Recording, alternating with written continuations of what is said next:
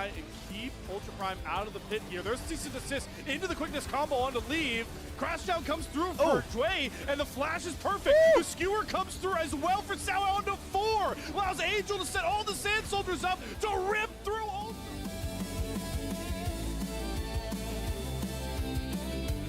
Fully completed Maw of Malmortius. Infinity Edge is done, and the turret's gonna go down. Oh! Awesome is dead! Knight is juking around all of Awesome, flashes out just in time, and the duck does not land from Care.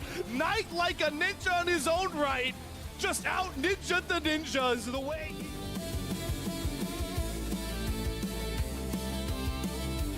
Just his presence alone is enough to allow for AL to regain control of the river. However, without that shield, becomes a little bit more vulnerable and is now down to half HP. The poking and prodding from top esports will eventually result in Fudger going down, but he's going to stay alive long enough to throw out the ultimate and take down the Annie. Grand Starfall comes in and TN's forced to flash away. Anyone's Legend now has an advantage in this fight. Swan flashes in, but has to then get out of there. And now Fudger is going to cancel the curtain call. The curtains will be shut right in front of top esports' eyes.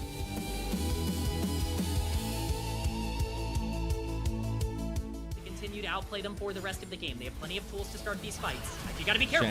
Shanks with the double tippers, the encore on top of it, and that is ID gone from this very plane of existence. Breathe is gonna join his teammates.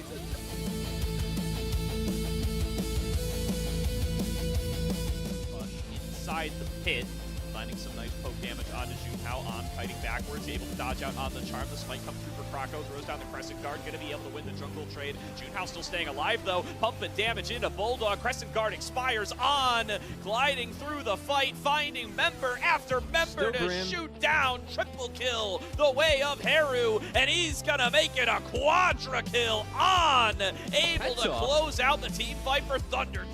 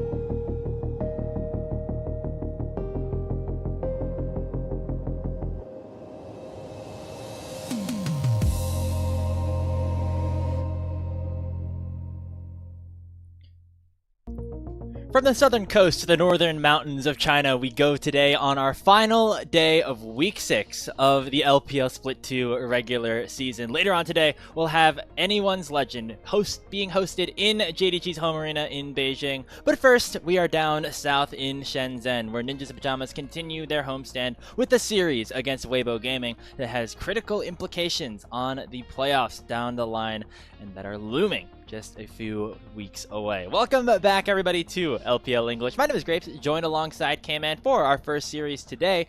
K-Man, this is going to be a fun one. Two of the most explosive yet volatile teams in the league will be facing off today. The last time Ninjas in Pajamas and Weibo Gaming faced off, it was absolutely a bloodbath, and I hope we get more of that here today.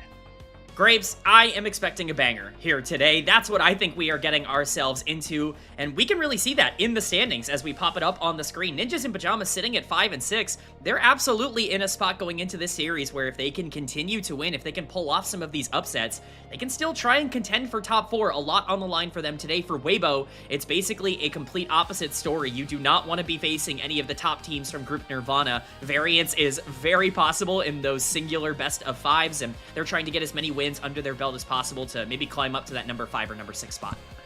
There was a time a few weeks ago where NIP was in first place in this group, and we were wondering if the sky was going to fall, but things have kind of normalized a little bit, and both of these teams have been on slight slides as of late, and are both actually coming off of a loss. For NIP, still a path into the top 4 is possible. They're going to have a few things go right, including winning out, and of course having either one of AL or JDG, who will be playing later today, drop a number of their remaining games. But for Weibo, as we were saying, being in that 7th position, you'll be playing most likely one of that LNG or EDG pack that we consider to be at the top of the table in Nirvana. Even though LGD is currently ahead of them in the standings, it feels like those are the two top teams, and if you're one of these Group Ascend members that play in that singular best of 5, you want to definitely make sure that you are avoiding that do-or-die scenario against a team that you would consider to be pretty good.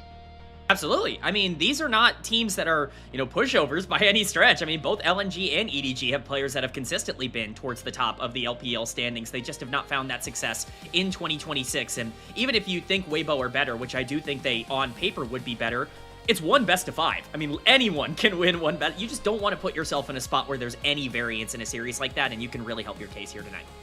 Yeah, well, let's start talking about Weibo Gaming, because they certainly have a lot left to work with. This is their penultimate series. It's one more, I believe, against JDG to wrap up their regular split. It's not been the same regular split, K-Man, as it was in the playoffs of Split 1, where they went on that top 3 run. JJ's still been playing well. Elk's had his flashes, but it just hasn't felt the same. It's a very, very weird split for Weibo, all things considered, because the bones, the core of this team does feel like they still should be kind of in that same contention window, maybe around where we've been looking at teams like Invictus Gaming, maybe even where, Top Esports and JD Gaming have been, but the results are just not there. They've been super inconsistent in how they've generated their leads in the early game, and they're making a lot of macro mistakes in the back end. You get a couple of down performances from some key players, and it just leads to a team that is still looking to try to find their stride so late into the split. Yep, and they're going to have to do it with some roster changes that have happened. Second series now with the Hank starting in at that support position. Again, Arha got replaced at the end of Split 1 for Hong, and now Weibo have made this secondary support substitution, which again reminds us a lot about last year, and another situation for our boy Elk where he's going to have to deal with trying to work with another support. It didn't look the best, I should say, in their series against WE. Sure, they ended up getting a win, but I think the Hank still has a lot to learn, even though he is still a bright 19-year-old prodigy.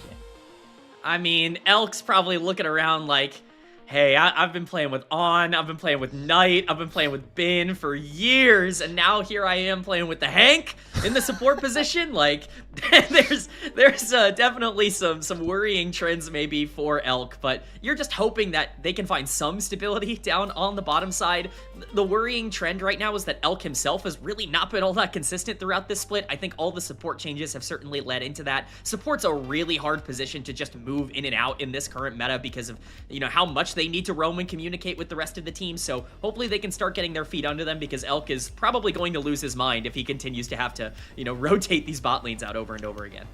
there's a term and a phrase that you hear in sports a lot of the time, which is that you want to keep your star players happy. And I feel like this is not something that Weibo have necessarily aligned themselves with over these last few weeks, just constantly splitting up Elk with the supports that he's starting to develop chemistry with. Now going in with the Hank, who, to be fair, has had some experience with BLG's organization. Don't know how much they would have necessarily overlapped in terms of playing together, but perhaps that is something that Elk and the Hank can continue to work on as this split progresses. But once again here for Weibo Gaming, coming off of a bunch of really weird series, specifically their last one against Team WE, where you might be able to look at it at first and say, hey, this is a win. Like, we finally snapped our loss streak. We're going to be on some sort of momentum. But when you actually went back and watched some of these games, definitely was not the most promising of victories for them.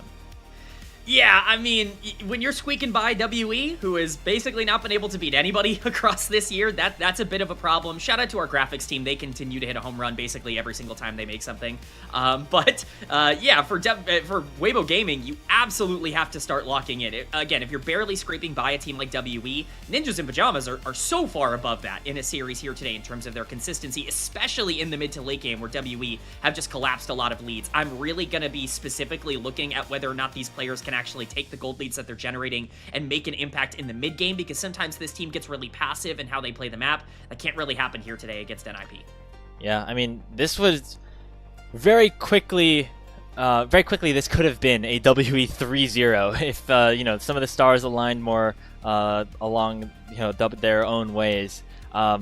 They were basically one Xiaohu Miracle team fight away from having lost this series and really being in the dumpster going into this matchup against NIP. But thankfully for them, Weibo was able to clutch it out and now are staring at a 4-8 record instead of 3-9, which, again, you got this one, you got one more after this, making sure at least, even though you're going to be in that bottom four, that you just feel a little bit more positively about yourselves going into that postseason is certainly going to be helpful. That is something that Split 1 of Weibo was able to accomplish that led to them ending top 3. Their opponents today, though, in Ninjas in Pajamas, it's been a little bit harder to pinpoint where exactly this team belongs. They've taken series against the best of the best, that being BLG, AL, JDG.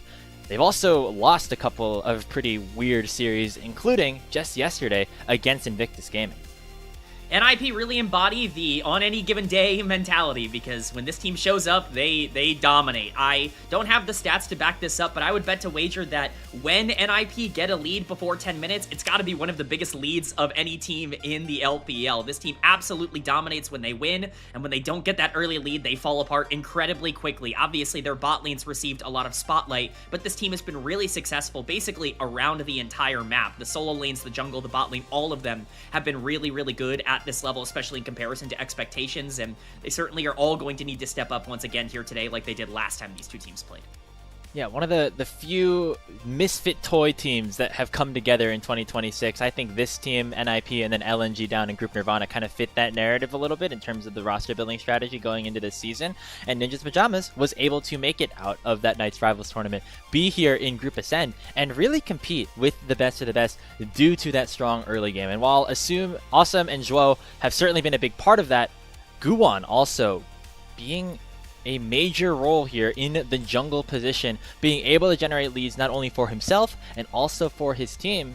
And just a quick reminder for you all pro voting also just opened up. You can head over to the LPL Discord, scan that QR code, and you can vote for Guwon as all pro if you really think he belongs there. And maybe K-Man, this is a bit more of a fringe case. There's a lot of strong junglers in the league, but when you talk about players that really are able to impact their team in terms of their ability to win, Guwon has been somebody who sits themselves up on top of that pedestal. Look, you talk about a lot of strong junglers in the LPL. How many consistent junglers are there? That's the real question, is how many of these junglers are good game in and game out? Is Guwon a perfect player? Absolutely not. But in terms of adding wins to your team, if you go off the criteria of who is the most important towards their team's success, Guwon has a really good argument to be near the top of that list. I don't really know if NIP is in the spot that they are in without his early aggression and what he can do when he does get those gold leads. So I'm really interested to see how this all-pro vote is going to shake out. Not trying to influence the public too much here, but definitely join the Discord and, hey, seriously consider Guwon, because I think we're looking at an NIP team that's nowhere near 5th place if he's not as good as he is in the jungle. Yeah, I think it's pretty easy to throw somebody like Tian, like Tarzan, like Shun into that conversation, but all of them have had their own levels of inconsistencies, right? Like when they're all performing at their highest, they look like MVP candidates, but they have not always been at their highest throughout this split, and that's maybe where you could put somebody like Guan into that conversation. Just the sheer willingness to go in, be that driver for his team. Obviously, Awesome and Zhuo have a big factor into that as well, but Guan has really been the kind of the pioneer of this aggressive jungle strategy that we've seen really become popular not only in the LPL but also the rest of the league. I mean, this guy's invading like crazy. He's constantly looking to take resources away from the enemy jungler. He's just got such a proactive mind for where he needs to be. For somebody that had this reputation of being more of like a selfish solo queue player in terms of his playstyle before coming to the LPL, he's maybe been the most tactical jungler in the entire league, and it's been really fun to watch that growth and development. And for NIP, an opportunity not only to really make your statement here in the postseason, but to even still lock yourself a spot in that top 4 of Group Ascend. There is a lot of stuff that is going to have to happen for that to still become the case.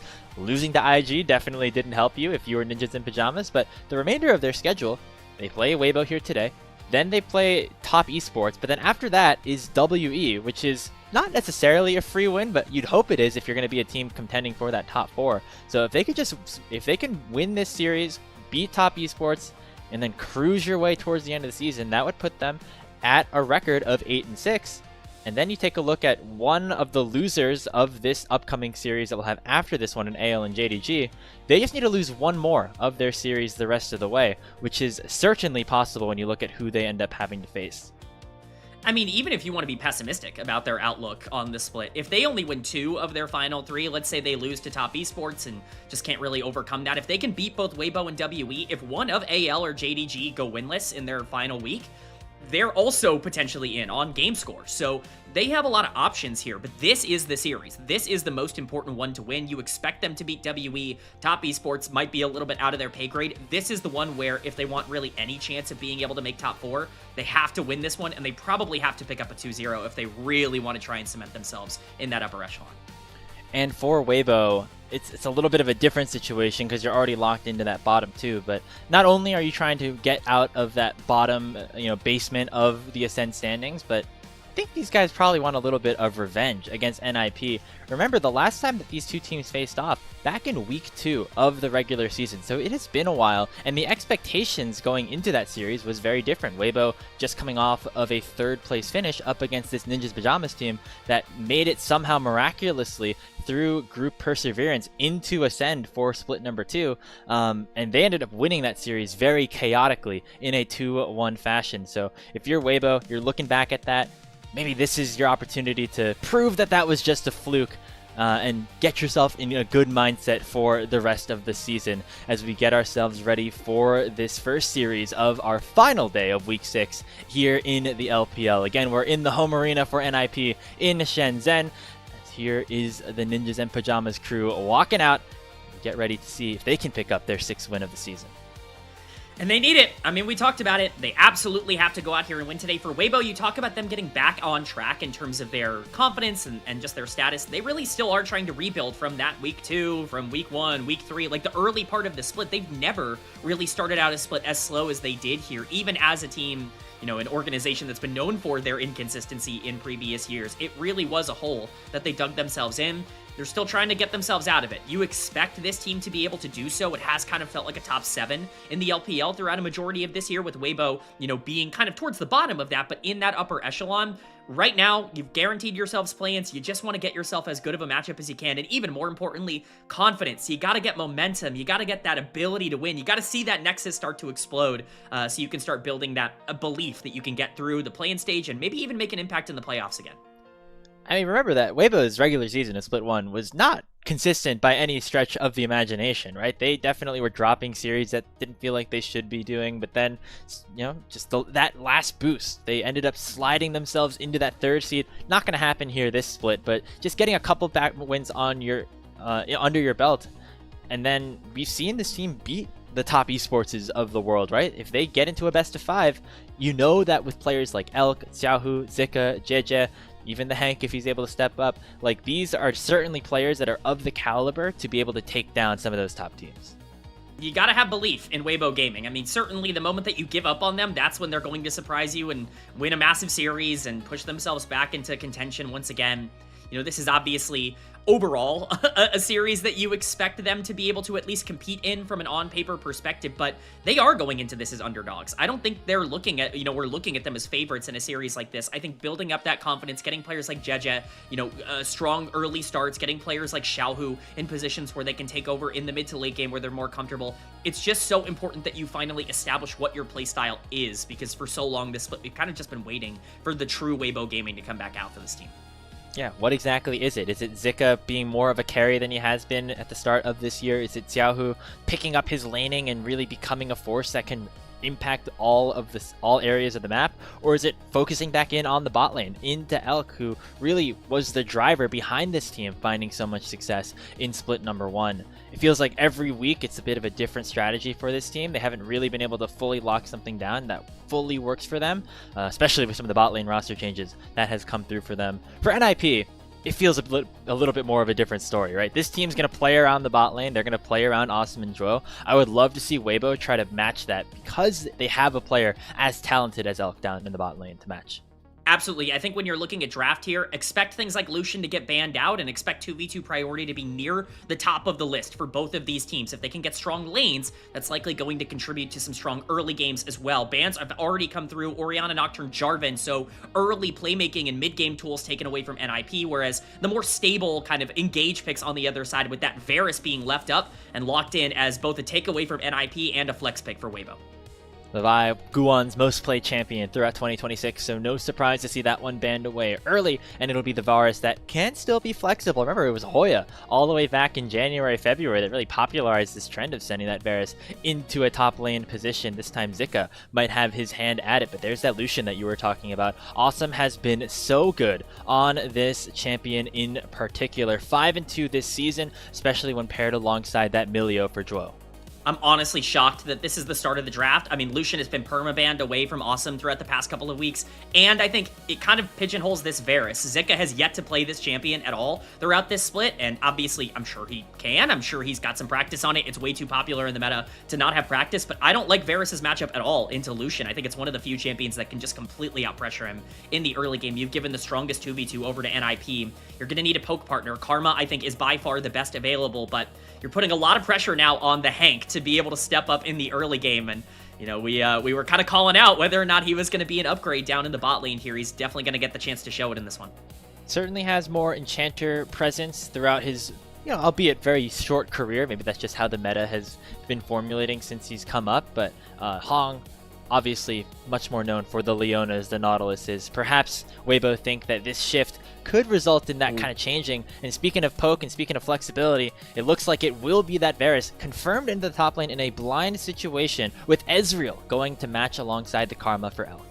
Yeah, these are some really interesting starts to the draft here, because obviously you're kind of playing your hand here. Like I said, this will be Zika's first Varus game of the split, so going to be interesting to see how he plays this out. You're going to get to spend 2 bans to protect him on the top side at least a little bit here, but you're giving so much tempo over to the other side. Not only do you have the Lucian Milio, which is by far the best bot lane that Awesome and Zhuo have played throughout this year, but you've also now got the Rise in the mid lane to open up the map and create a lot of that macro havoc. You still have things like Pantheon that are left up on the board. Xin Zhao is still available on the second rotation, and if you're spending bans on things like Nefiri to protect the Varus, that's keeping all these junglers available going into second rotation. So, I like this for NIP, and Weibo are really going to have to tie this together in the back end here to make some of these more aggressive picks work.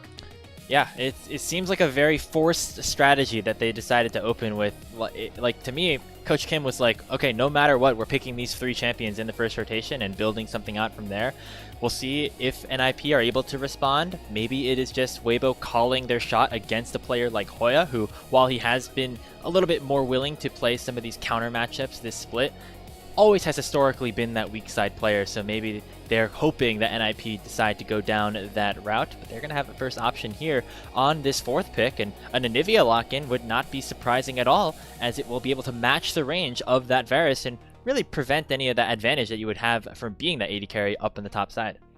I love this as well because it's also a takeaway from Weibo. Anivia, one of the most consistent counters to Rise in the meta at the current moment, and so to both pull the Anivia away, get a good matchup onto the top side, and take away an option for Xiaohu to play into that Rise on the other side, it's just all positives. I think Anivia top lane is probably where she's best right now anyways, just with the changes to the map. You want a consistent lane presence, but she doesn't offer a ton macro-wise, so getting that lead in the 1v1 is huge, and again, it's just limiting the options here for Weibo. They're going to get a chance to take their jungler here, which I think is really important to get a good matchup in the jungle, but they're going to be pretty behind in terms of tempo. They're going to need to make sure that they feel comfortable engaging with whatever they pick because they have a full backline comp right now, and Trundle offers even more questions for me with inconsistent engage. This is a fascinating draft here for Weibo that they're going to have to play exceptionally well if they want to have a chance of winning game number 1. Trundle into this composition for ranged champions doesn't necessarily make the most sense to me. Your pillar's going to have value surely alongside the poke that Weibo already have, but this is a very vulnerable composition that has been opened up, especially if something like the Azir gets locked in for Xiaohu. I'm very confused by the idea for Weibo. I understand that right now you're looking at double marksman and Azir, which is really scary. How do you get there? Like, how do you set up those 5v5s? Because I don't really know how that goes. Jungle pick is going to get locked in, and it's going to be the Qiyana here. So Guan, you know, not usually known for a lot of the damage he can do, but if he is going to pick a carry, it is going to be that assassin in the jungle. And quite frankly, I think that NIP are in a great spot. They have a ton of comfort on their side. Qiyana is one of Guan's most played champions. Awesome and Shuo got their Lucian Milia. You get the Rise to open up the map in the mid lane to make this Qiyana even more dangerous. And for Weibo on the other side, you have a lot of pieces that work in isolation, but don't really have a clear identity for how they're going to play their comp out. You have a lot of poke, but how are you going to use that poke if you have no frontline? Trundle has a lot of responsibility in this one. It's going to have to be a huge game from JJ. JJ, yeah, again, gonna have to put the team on his shoulders at least in the early game. And you said we wanted flashiness, we wanted explosiveness here between these two teams. We absolutely have it in terms of the draft that they have selected for themselves going into this first matchup of the day. NIP again still in the hunt for a top 4 seed. Weibo certainly on the outside looking in, but have the opportunity to still play that spoiler role and get some revenge against this NIP team that upset them and got their start just about a month ago. Down in Shenzhen, in the home arena for Ninjas in Pajamas might be a bit more difficult, K-Man, but we'll see how it ends up going, because anything can happen seemingly when it comes to these two teams. Anything can happen in the LPL, Grapes. We always know that. The moment you think one team's won draft, the other team gets a 5k gold lead before 10 minutes and the game is completely over. Gonna be keeping an eye on the bot lane, but if one of these teams gets a massive gold lead with no tanks on the map, that could be game-breaking. Game number 1 about to begin here in Shenzhen. It's Ninjas in Pajamas taking on Weibo Gaming. Let's get into it on Summoner's Rift.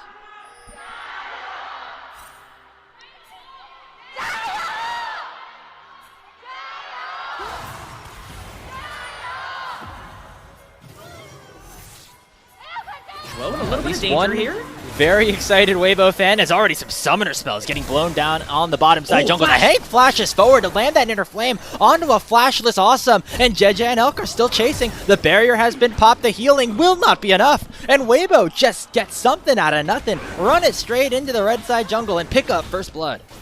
Is that the caster blessing that I gave in the draft phase? I basically said, the moment you think draft is over, all you gotta do is get a gold lead at level 1 and everything just kind of goes away. There's Weibo making the proactive plays happen. They have so much range at level 1. It's a huge mistake from NIP to overstep when they have to realize that they're going to be in the area.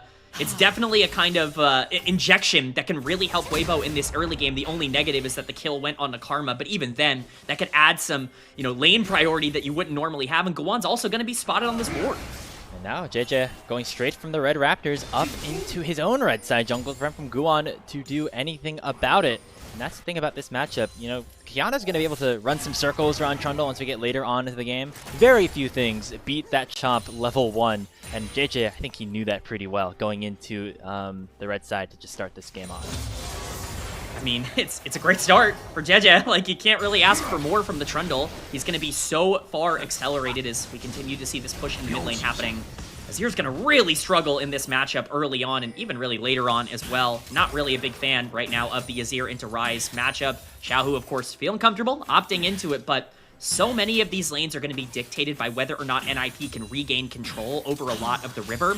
And that's really what my eyes are going to be on. Trundle's going to be making his way down to the bottom side. Does he want to go for an aggressive play with that pushing bot lane, or does he perhaps just want to play a little bit safer, wait for those objectives to spawn, and try to hit level 6? I think playing safer, certainly not going to be too big of an issue because of what the rest of the map has been able to do so far for Wave. We can already see a 1,000 gold lead before we even hit 3 minutes. A lot of that towards that bottom side of the map. Not only did they kill Awesome, but that meant that the Lucian was late to lane, beating that already the Ezreal Karma that had an advantage in terms of the poke war was even going to get a better chance to do so. So it means that they're able to shove a Wave in. Now it's going to be bouncing back, and it means that the Hank and Elk can continue to look for advantageous plays.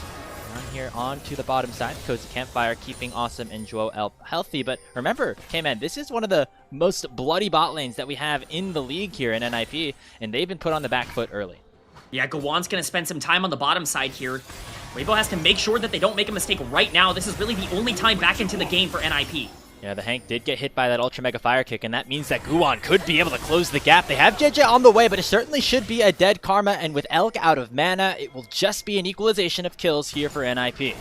It's just a mistake from Weibo Gaming. We were talking about the Hank needing to step up here on the Karma. It looked like that laning phase was going so well for them. Taking the Lucian Milio out of the early game would be a disaster for NIP, but you have to recognize there's no camps on the bottom side. JJ's taken them all. Of course, Guan is going to be in the area, but just the respect not shown over to the other side, and now NIP are immediately back into this game, especially with a kill onto the Lucian, the best possible target.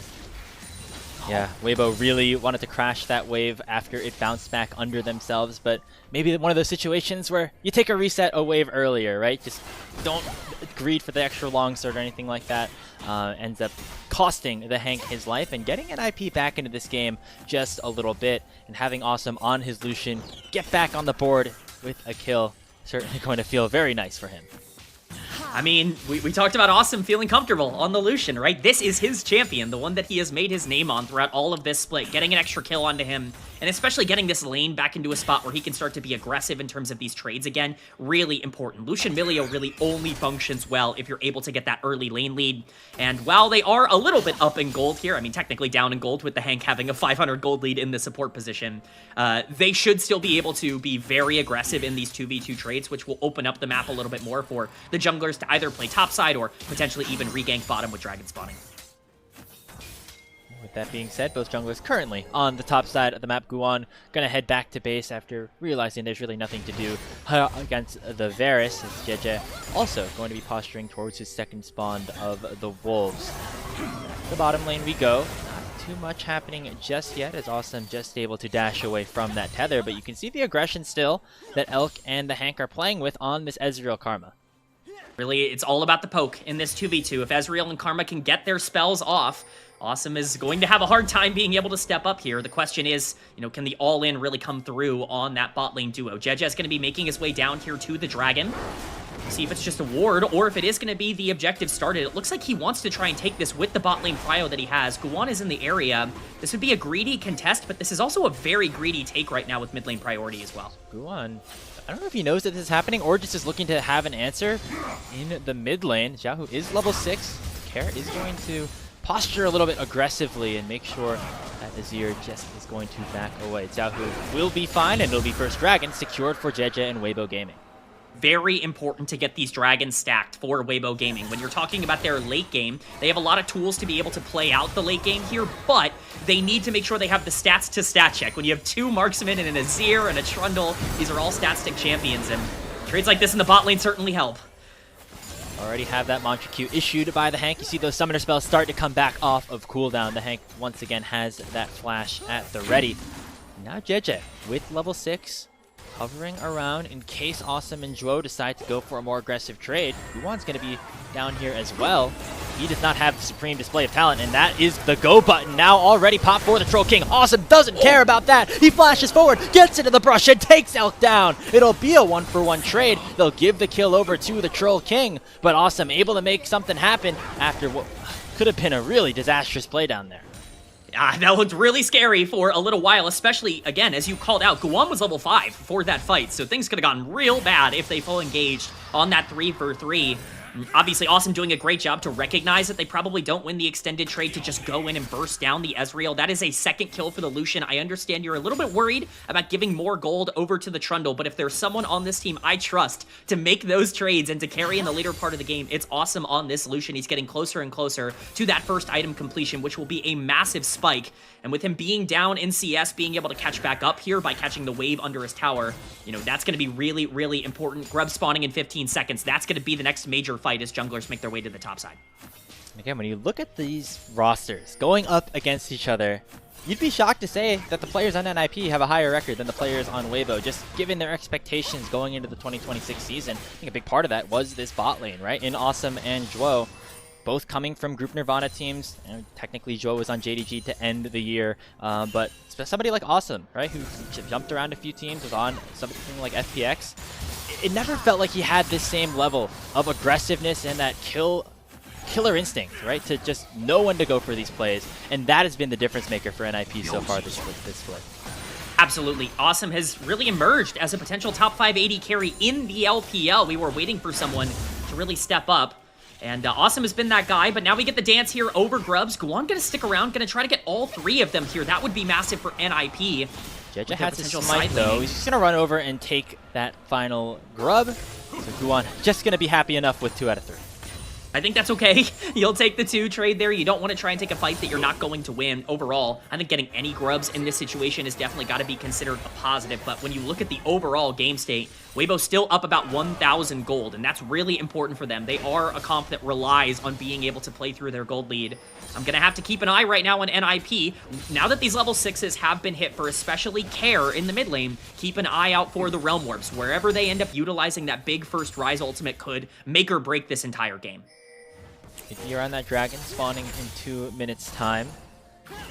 Other than that, not really too many options right now. Care seems happy enough just maintaining his presence in the mid lane against Xiaohu. Actually down about a wave or so, just given the ever nature of these last hits. So far, looks like Xiaohu actually now going to go for a play onto Care. Pops the Emperor's Divide, chunks him to below 200 HP, but won't be able to continue the chase. Now in the bottom lane, looks like the Hank and Elk going to be targeted by the culling of Awesome, but now this Lucian, out of mana, not even going to be able to use the Relentless Pursuit to get away. He's just going to get taken down. JJ picks up kill number 2 and is looking for more. Lands a chomp on a Guwon, forces the flash out of the Kiana. Will the pillar become made available? Egg. Meanwhile, in the top side of the map, Zika pops the egg onto Hoya, but won't be able to finish the kill, and now the Varus is going to have to head back without a teleport.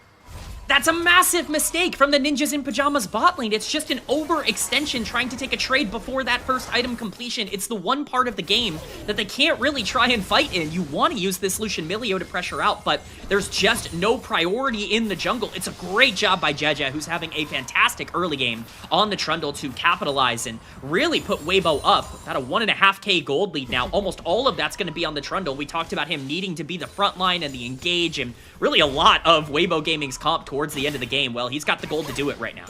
That's what you said during draft. K-Man strikes again. It's gotta be all Jeje in this one, and so far it has been. A 10-minute Trinity Force, already has the magical boots as well. Going to be a big problem for the remainder of this mid-game for sure. The disruption that he's going to be able to provide with that pillar, albeit maybe not as impactful, just given the composition, still always going to be very important, especially when you have these champions like Varus and Ezreal that need to throw out these long-range skill shots. Yeah, he's obviously going to be really important to protect a lot of the backline. What I'm keeping an eye out for right now, when you're watching your minimap, look at Rise staying out of vision. They were looking for a Realm Warp play onto the top side. Really well played by Zika to make sure that he's not the victim of an overextension trying to protect his turret. Weibo are going to look for a counterplay onto the eggless Hoya on the bottom side, though. Well, that passive already has been proc, so they're going to send 3 down there into the mid lane. Meanwhile, got the pillar on top of him, already the flash and the subjugate being issued. Jeja's going to go down, but they will be able to make it a trade as Elk is able to get the gold and also have this wave crash down. Yeah, very sloppy play from Weibo, but at the end of the day, you've got enough damage. You got enough gold to kill the Anivia. It's not going to be that big of a problem. Still, they went out basically everywhere on the map with Zika and Xiaohu being able to pick up some plates in the mid lane as well. So definitely a gold positive play, even if you are giving gold over to Hoya that he wouldn't normally have. Notably, the Roa completed on both the Rise and the Anivia, which I think is going to be important for the upcoming fights. Getting that stacked early is relevant. It's just misplayed here, to be quite frank. JDG's tanking tower stuck for in his own way pillar. too long. He got stuck behind his own pillar because he walked down there trying to take the tower, and I guess he just thought it was going to go away. It didn't, and he gives over his life. But at the end of the day, not too consequential to give the kill to Anivia if you're getting your Ezreal back in the game. JJ actually walked under the tower before the wave even crashed as well. That's another 1 or 2 turret shots that could have been avoided. A lot of things that could have been better on that play, but it still results in the end result of this Anivia being taken down. Now in the mid lane, some heavy trading once again. If you have this dragon becoming available, and NIP making sure that they're able to assert their dominance in that bottom side river. Yeah, it's a really important trade to get that gold, or the HP away from the Azir before this fight even starts, to get that backline focus really going. It's much easier to set up around these objectives when... Zika, he Oh, I'm flashes just kidding, over Zika? the stun of Hoya. Should just be able to take him down with an empowered piercing arrow. That's the value of burning the Anivia's flash on the bottom side. Results in Zika getting a kill up top. Hey, no games on Varus, no problem. I'll first time that champ and burst down the counter pick on the top side. No worries. Obviously a massive play for Zika. He's really starting to get accelerated on the top side. He's been down in CS for a majority of this game, but will start to ramp back up. It's really important for the comp. Here we go. Guan lands a 2-man stun with the ultimate, but JJ's able to pop the subjugate and stay very healthy in this situation. Dro already chunked down to half, but Care is able to finish the job onto the Hank with one more auto attack, and it's a 1-for-0 early on in this fight. But Zika has sent a teleport down. Hoya will be able to match eventually, but he's walking down into this bottom side river fight, as it will be Care that ends up getting taken down next. Guan dashes around, able to stay alive with that Grash stealth for long enough, but he eventually gets taken down as a shutdown goes the way of Awesome. A very scrappy, very messy fight, just like we like it here in the LPL, results in an extended 2-for-2 play. An extended 2-for-2, sloppy, messy. I think those are good terms, and if you like those kinds of fights, we're going to get a lot of them in this game. No tanks available, so when you pull the trigger on that Kiana engage, you basically have to burst down all of your targets, or going backwards is not going to be possible. We see the pluses and minuses of that engage pattern, but we're going to get a replay of just what Guan saw in the first place, realizing that this is the time around the dragon to make the engage happen. He just pulls the trigger with Kair's Realm Warp coming into the backside, but look at Elk basically free-hitting onto both Guan and Zhuo for a majority of this time. Yes, Kair is able to secure the kill, but he's completely separated from the rest of the team. Once the teleport comes in from the Varus, you really have no way of being able to save your Rise, and Guan's way too low for a re-engage. It's kind of a miracle that they're even able to get Zika at this point, mostly because of the invisibility. So credit to Hoya for making his way down after the death, but overall a 2-for-2 that's definitely going to favor Weibo overall, getting more gold in their pockets. Well, the dragon never ended up going down. It looks like NIP forfeiting it at the moment to instead focus their attention towards the Rift Herald, so it'll be Weibo picking up most likely their second dragon of the game. We'll see what NIP can do with Shelly as a response, perhaps sending it to try to take down one of these tier 1 turrets. I think it's important to note, Shelly certainly has some pluses and minuses for both of these comps here. I always have to be curious when a team invests a lot into Rift Herald when there's an Azir on the other side or a Trundle on the other side that can stop the actual activation of that Rift Herald if timed properly. That's going to be something to monitor. Do they want to try and sneak it in a side lane, or do they feel comfortable just dropping it for pressure even if it doesn't get a lot of plates? Certainly going to be something that we, continue to look at for NIP. Overall, the dragon stacking for Weibo is really important. It's going to be Mountain Soul this game. If you were worried about the Trundle before, getting Mountain Soul on the Trundle will make that even scarier. Yep, more resistances to even steal away if NIP is able to get something of a dragon in their hands as well. But yeah, in terms of the frontline ability of this Weibo composition, purely revolves around JJ. He's going to get tankier and tankier if the game continues to progress in this fashion, as Weibo Gaming able to build themselves a pretty nice lead at this point, but feels like NIP are never out of it, even in games like this, right? You think back to their last series that they played against Weibo about a month ago. There were similar situations to what you're seeing on your screen right now.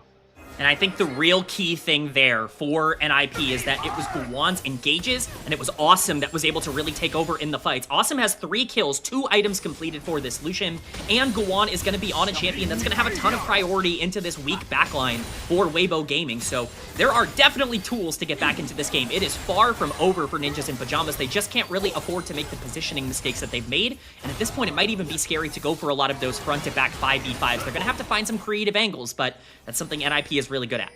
Yeah, I mean, even despite Awesome having that power spike at this point, it still looks like Elk and the Hank are getting the better of this 2v2, regardless of if they're in the bot or the mid lane.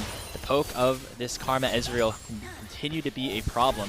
But the short trades for Awesome now with the rapid fire cannon and the Essence Reaver completed will be beneficial if, for whatever reason, Elk and the Hank step up in the wrong time. Speaking of stepping up, Xiaohu might be doing exactly that, as Guwon is getting spotted on this control ward, but that tower in the top side, not long for this world either. Nicely done by Xiao to at least clear out the minion wave, and now on the bottom side, Hoya is going to get downed once again, but this time he has his passive and is just going to be able to get that pop. Meanwhile, on the top side, Xiaohu able to escape with a teleport, and they'll be able to try to re-engage down here. The Emperor's Divide comes out, but it's just a little bit too late, and Hoya is able to get on out of there with a TP of his own.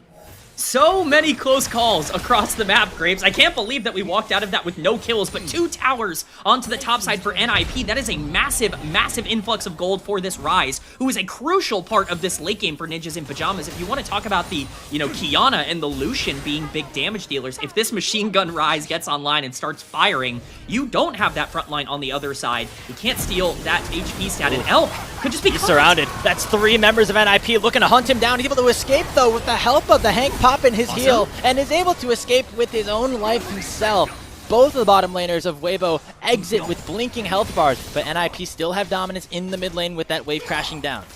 But look at the summoner spells now on the bottom side. Dragon is in under 2 minutes here. Elk and the Hank, neither of them have any summoner spells moving into that fight now, which is really important to play these front-to-backs. If you're talking about the mistakes that Weibo can't make, those kinds of overextensions are the primary ones. Like, not going to make any overextensions down there on the bottom lane, as JJ hunting with a pillar, unable to find anything. Yeah, we'll see if Elk and the Hank are able to get punished around that dragon in a few short seconds. Once again, NIP looking to get onto the board to make sure that Soul Point doesn't go over. Speaking of flashless players, that is exactly where the Hank is right now. He just gets sectioned off within 3 different walls, 2 of them man-made, and 1 of them by his own teammate. Unfortunately, has to pay for the sins of his AD carry. He uses his flash in that earlier fight to protect his ADC and ends up getting caught for it trying to get vision. It's not going to be super consequential with Dragon not having spawned just yet, but still, again, it's more gold into the pocket of Ninjas in Pajamas, a team that has consistently needed to start generating these resources that struggled in the early game. Weibo once again not able to find mid-game plays to make on the map. This is something they have been bad at throughout the entire split, and it's once again costing them in this game against NIP. We've seen a couple of these overextensions from a player like the Hank so far throughout the 2 series that he's played, and multiple times in this game even on its own. Always one of those situations when you're dealing with a player playing in just his 2nd series in a Tier 1 league. The Hank maybe feeling a little anxious to get some vision for his team and ends up costing him his life. Not going to matter too much in the grand scheme of things, but NIP now going to control this bottom side river as the dragon does spawn. Yeah, they need to make sure they are on the inside track for this. Soul Point is really important for Weibo, and they do not want to give this up for free, despite all of the zone control coming in from NIP. Weibo are standing their ground. We have a flank angle from Care on the backside. Weibo looks like they're going to sacrifice that priority in the mid lane to just go for the start of the dragon. They spot out Care and force him back to the bottom's lane.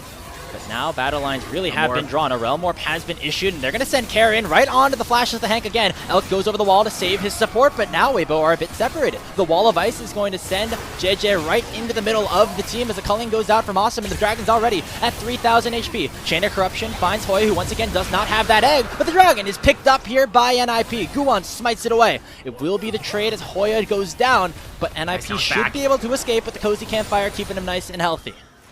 Yeah, they are running for the hills. They can get out of here. That is a massive turn for NIP. Yes, they lose their top laner, but they don't lose any more than that. Oh, Guwon. They're just still chasing Guwon, but this Kiana should be entirely safe on this. And overall, it's a massive, massive plus. Weibo Gaming look like they're going to try and pressure Baron here, but yeah, that'd be such a bold call.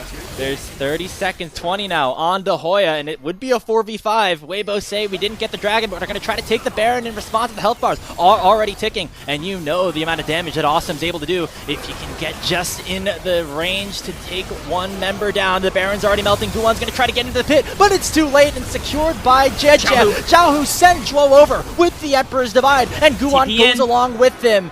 Will be all just that 1-for-1. Teleport coming back in for Hoya, and Care flashes forward. Lands the Rune Prison onto Zika, is able to take the Varus down. Hoya looking to continue the chase, but 3 members of Weibo still making their way out of things. True Shot Barrage does not find Care, and Weibo are able to escape with the Baron, but only on 3 members. This game is on a knife's edge, Grapes. It is absolutely dynamic what we are seeing. We see NIP play a dragon fight as well as they can, but because they lose their top laner, it's decisiveness from Weibo that gets them something in return. Yes, they have a Baron now, but what can you do with this Baron? It's going to be harder and harder to push in as you give more and more gold over to NIP as we get a replay of this Baron exchange in the first place. We are looking at half-health Weibo Gaming members across the board. Guan just needs to get into the pit. If he saves his dash to get over the wall, there is a real chance that he just goes in and steals it because he has so much damage, so much more than Trundle at that point. Yes, you're able to get some kills in return, but a very risky play that does cost quite a bit for Weibo. We'll see what they can do now with the Baron, and that will determine whether or not it was worth it at all.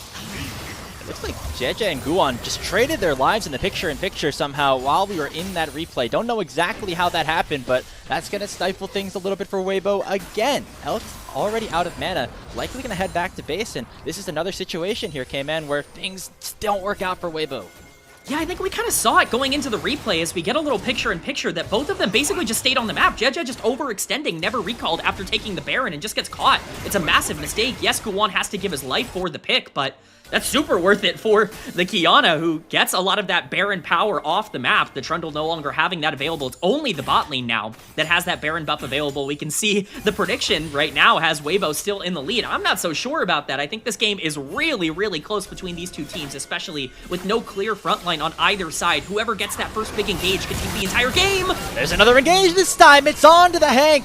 And Guan finds his mark once more, an assassination with the supreme display of talent. And NIP once again working with the numbers advantage against the Baron buff. I am watching an NIP team claw their way back into this game after a disastrous early game, a disastrous level 1. They are now up 500 gold. I know that's not really all that relevant, but for how far down they were, for them to be here, pressuring out this mid lane turret with the Baron buff still on the side of Weibo, it's so impressive. They're going to get this mid lane turret, and we're going to see if Weibo want to even try and contest it. They end up trying to contest, but doesn't end up mattering too much as NIP able to take it from under their noses and head back on out of there. And NIP now with the gold advantage, and K-Man, Guan is starting to get fed on this Qiyana.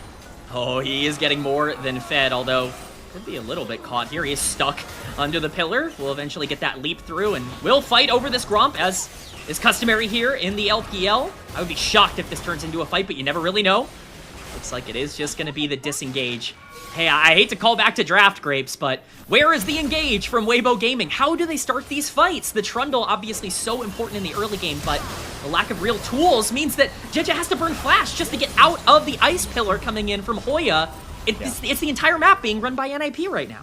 The zone control that NIP is going to have in these objective setups is just going to be dastardly to even think about down the line. When you have Hoya with the Glacial Storm in the walls, Guan able to throw that ultimate on top of it, and then even somebody like Awesome able to dash in and set up a culling, it's going to be very scary for anybody to walk in for Weibo. It's not just that, but if you're trying to play these front-to-backs, you have to worry about a Realm Warp on the back end. You have to worry about Care finding his way with the Rise to be able to hit a lot of these backline targets too. There are so many threats for ninjas in pajamas, and for Weibo, because you are such an important stat stick comp, you're double marksman, you have a Zir in the mid lane, you need to make sure that you're protecting that backline. But if Trundle is going in and peeling for the backline, you don't have any way to actually win fights. Weibo has to control this area well. Oh well, NIP are split up a little bit. Supreme Display of Talent doesn't find any damage. It just knocks JJ back into the NIP roster. He pops Subjugate and will be able to survive by the slimmest of margins. True Shot Barrage finds a big number onto the NIP composition, and Weibo Gaming now have the HP advantage with the Dragon about to spawn. I mean, that is a good fight overall for NIP because they get the jungler off of the Dragon and it gives them even more time to set up around the area, but what do they do now that Care is at half health? He's very tanky with these items, and TP is coming in. The Anivia flank here for Hoya, about to be massive. He throws down the Glacial Storm. Elk able to shift away and get out of that ultimate and force Hoya to flash away himself. Teleport comes in from JJ, and here's the Emperor's Divide from Xiaohu, able to find 2 members of the Ninjas in Pajamas. Hoya goes golden. He won't be alive for much longer. That egg's about to get poached as Zika lands the final blow. Weibo Gaming find a massive fight and claim soul point for themselves. I asked where the engage was, Grapes, so I just found it. It's in the mid lane. It's on this Azir. What a shuffle from Xiaohu. We talked about how he needed to have some miracle heroics against WE in their previous series for them to win game number 3. Here he is once again stepping up in such a massive moment, a 2k gold lead for himself in the mid lane over this Ryze, who has been such an important figure for Ninjas in Pajamas throughout this game. They're on Soul Point now, and again, I have to reiterate, it's Mountain Soul, 30 seconds on Baron as well. They're going to get full vision control over topside river. It's perfectly played here from Weibo, and just as it feels like everything is shifting back towards Ninjas in Pajamas, leave it to the veteran, the captain, to be able to step up here. We just get a replay of this beautiful shuffle. They put so much down onto the Hank early on into this fight. Xiaohu sees his opportunity. The flashes do not matter. He picks up Care. He picks up Zhuo. Getting those priority targets just by the nick of time is just enough for him. And it could have been more, right? Now that's 2 flashes away from Awesome and Care. If they didn't burn them, that could have been 4 members in that Emperor's Divide. I mean, it could have been real scary, right? And that's the thing now. You talk about the flashes being burned. They don't have those anymore. And now we've got Baron on the map, which Weibo are just going to start. They're going to rip this real fast. Yeah, the Azir suddenly super powerful. We've been waiting for Xiaohu to have his moment in this game, and it finally arrived around that decisive dragon fight. It looks like Weibo's going to peel away from the Baron Nashor for now. Don't want to have it be a 50-50. Instead, play the poke wars that you have with this double AD carry proposition. True Shot Barrage, not going to find anybody, but at least clearing out some of those ranged minions. Now Awesome gets his opportunity to dash forward. This is NIP starting to make their way into the river. Shifting stand out from Xiaohu will keep him alive. I like this call from Weibo. You don't want to overextend when your comp is definitely built to play these long, drawn-out, extended fights. Poke is the name of the game. You've got control over the river. You weren't able to find your engages. That is more than fine. Don't make a mistake at this point in the game. Overall, for Weibo, it might not have been a clean mid-game, but their early and late games have been really solid, and quite frankly, this entire game has played into the perception that Weibo has had throughout this entire split. These are talented players that just need to be able to put it together regularly. This is a very difficult comp to execute on, but they have the gold to be able to find it. As much as we've talked about them getting a lead, this game is far from over. NIP have the exact same tools we were hyping them up for as before. Yeah, definitely not out of the woods just yet. And it's still a very hard to execute composition for Weibo Gaming. You see Guan waiting in that fog of war. 4 completed items here on the Kiana. I don't see him. One-shot anybody at a moment's notice, and the Hank might just be that target once again. There he goes. Oh, man. In a matter of a second, that support for Weibo is down. It's beautiful from Guan. He just understands exactly where the vision is, and he plays perfectly on the edge of danger. That's a massive pick. NIP are going to push into the mid lane here. They don't want to risk around Baron. They want to get this tier 2. All-in comes out. Elk already chunked down to half. Chain of Corruption land on the Hoya, but he gets McHale's by Zhuo, able to stay alive. Tier 2 tower at about half HP. NIP forced to back away. They're going to be happy with how that sequence went, with the kill still in the hands of Guan, who again, playing like an all-pro here in this split so far.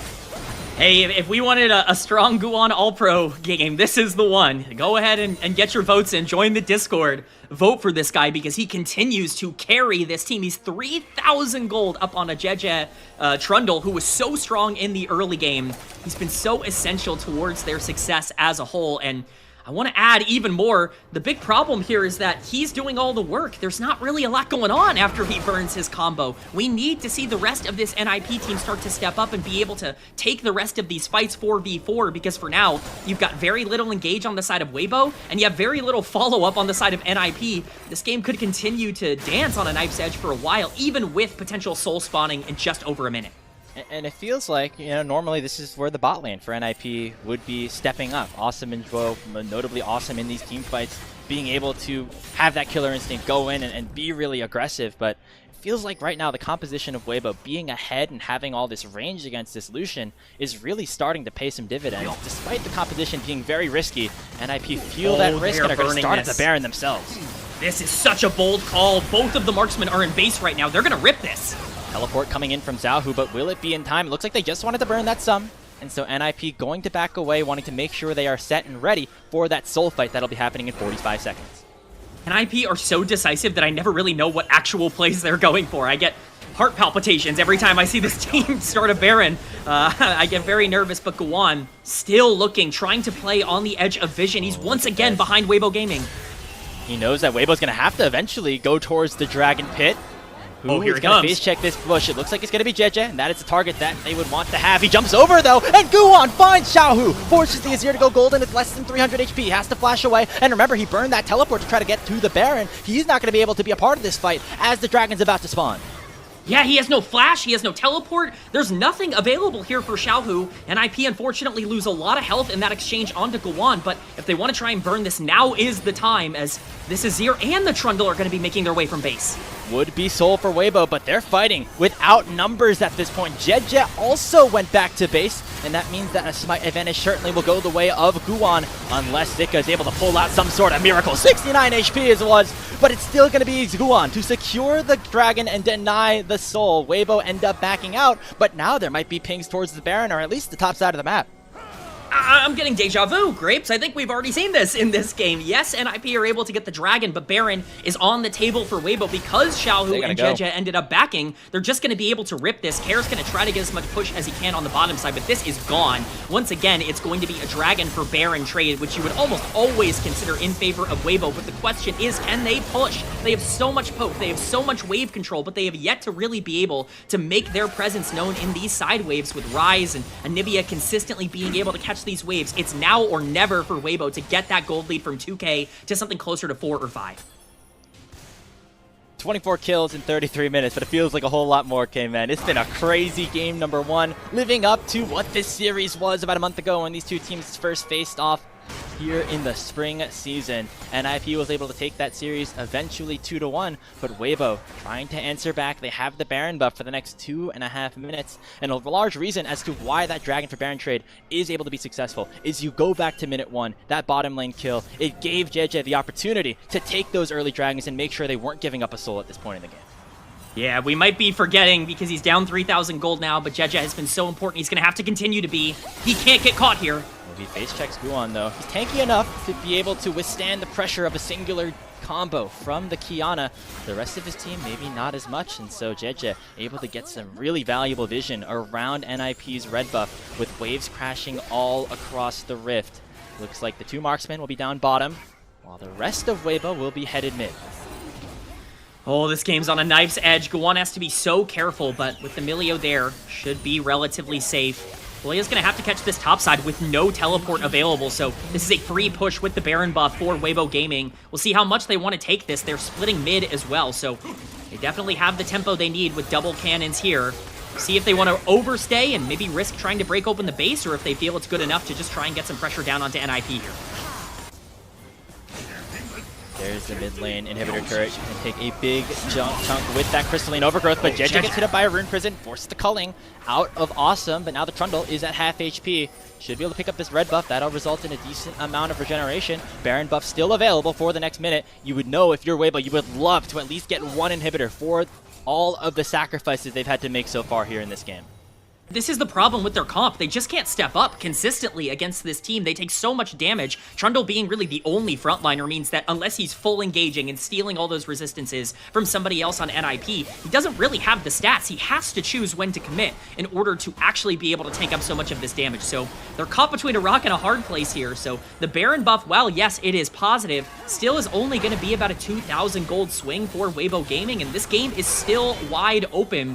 NIP can continue to control these dragons. That's likely going to be where things are decided, unless we just flip the game topside. Oya gets hit up by the Chain of Corruption, but a nice Breath of Life again from Zhuo makes sure that no Blight stacks or crowd control will be issued onto the bird. Glacial Storm doing a nice job to clear out the way, but the Baron buff still available for about 10 more seconds. That at least gets them the final tier 2 turret, and Weibo going to have to be happy enough with backing away with a little bit of a stack of cash instead of super minions crashing in either lane. Yeah, being able to protect the base is massive here for NIP, especially because we see pings now coming down onto the Dragon. If you're feeling like you need to fight over Soul, like you can't give over Mountain Soul to this Weibo Gaming team, keeping your base intact is the most important thing possible so that you can set up for these fights. Weibo going to be making their way down here now. Vision control is paramount. We see Zhuo doing a great job of stepping up with his team to make sure that they have as much as they can. This is almost all going to get cleared out, but for NIP, you can't afford to really be on the back line here. You have to make sure that those engages that Guwon makes are worth it. He's had some phenomenal ones this game. Well, JJ looking to find an engage on his own with that blast cone. Gets over the wall, forces Zhuo away. And now we have that dragon once again in less than a minute. Weibo going to be able to gain control of that pit. NIP have to wonder, do they have the ability to answer at this point, now down 4,000 gold? Really important to note, look at the summoner spells on the bottom of your screen. Everything is available for these two teams. And so if this is going to be a game-deciding fight around this potential soul for Weibo Gaming, we could see everything thrown at the wall. Having those escape tools available for the backlines of both of these squads, but specifically for Weibo, is incredibly important as we see Guwan looking for his angle.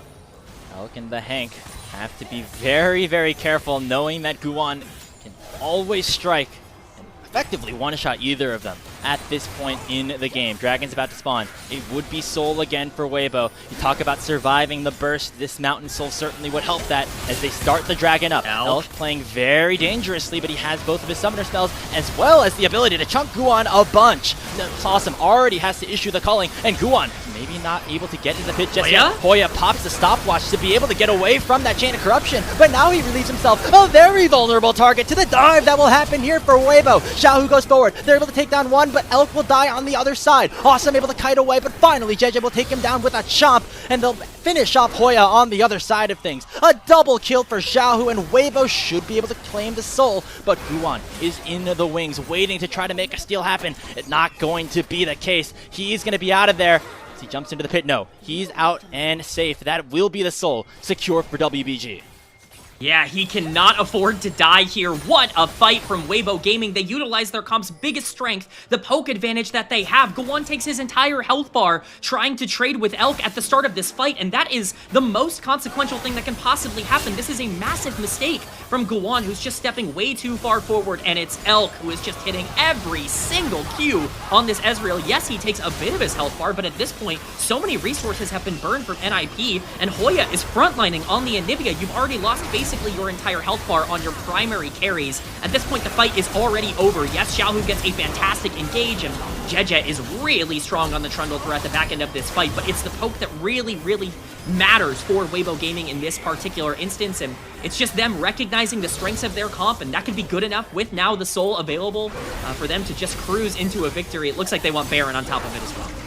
Yeah, the answer's starting to run thin for what NIP can do. Likely going to have to be around this third Baron that Weibo have already started up and soon to take down. At this point, JJ already locks it down with a smite and now has a pillar onto a flashless Shuo. Pops the Breath of Life. Meanwhile, on the other side, Awesome is just down. Zika able to shut him out of the fight with that chain of corruption. Guwan goes forward with the Supreme Display of Talent, and Zika is going to be healthy enough to stay alive through the entirety of the burst from NIP. Hoya will die. That's Visual next up, and Weibo Gaming have found the fight and found the angle to run away with this game one. Weibo Gaming out-execute Ninjas in Pajamas down the stretch of this game. We thought it was going to be anyone's game. Well, at the end of the day, Weibo were the team to step up, utilize their cup to its advantage, and really push towards a Game 1 win. They desperately needed this victory, and they're going to pull it out here in Game 1. 40 minutes time, but that is just run-of-the-mill here for our bottom teams here in Group Ascend. Weibo are able to strike first and take a game off of NIP in their home arena. Massive, massive win in Game 1. Getting that momentum under your belt is exactly what we talked about Weibo needing to do, not just in terms of the overall split, but especially here in Game 1. If you want to strike, you need to strike fast against this team. I was really worried about this comp in draft because you really have no tools if this Trundle is not in the game, and if you're not super fed on a lot of these carries, if your backline gets destroyed by Guwan, you don't have a lot of ways to play, but they have so much poke. They utilize that poke to chunk out the Kiana, not allow her to find her way into the most important fight, and from that point the game was just over. Yeah, I know we definitely were questioning what this draft for Weibo had in store, but when they're able to just express their skill of you know, the players that we know have all of that skill, right? That is when this team really does look dangerous, and we saw really bright moments from everyone. Xiaohu specifically on the Azir in the mid lane, finding a bunch of crucial engages. I think we're going to take a look at this damage chart, and Elk's going to be through the roof on this Ezreal, kind of just low, just single, like kind of on the low, just because of the fact that he's playing Ezreal. And even Zika, with some massive ultis, he ends up buying that Protoplasm harness with that final item. That keeps him alive against the engage from Guwan. He face tanks the entire combo and does not go down.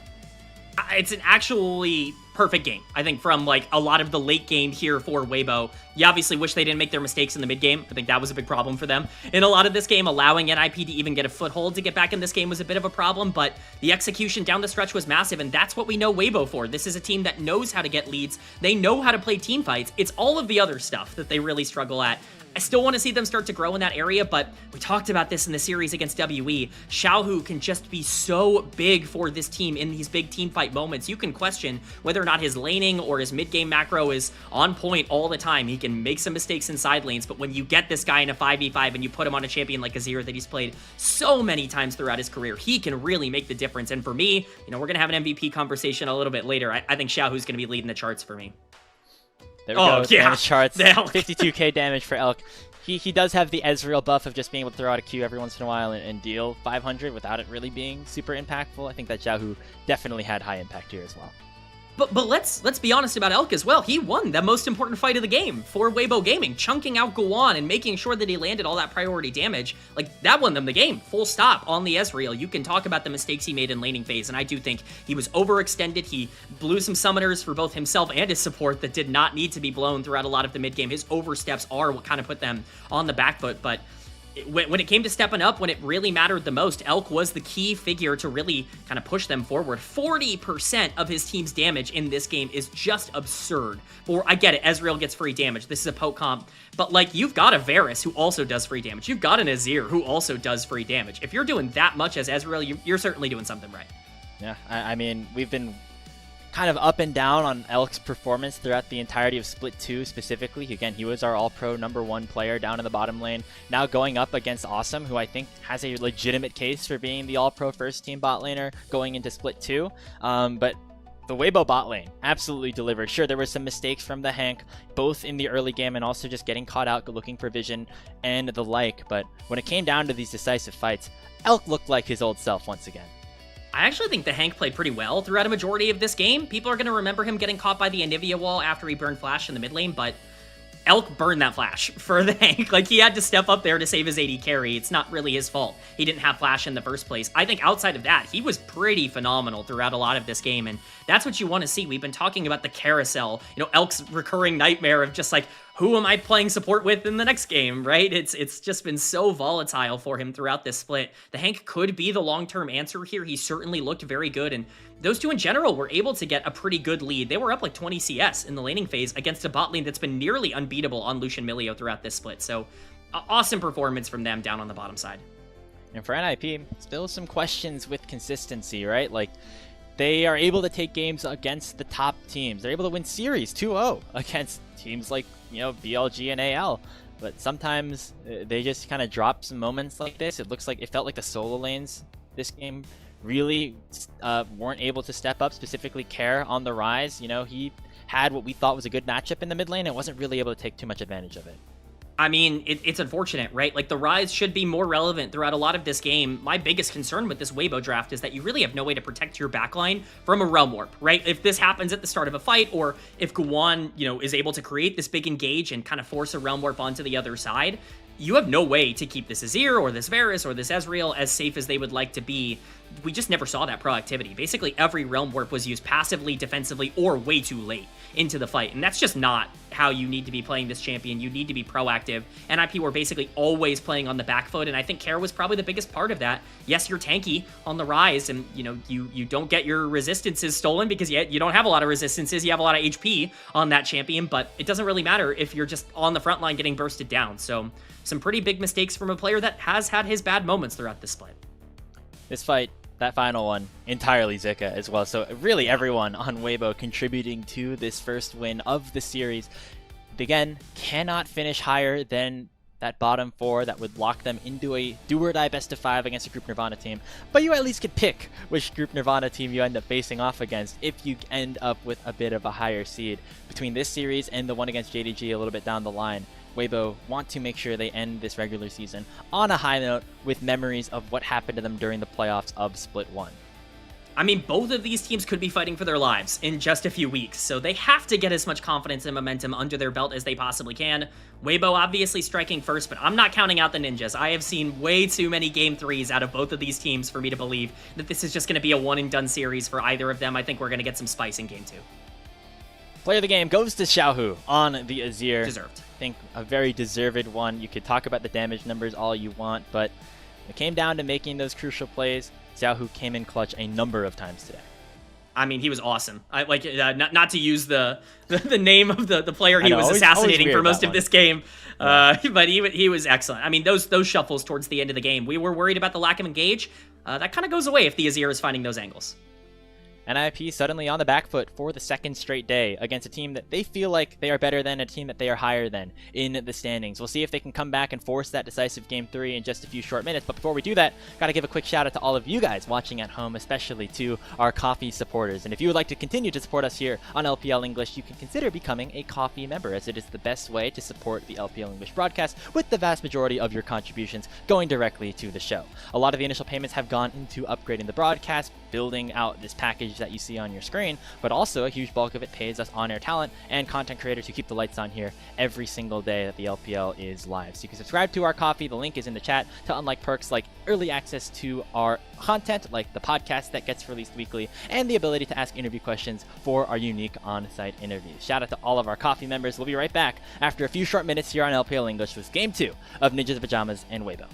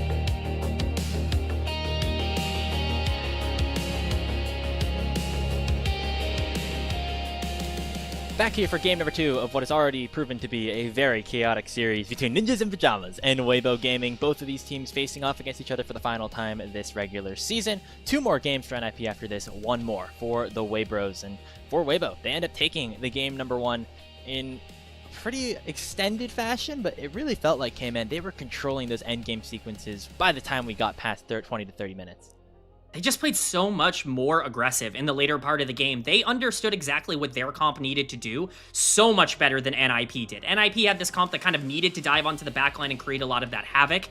And while we saw Gowon doing that, no one was following up. The Lucian, the Ryze, no one was finding their way back onto the other very squishy targets. And that meant that once Gowon used his ultimate or, you know, got poked out like he did against Elk in that final fight, there was just nothing else in the tank for NIP. They need to make sure that their late game execution is better regardless of what comp they draft in game 2.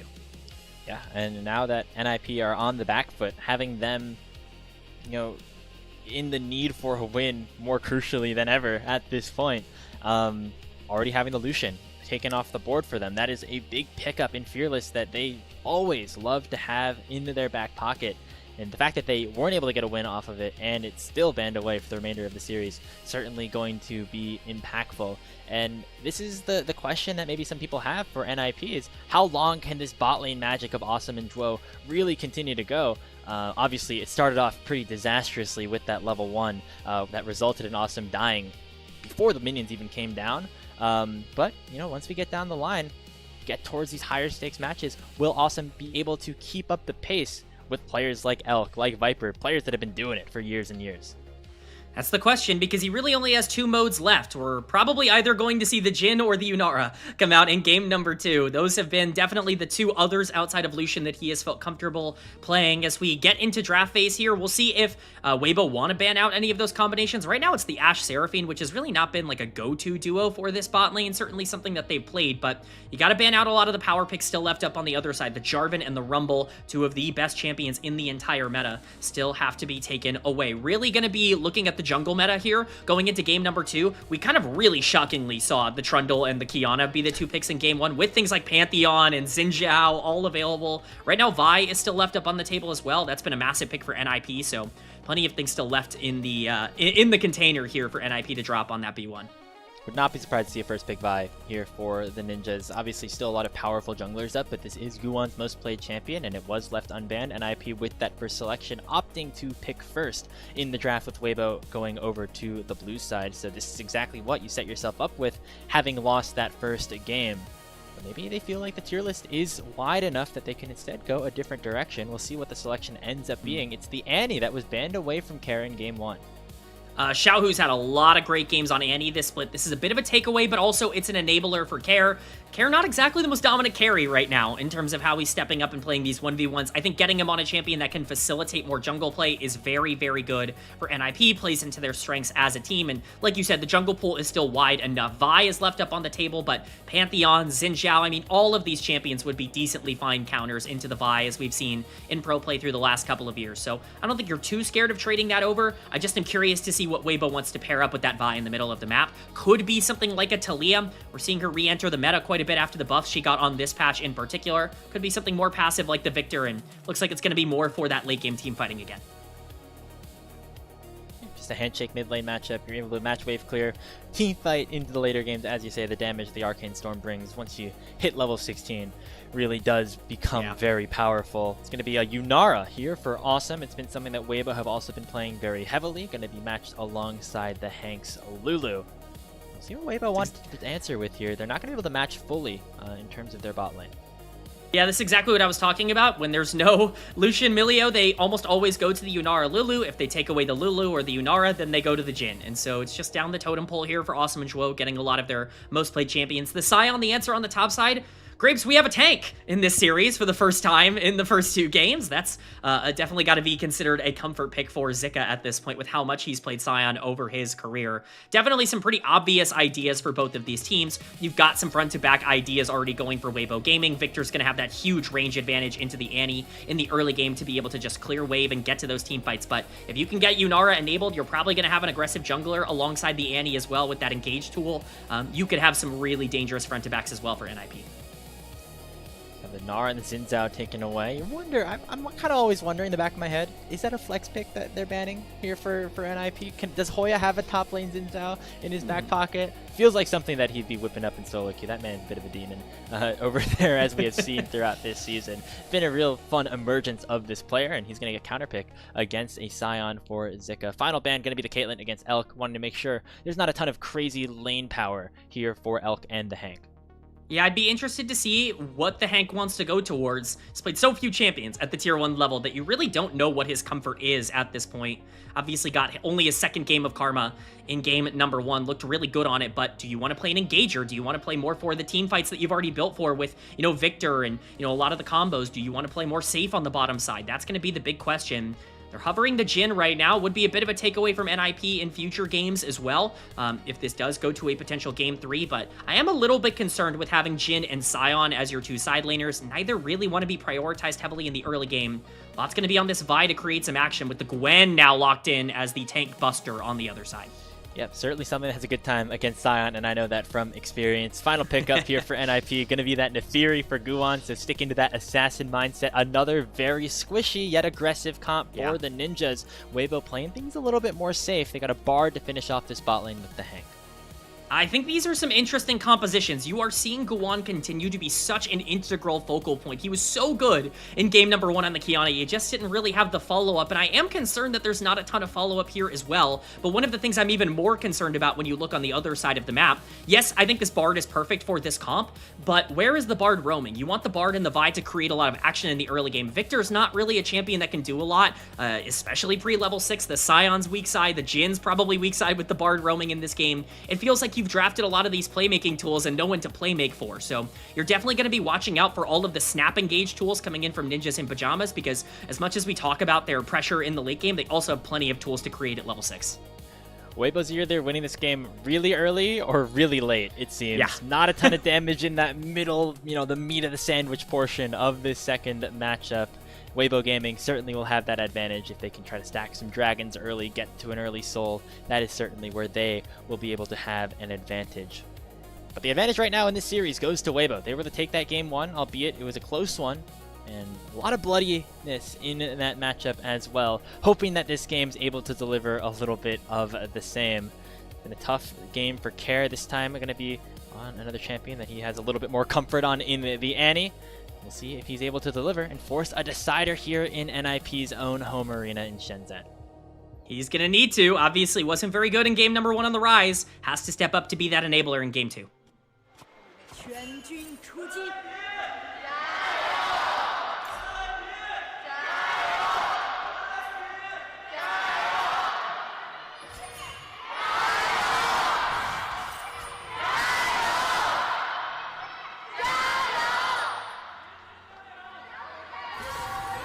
Game number 2 about to begin. Not as crazy as a level 1 as we had in game 1. Take a look at the runes all throughout. A lot of Deathfire touch here for Weibo. Okay, man, that means to me this team really is trying to scale. Yeah, I think you could probably tell that from the comp as well, but they're making it very, very obvious that they are looking for the team fights here. We're absolutely right, Graves. They're either going to win early or late. My biggest concern here with Weibo is that they need to make sure they get that lane priority. The heal burn on the bot side to push them forward. This is exactly how you want to play the Jhin early in the laning phase. If Bard stays around, should be a relatively good 2v2 for Weibo. I just don't imagine the Hank is going to spend a lot of time in this lane after we start hitting level 3 or level 4. And you heard the Jayos here in Shenzhen. Again, this is NIP's second of 3 matchups in their own home arena to wrap up the regular season. Hasn't necessarily gone the way that they have been hoping for, K-Man. Again, this is home field advantage. This should be an opportunity for Ninjas Pajamas to try to make that run towards the top 4 of the standings, but the loss to IG really hurt. This Weibo team definitely is not one that they were hoping to drop against, and they gotta wrap themselves up on Tuesday against Top Esports. I think that's the thing, right, is when you look at the schedule, this is the must-win series. Like, this is the one that you have to go out and win if you want any chance of top 4. Yes, you're hopeful you can beat TES, but if you can't beat Weibo, you can't keep yourself in a good spot. Guwan once again looking early to flash. Oh yeah, gonna flash immediately by Xiaohu, but Guwan doesn't care about that. He goes underneath the tower to secure first blood. I would never in a million years expect that if I was Xiaohu, and he ends up succumbing to a brilliant double flash gank. Yes, it's a lot of resources burned, but that is a really good gold injection onto this Nefiri. Guwan was excellent, up 3,000 gold at points in game number 1. He's on another carry here in game number 2, and he definitely now has the resources to be able to continue to pressure out a Vi that might have a little bit more tempo in the mid game, but certainly has to be careful. Kiana's a similar story to this one, but especially for the Nefiri, if you get an early lead, you can absolutely take over a League of Legends game. And Guwan do that a couple of times here in his short time in Group Ascend. He's already off to the races with an early kill and already controlling that bot side jungle. Really, really like this strategy from NIP. Honestly, awesome. Ooh, awesome and Zhuo. They're chunking down Elk and the Hank as well. Already burning a couple of those summoner spells. That's just the barrier here. Elk really wants to make sure they're able to finish off this wave, and with the cannon coming in, should be able to reset, but there's Awesome and Zhuo going back to their good old tendencies of dominating the laning phase. I mean, this is really bad for Elk because he needs to continue to push up if he wants the Hank to either play aggressive in lane or roam to help out his jungler, who is now technically ahead in tempo with camps, but in a pretty scary spot, and the Hank might have overstayed. Yeah, he's trying to hold the wave. He might just end up getting dove. Has to burn the flash to make sure he does not get chased underneath his tier 2 turret. And so just will be that cannon minion being denied by Elk, who had to go back to base, and will be down in XP for the remainder of the lane. Yeah, they don't see Guwan. He jumped perfectly over the wall, so they have no vision of this Nefiri being in this spot. I'd be so curious to see if he's making this play mid. Going twice, just as nice. Looks like they won't be able to finish off with that gank. Xiaohu sniffed him out a little bit too early. So it will just be an early play picked up here for NIP, but take a look at the gold. Already 1,000 in their advantage at the 4.5 minute mark. This is so scary if you're Weibo because you need to make sure that you're in a good gold spot. This mid game can get scary really fast, and quite frankly, we talk about all the scaling. We talk about the Deathfire touch on Victor and on Jhin, and the fact that you're going to have this Victor Scion late game. You know, I know people got mad at me last time for saying that Vi is not a primary carry in the later part of the game, but you're eventually going to have trouble being able to match the damage from Yunara and Gwen and Nefiri in the later part of this game as well. A gold disadvantage is only going to make that harder here. And NIP in a great spot. Now we get a little skirmish around the bottom side river. Guwan gonna dodge away from the Vault Breaker, but still get hit up by a lot of damage from the Hank and Zhao, who forcing that summoner heal out of Zhuo with the first dragon now spawned. Just a greedy fight there from NIP. No real reason to posture as they're continued to be pushed out of their own jungle. Top lane ultimate trade here as Zika's going to presumably use that ult once he hits level 6, but for now just going to be a 1 trade overall as he gets to hold on to it. Too.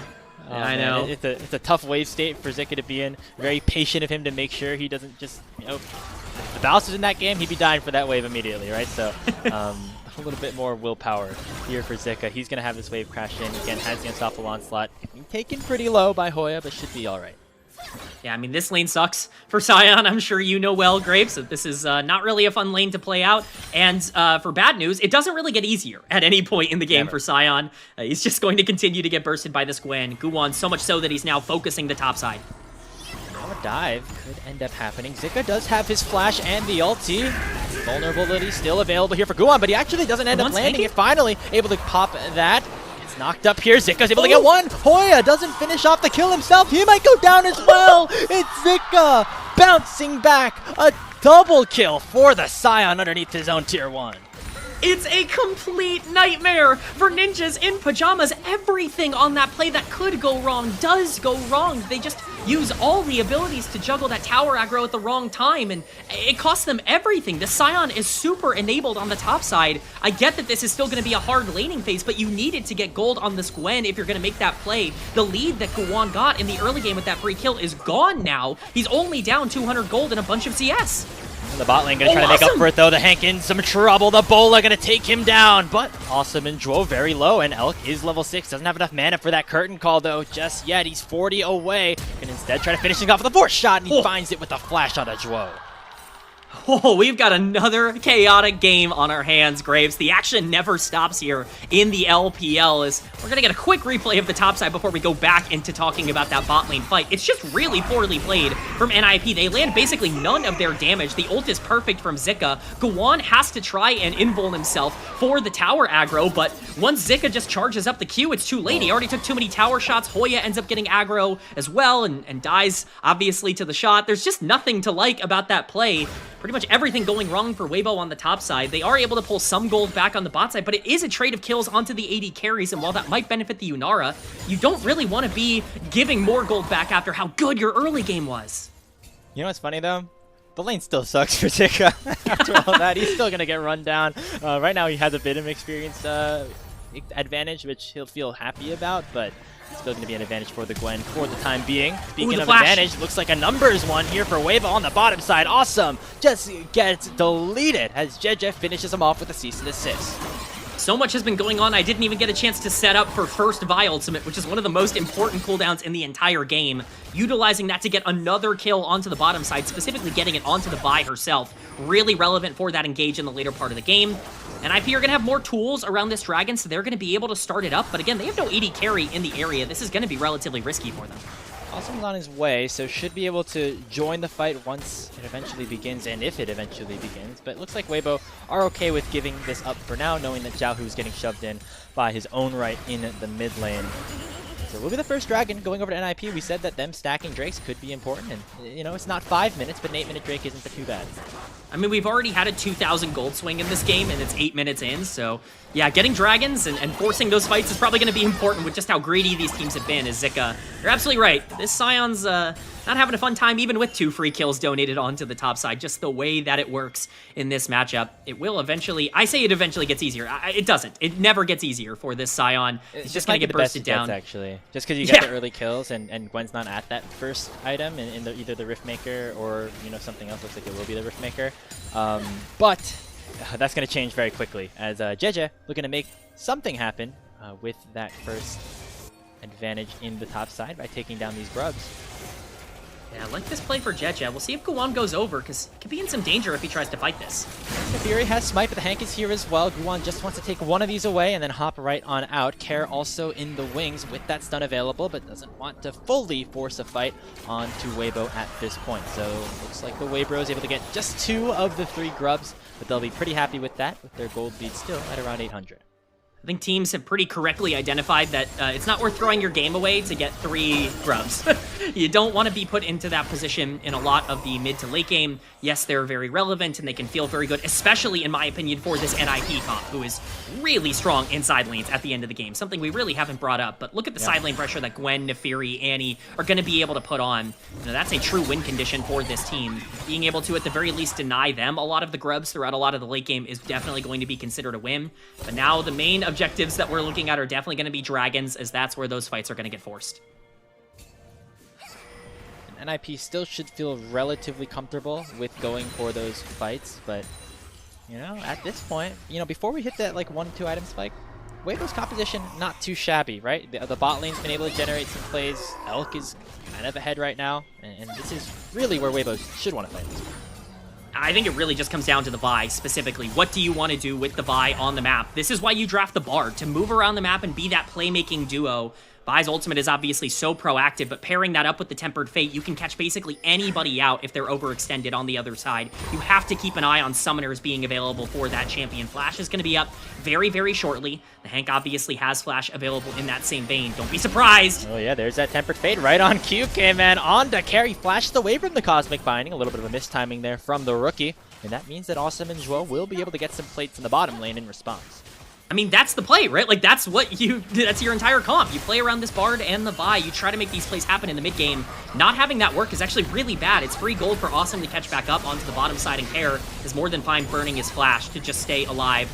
Obviously, an important summoner for Annie, but certainly not one that Care is going to be too frustrated that he lost. Jeje's still going to be in the area. There's nothing to find here, though, and could just be trying to protect against Guan.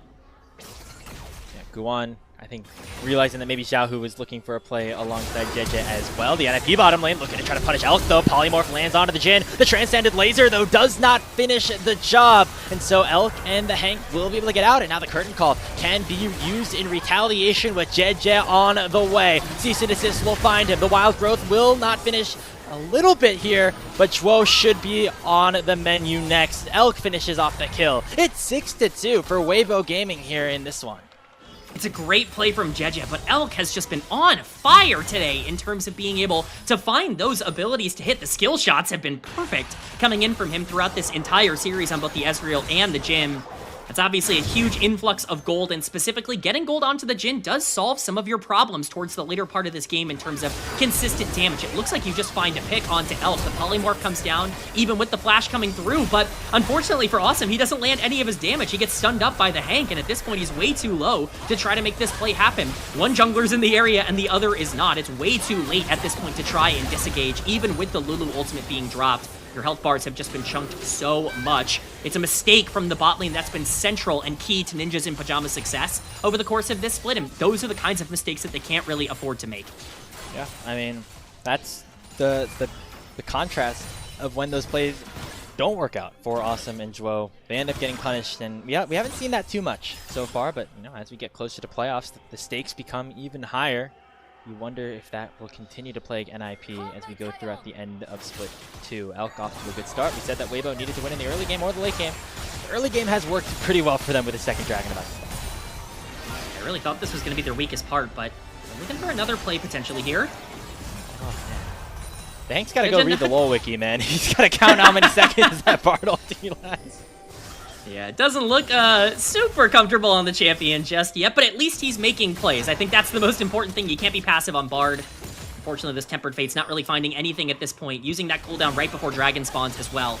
Kind of an important little cooldown for this skirmish. The inside track is going to be held by NIP.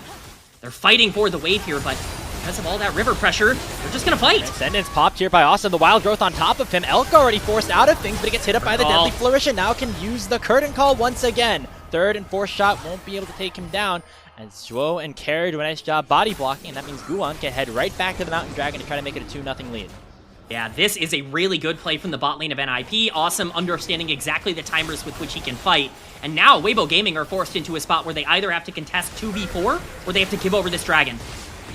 There, not level 2 his Tibbers just yet. Guan dashes forward, able to take that dragon down, and NIP feeling nice on their way to a potential Hextech Soul.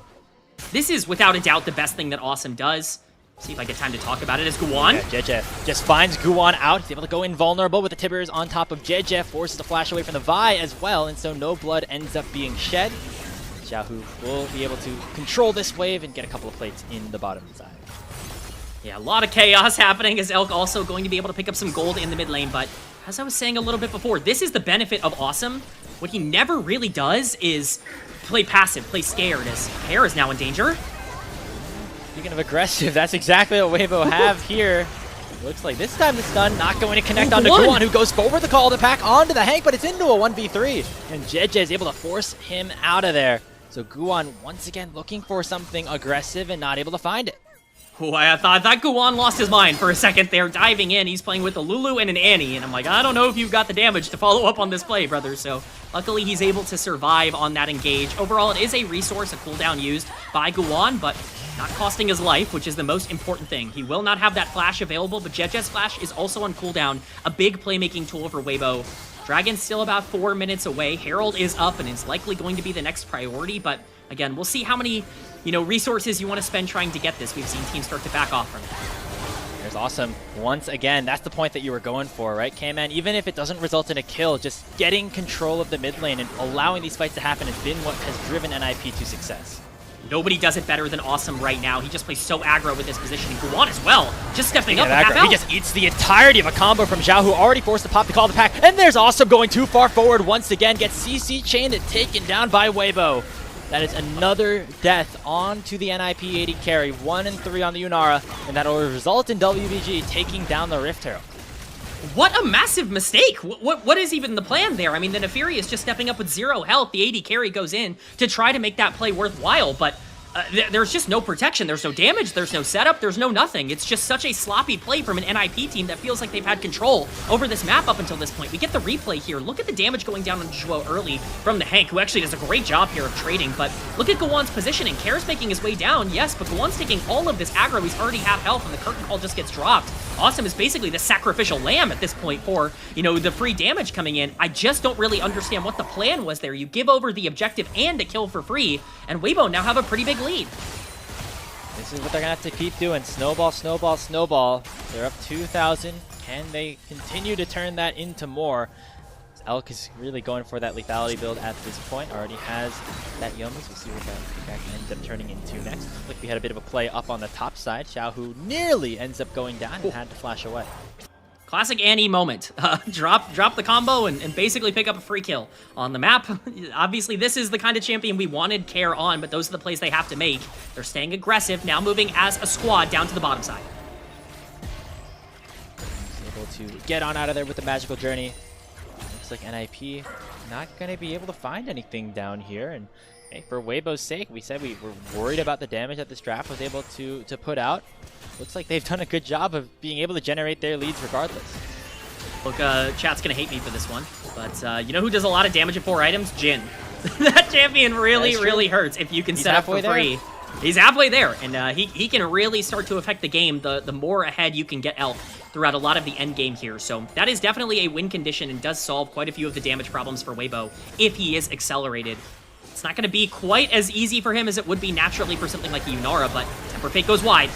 Kair retaliating onto the Hank, forces down about 40%. Curtain call not able to find any kills, but does mean the NIP are away from the river at this point. But Elk steps too far forward. He was on a ward. He gets stunned up here by the Annie, and Awesome's able to jump over the wall and shut him down. A big find for NIP to try to get themselves back into this game and regain control around the Dragon Pit that's spawning in 40. All right, let me get that checklist crossed off. I've cursed Elk, I've cursed Awesome, I've cursed Gowon. I seem to be going down the list right now in terms of all of these players. Unfortunately, it just seems to be not the day for AD carries overstepping. That is a really nice pick. That's a ton of gold into the pocket of NIP, and just making sure that you can stay relatively even in terms of these item spikes. You can't get stat checked by this comp towards the back end of the game. Dragon spawning in 15 seconds. The Jhin will not be quite there to be able to set up, but will be out on the map for this play, especially with Curtain Call available. So an important timer, as you can't really get caught here if you're the Hank. And the Hank just once again stepping far forward. That's been a trend that we have noticed over the 2 series that he has played at the tier 1 level so far against. Still a lot to learn for this 19-year-old support.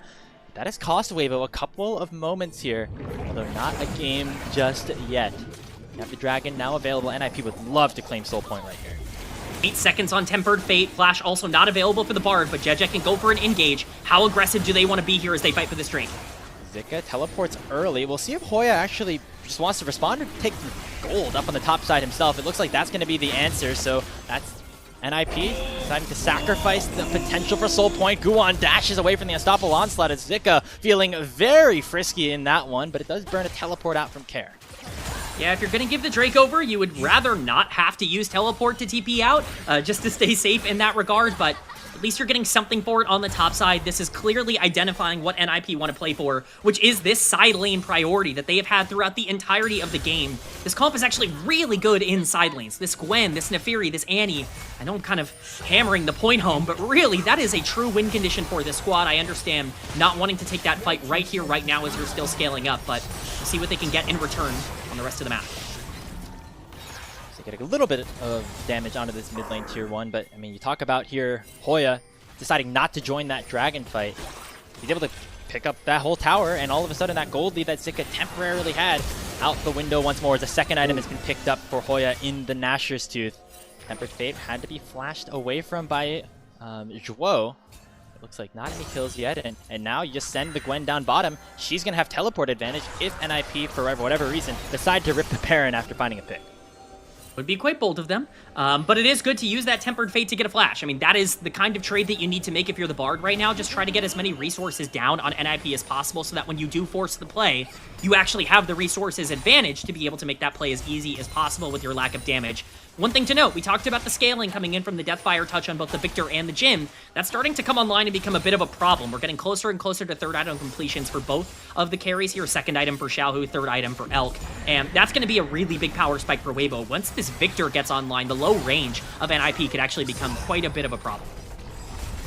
See the Hank fearlessly driving into the tier 1 turret, able to take that one down. Second turret of the game should go over to Weibo eventually. Final turret shot, able to do it with the minions, but it looks like Wuhan wants to respond. Goes forward to call the pack onto Elk, not able to find the kill. Meanwhile, Hoya is going to get targeted in a 1v2 situation. JDG cancels the dash. The unstoppable onslaught comes through.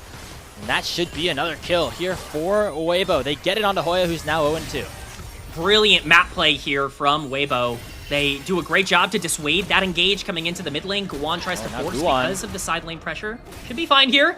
The dog is quite mobile and quite survivable with the resources that Neferi has at her disposal, but Zhuo might not be. Flash as the Hank finds yet another Tempered Fate. This time he got the timer right. Lands that stun. That's 2 kills here for Weibo on both sides of the map.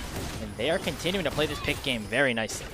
And that's exactly what you get for burning that flash earlier with the Tempered Fate. That's why you go for a lot of these picks in the mid game, because once you burn that flash, you can repeat it over and over again. That cooldown is quite short for the Bard. These are the kinds of plays you have to make with the Bard and the Vi, the core part of what this comp's identity is. Now with Weibo pressuring out the top side, they even send the Hank up there to protect and to be able to make that escape plan happen. It's just great map play. A team that was really bad in the mid game in game number 1, showing a lot of mid game dominance here in game number 2 in Weibo Gaming. The highs and lows of Weibo Gaming is what we have kind of known and loved since LPL English was conceived at the start of 2025. You feel like this team on paper should be better than the Weibo that lost out in the regional qualifier last year with the names that they were able to pick up, but they find themselves in a very similar spot in the standings right now. But it's games like this where they're able to exert some of their dominance.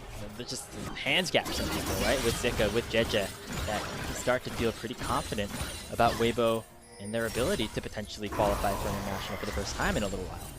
I mean, like most of these players just had a ton of success in split number 1. They got top 3. It's really just about finding that synergy again, and it looks like it is starting to get better. Don't overthink this, though. You definitely don't want to make sure you slip up now. Oh, he's a danger. You got that turret. See, this is normally what the Scion does. Take the turret, end up dying for it, but it looks like the Gwen might have to do the same. JJ not wanting to go too far forward onto Hoya, and actually Hoya on the Gwen wants to play the 2v1. The snip really doing a lot. He flashes away from the Vault Breaker. Not gonna be able to flash away from that though, as there is the cease and desist. Soul Furnace finishes the job, and Zika takes down Hoya once again. NIP really struggling here around their top side, despite Hoya being able to pick up a few of these big objectives. It's just another questionable play for the Gwen. He actually does really well to get himself out of the initial engage. JDG doesn't want to burn the ultimate to lock down the Gwen if you can't guarantee that you're going to be able to pick up the kill. And then the Gwen goes back in and just dies. I don't really know what's going on. Hoya's had a really tough series in terms of decisions. We saw it with him frontlining on the Anivia in game number 1, and we're seeing it here on the Gwen as well. Just doesn't really seem to be all that comfortable here today, and it's costing NIP a lot of that side lane pressure they worked so hard to get. It's been a bit of a new flavor for Hoya playing strong side, and we're seeing against a player like Zika with so much experience, not necessarily paying off, as now it'll be a 4v5 for Weibo around this 4th dragon. Again, could be soul point for NIP, but they're going to have to fight this out in a 4v5, and they will not be able to get into the pit. Smite secured by JJ, and Weibo can once again just escape, unless Hoya has anything to say about it, as he returns with a vengeance here onto Zika, but not able to do a ton of damage right now. NIP still look like they're looking for this fight. Guwan's getting chunked out a little bit on the backside here. Fate comes through. Get away from the Tempered Fate as it only lands on Zhuo, and now Awesome really can come online. Forces the flash out of the Hank, and NIP have regained control of the mid lane. If they're able to escape here with all of their lives, that's huge. But Xiaohu protobots forward, and in goes the Neferi. Guwan gets immediately one shot, and Awesome will go down as well. Oh no! What was NIP thinking? They thought that they had the play, but the tier 1 turret ends up being the MVP. That's going to be 3 members down on the Ninja side, and Hoya and Zhuo have to run for the hills. Another massive miscalculation from Ninjas in Pajamas. They dive in with this Nefiri, but Gowon has yet to find any bit of damage throughout this game. He gets instantly deleted despite the Lulu ultimate being right on top of him. Awesome just pays for the sins of his jungler this time around, as opposed to what happened in the Rift Herald fight earlier. This is a really good disengage from Weibo. Awesome is trying to turn this onto the Hank, but again, that gravity field coming in from Victor is so relevant in terms of creating that space. Xiaohu plays this fight so well. Yes, he tanks up a lot of the damage, but we're here on Baron now as we come out of this fight, and looks like it'll just be Weibo's for free as Hoya just tried to scare him a little bit. Thought they might try to wait for Xiaohu's death timer to end up, but they were too worried of Gowon jumping into that pit, so they just end up taking it for 4 out of their 5 members, and for Weibo, they continue to push the pace, and they still have themselves a 3K lead. I mean, it's just clinical. It's bad gameplay from NIP in terms of how they are playing these fights, but Weibo still has to make the most of it. Xiaohu's KDA doesn't look great. He has been excellent in this game on the Victor in terms of creating that space with a lot of his abilities. It's the most important thing that champion can do. Has a bit of a gold lead to kind of talk about it with, but look at the carries across the board. 4 kills for Sion, 4 kills for Vibe, 4 kills for Jin. I'm sure Jin is loving that number just being repeated everywhere across the entire team right now, but it's just so even where this gold is split. It means that even if you have that Nefiri and the Annie being able to find some of these picks, catching one member doesn't matter. You have to be able to win these front-to-backs. It makes Awesome even more important as we start to get closer and closer towards this endgame. I think the scaling might eventually start to come through here for NIP, but Weibo all of a sudden feeling powerful in their own right. We have a 3rd item for Elk in the rapid fire cannon, JJ getting close to his 3rd, as well as Xiaohu. And they're going to continue to hold this advantage, take down these objectives, and now Gowon could get caught out in his own jungle. The Hank goes forward with Magical Journey. He has to flash away from that deadly flourish, but Gowon's able to survive for now, jump back to his team as the curtain call does get open. 2-man decimating smash, but they're unable to find anything more as Zika getting tanked very dangerously low as well. Awesome has transcended. Hoya looking to try to re-engage here with a massive needlework. They find Xiaohu and force the flash out of Zika and the Hank. Weibo Gaming thought they found their fight, but NIP strike right back. The power of the Gwen is on full display in that fight. The thing that they've not been able to find at any point, which is both Hoya finding the backline and Kair's stuns coming in on the Annie, end up linking up for the first time this game, and we get to see the power of this comp when they do get to play 5v5. This game is certainly not over just yet. Was a bit of a miracle engage here. The fact that Gowon gets out of this in the first place is insane. It just goes to show how safe Nefiri is as a champion. He's caught so far behind enemy lines at this point, able to recoup with the rest of the team. But look at Hoya's positioning. Basically forces Xiaohu out of this entire fight at the beginning. No damage is actually going down onto Awesome, and once Hoya jumps over the wall, they're so disconnected and so separated. Elk is basically not able to auto-attack anybody throughout the entirety of this fight, and Hoya is just free hitting. Again, if you can set up those CC chains, Hoya will punch him down despite some of the deaths. The Tibber's big for care there as well to make sure that Xiaohu did get 100 to 0. Weibo, though, still have the Baron buff for another 20 seconds, and they want to try to still continue to take advantage of it. They have claimed all the tier 2 turrets, only of the inhibitors are left standing at this point. They got to be careful not to go too far forward. There's a deep teleport coming in from Care. And it looks like NIP want to try to make this the fight. Weibo have spotted this out and are beginning to kite away. They are awaiting Care in the bush. He finds the Hank immediately. The Bard still will remain alive, but Hoya will make that a 1-for-0. It will be Care dying on the backside, though, but Hoya has been unleashed on the Gwen. He goes forward for a triple kill, taking down the Victor, and only JJ is left up standing with Zika already TPing away. 15 seconds on Dragon as well. That's sole point. Jeje has to run away. He gets to keep his Guardian Angel intact, but is the game even salvageable at this point? Hoya is just so fed. We talked about this being a great counter pick into the Scion. We were worried about Hoya being strong side, having to be the carry for this Ninjas in Pajamas team. He is stepping up massive in this game. It's a great flank teleport from Care, who gives his life to the exchange, but it's perfect execution coming in from NIP, who have taken a game that looks basically unplayable and turned it completely on its head. We get the teleport in from Care. They do have vision of him because of the blue trinket, but what do you even do about the Annie at this point? Already way behind enemy lines. Yes, Bard's not the priority target. Who cares? Jeje blows so much to take down an Annie who has already done her job. The damage is down. The ult is down, and Hoya is ripping through Weibo Gaming. The damage coming in from that champion. I don't care about your side lane deaths. You are dominating the late game, and that's what I want to see out of the NIP top laner.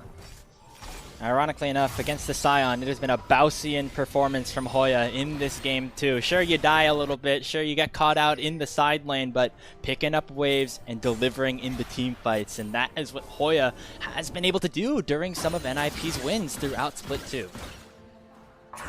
Beautiful stuff from NIP. However, not to dampen a lot of the good vibes that are going on right now, it's still a 3k gold lead for Weibo, and look at Elk's inventory. The Infinity Edge has been completed, level 16 for him. This is a very strong Jhin. Zika could be the target here, but Jeja's in the area. This could be the full fight. Care? He flashes forward and misses the Tibbers. That is a big cooldown. I mean, it should be up again by the time another big fight happens around the Baron, but Jeja is going to feel happy about that, and now Weibo take advantage here of NIP a little bit. The Hank going to be in some trouble, though. He thought he was safe with the Magical Journey, but the Magical Journey goes straight to the grave as Guwon gets another kill for himself, and now NIP once again working with a 4v5. You know, we were talking about how the Hank at times looked uncomfortable on this Bard with some of the ways that he was timing his Qs after Tempered Fates. That was trusting too much in the champion, not recognizing how much danger he was actually in. A decently consequential death there, as now the entire river is going to get fully warded coming in here from NIP. It's just mistake after mistake from Weibo, a comp that I was already worried about getting outscaled, because you're playing into this Yunara, this Gwen, this Neferi, who can both play side lanes and come together to play these team fights with so much damage. You can't be making these mistakes in team fights and also have little damage. You need now to make sure that you shore up a lot of these plays. You still have plenty of ways back into the game, but at some point the Vi is just going to get bursted and these options are going to start running out. And when you're Weibo, that's what you have to be worried about, right? You have a rookie support, you're working with a roster that has not been together for the full season versus NIP, who's been around since the Demacia Cup, and you're up against a composition that really likes to side lane and play these chaotic fights, and we've seen NIP be able to take advantage of that. Over these last couple of minutes, they've stayed in the game, and with Baron up, despite it being 2k up for Weibo, it feels like a dead even game state at this point. Certainly, you get hit by Anti-Stun, you are dead in this game, no matter who you are. You have to keep an eye on Care. No flash available, but every resource left as he's looking for a flank. Yeah, speaking of Care, he goes in, but it looks like it's going to be Guwon in some trouble first. There goes the Annie, finds the stun onto the Hank. Awesome, able to finish the job with the Transcendent auto attacks. And that means that NIP gets the first kill in the fight. Curtain Call going to try to slow down Care as the Unstoppable Onslaught comes forward here for Zika. Finds a fully charged ulti on Zhuo, and Care's the next to follow. Weibo able to retaliate, and they go eventually 2-for-1. Yeah, it's a brilliant trade from Weibo. Elk has been phenomenal in this game on the Jhin. Understands that as long as he is not the one that is getting bursted by Annie, he can always turn the fight around after the cooldowns are used. NIP's comp has to go forward, and Weibo, off the back of being able to counter-engage, are starting up the Baron. We'll see if Guwon wants to try to steal. No ultimates available, but Awesome does have Flash, and Hoya is about to come up as well. Guwon really not a great way to get into the pit at this point, though, as the Baron's already at 3,000 HP. In they go! Smite secured here by Jeja as the Vi lands the final shot. And that means that NIP will have to go on the defensive with the numbers advantage already going towards WBG's side. Nice retaliative fight by Weibo to make sure they stay alive and look for that series sweep. That fight likely saves the entire game. We're going to get a replay of this. Care is on the flank angle, and once again, this looks perfect for NIP. Yes, Guwon goes in. He gets shut down a little bit here by Jeja, but because it's Neferi, he can just keep himself safe on the back end of this fight. Once Care finds a priority target, or at least a target in the Bard, it's a free kill. Awesome stepping up and being able to delete him. But at this point, you've used all your tools. Annie has burned the cooldown. Zhuo has burned the cooldowns, and the retreat is just not good enough from NIP as they're caught out, separated. Care getting hit by that second to last shot coming in from Jhin, really essential towards getting that slow and making sure the Annie can't get out as well. Elk has had a phenomenal game, and look at the inventory for this Jhin. Again, all the people in chat that want to say Jin's not going to do any damage, I think we might be seeing a little bit of a different story here at the end of game number 2. Here? Oh, does he know? Does he know? He dealt the damage. Teleport's going to come in anyway. Looks like neither top laner really wanted to fight for this one because they know that the soul is available for NIP. Looks like Hoya is going to join the party eventually. Does have that 4th completed item now.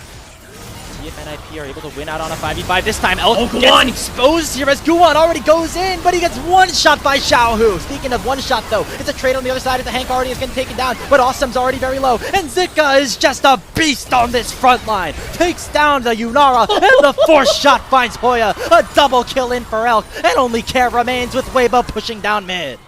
Weibo Gaming, they are going to be able to close out this series with a 2-0 victory, and they do it off the back of a fantastic performance from All the their way star from AD downtown. carry. From Zika. downtown, Zika slays Care. Weibo put the cementing thoughts on a dominant 2-0 that they desperately needed. Some revenge on NIP in their home arena. Weibo playing spoiler here in the back half of the regular season. They will secure a sweep over the home team and get themselves back up to 5-8. Whew.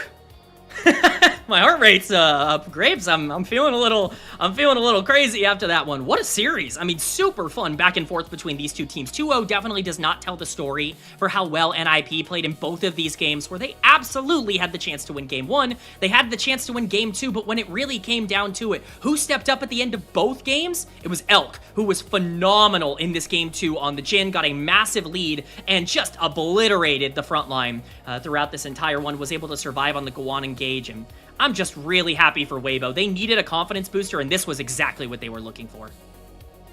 I mean, 2-0ing NIP, you know, at the start of the year, you might, you know, chalk this one up as expected, but that is not the direction that this season has gone for either of these teams. Weibo really doing a nice job in just playing the macro game out very well. They knew that NIP had the stronger side lanes, and they just decided to force fights right down the mid lane. A lot of it was Zika with those Sion ultimates, and, you know, honestly, though, I feel like a lot of it was also Guwon kind of going a little bit too far forward on that Nefiri a few times. Trusting yourself a little too much. I understand that, you know, the Kiana was great and really important.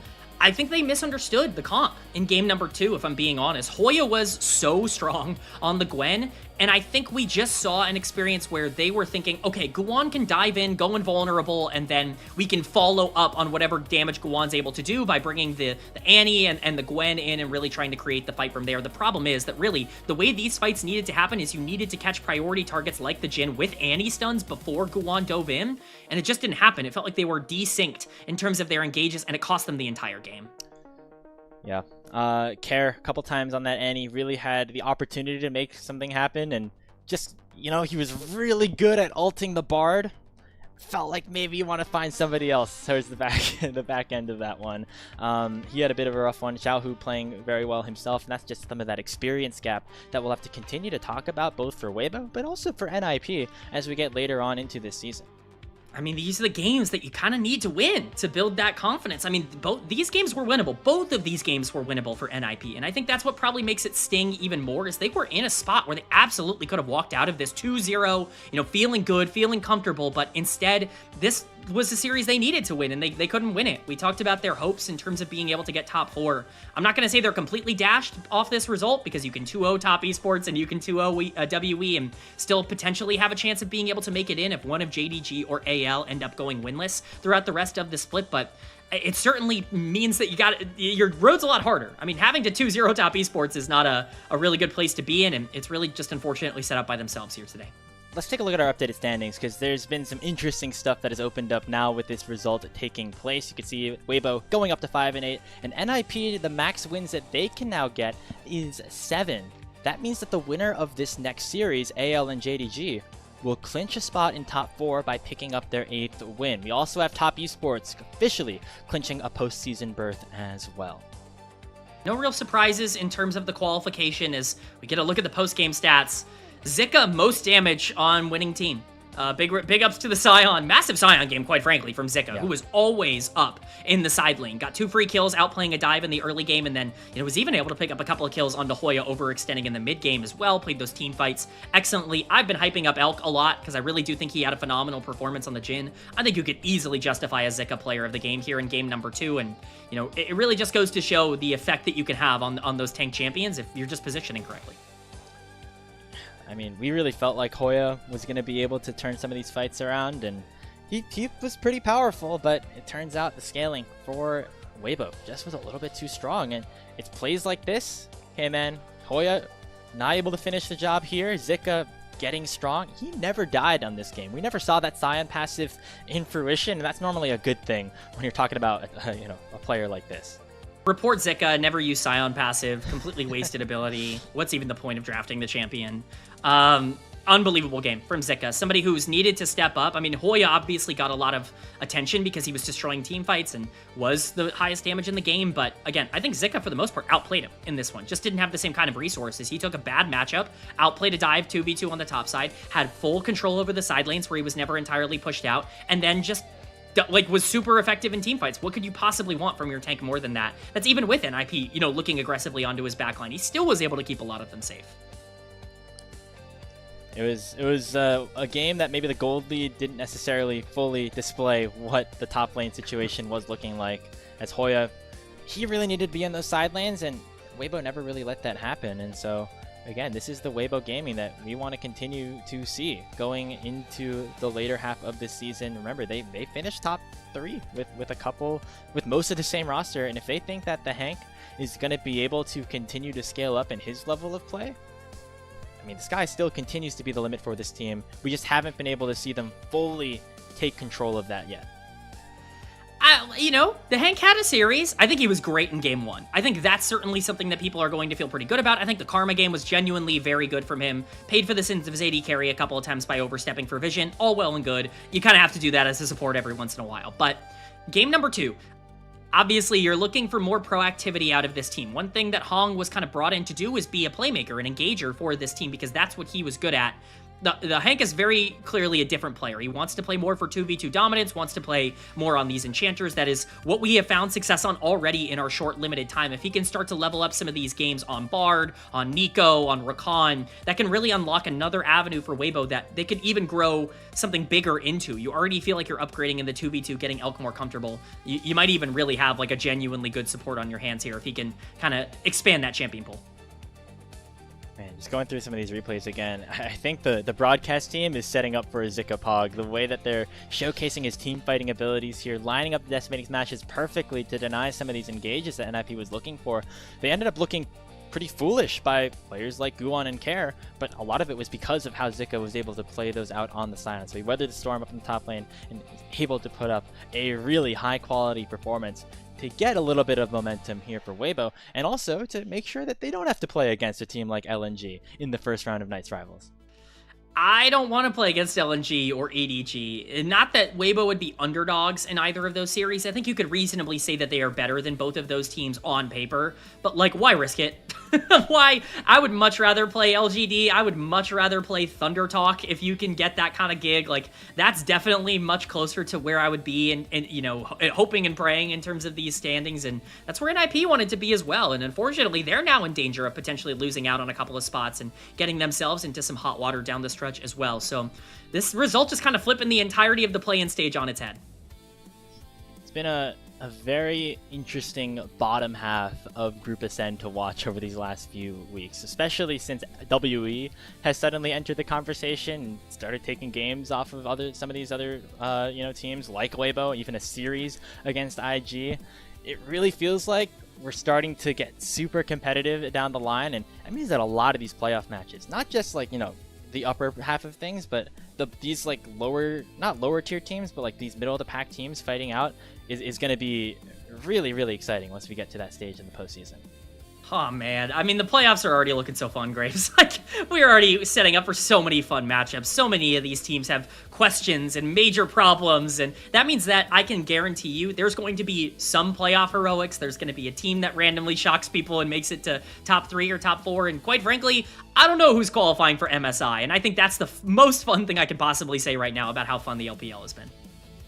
Yeah, well, you know, speaking of fun, this next series is going to bring the entertainment value as well. JD Gaming and Anyone's Legend now in a battle for a automatic playoff berth. Winner will officially clinch that top 4 spot in Group Ascend. K-Man, we have casted 2 very long games. It felt like a 3-game series in a way, but it's back to the mines for you as we take a little bit of a swim up north to Beijing, to the home arena of JDG. We got Slayer on the call next after this short break on LPL English.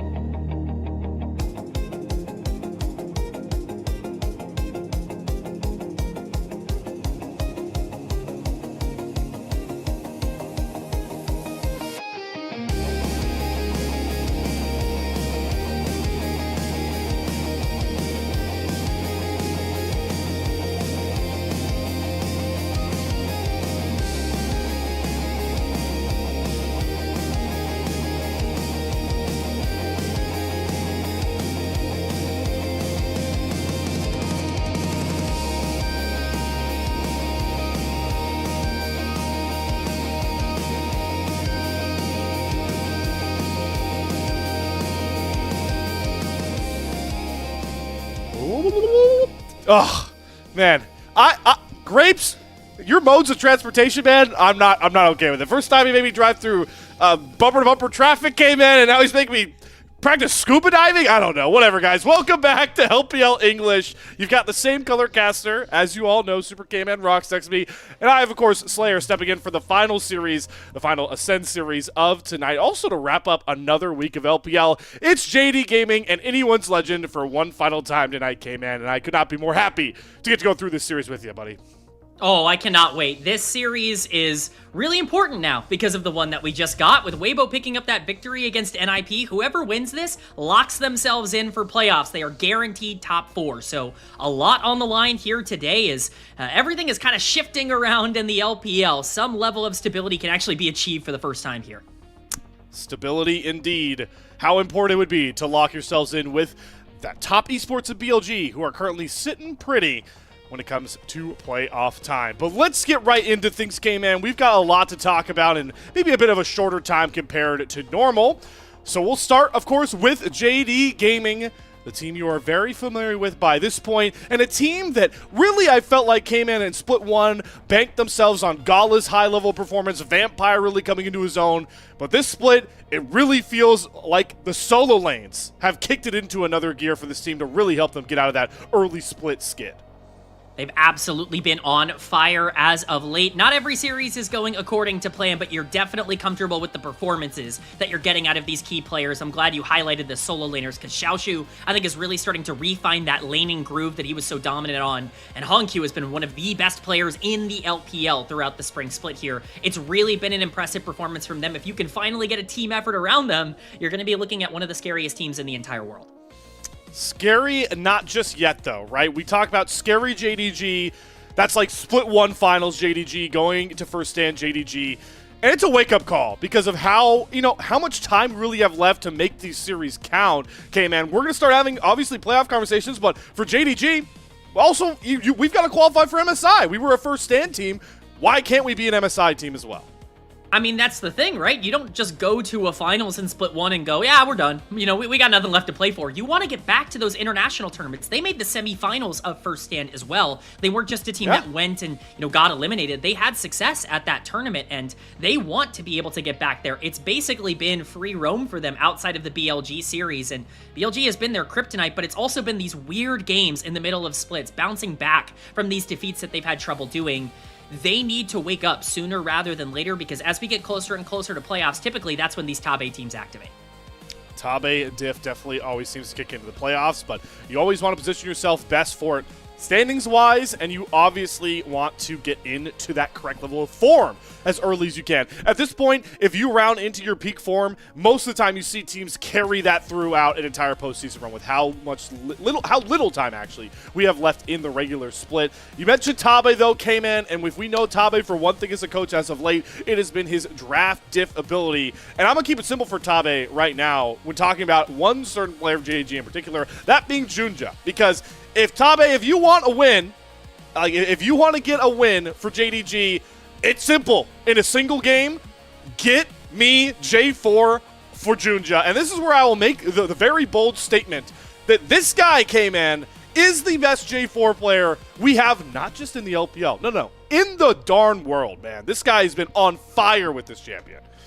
This was clear last split as well. Let's not forget, he really was able to change games on J4. He was consistently taking games against BLG on J4 when they were playing in the playoffs and able to step up and really create a lot of action. When this guy is active on the map and has the tools to be able to play make, he can be such a difference maker. I don't hate the shout. I think he has certainly been one of the best junglers in the world in terms of his production, and that J4 has been nearly unbeatable outside of some really big matchups against some of the top teams in the world. If he gets it here today and is able to have one of those elite performances, I mean, that's gonna nearly be a JDG win because they just play so well off of those free Cataclysm engages.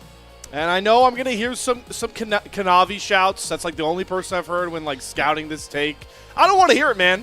That Juju's J4 got him to an international. Kanavi's didn't. So I don't want to hear a single peep out of that. But K-Man, it's also the fact that, like, everything you're talking about, for me, it was like the mechanical things. This guy always finds a way with those J4 ultimates, these flag and drags to, like, cancel out key clutch ultimates in these, like, little skirmishes. So I'm really hoping we'll get to see Junja on the J4. I guarantee it will be in this series. We'll just have to see where exactly it shows up, hopefully for JDG. Let's talk, though, quickly, K-Man, about the other side of our matchup, Anyone's Legend.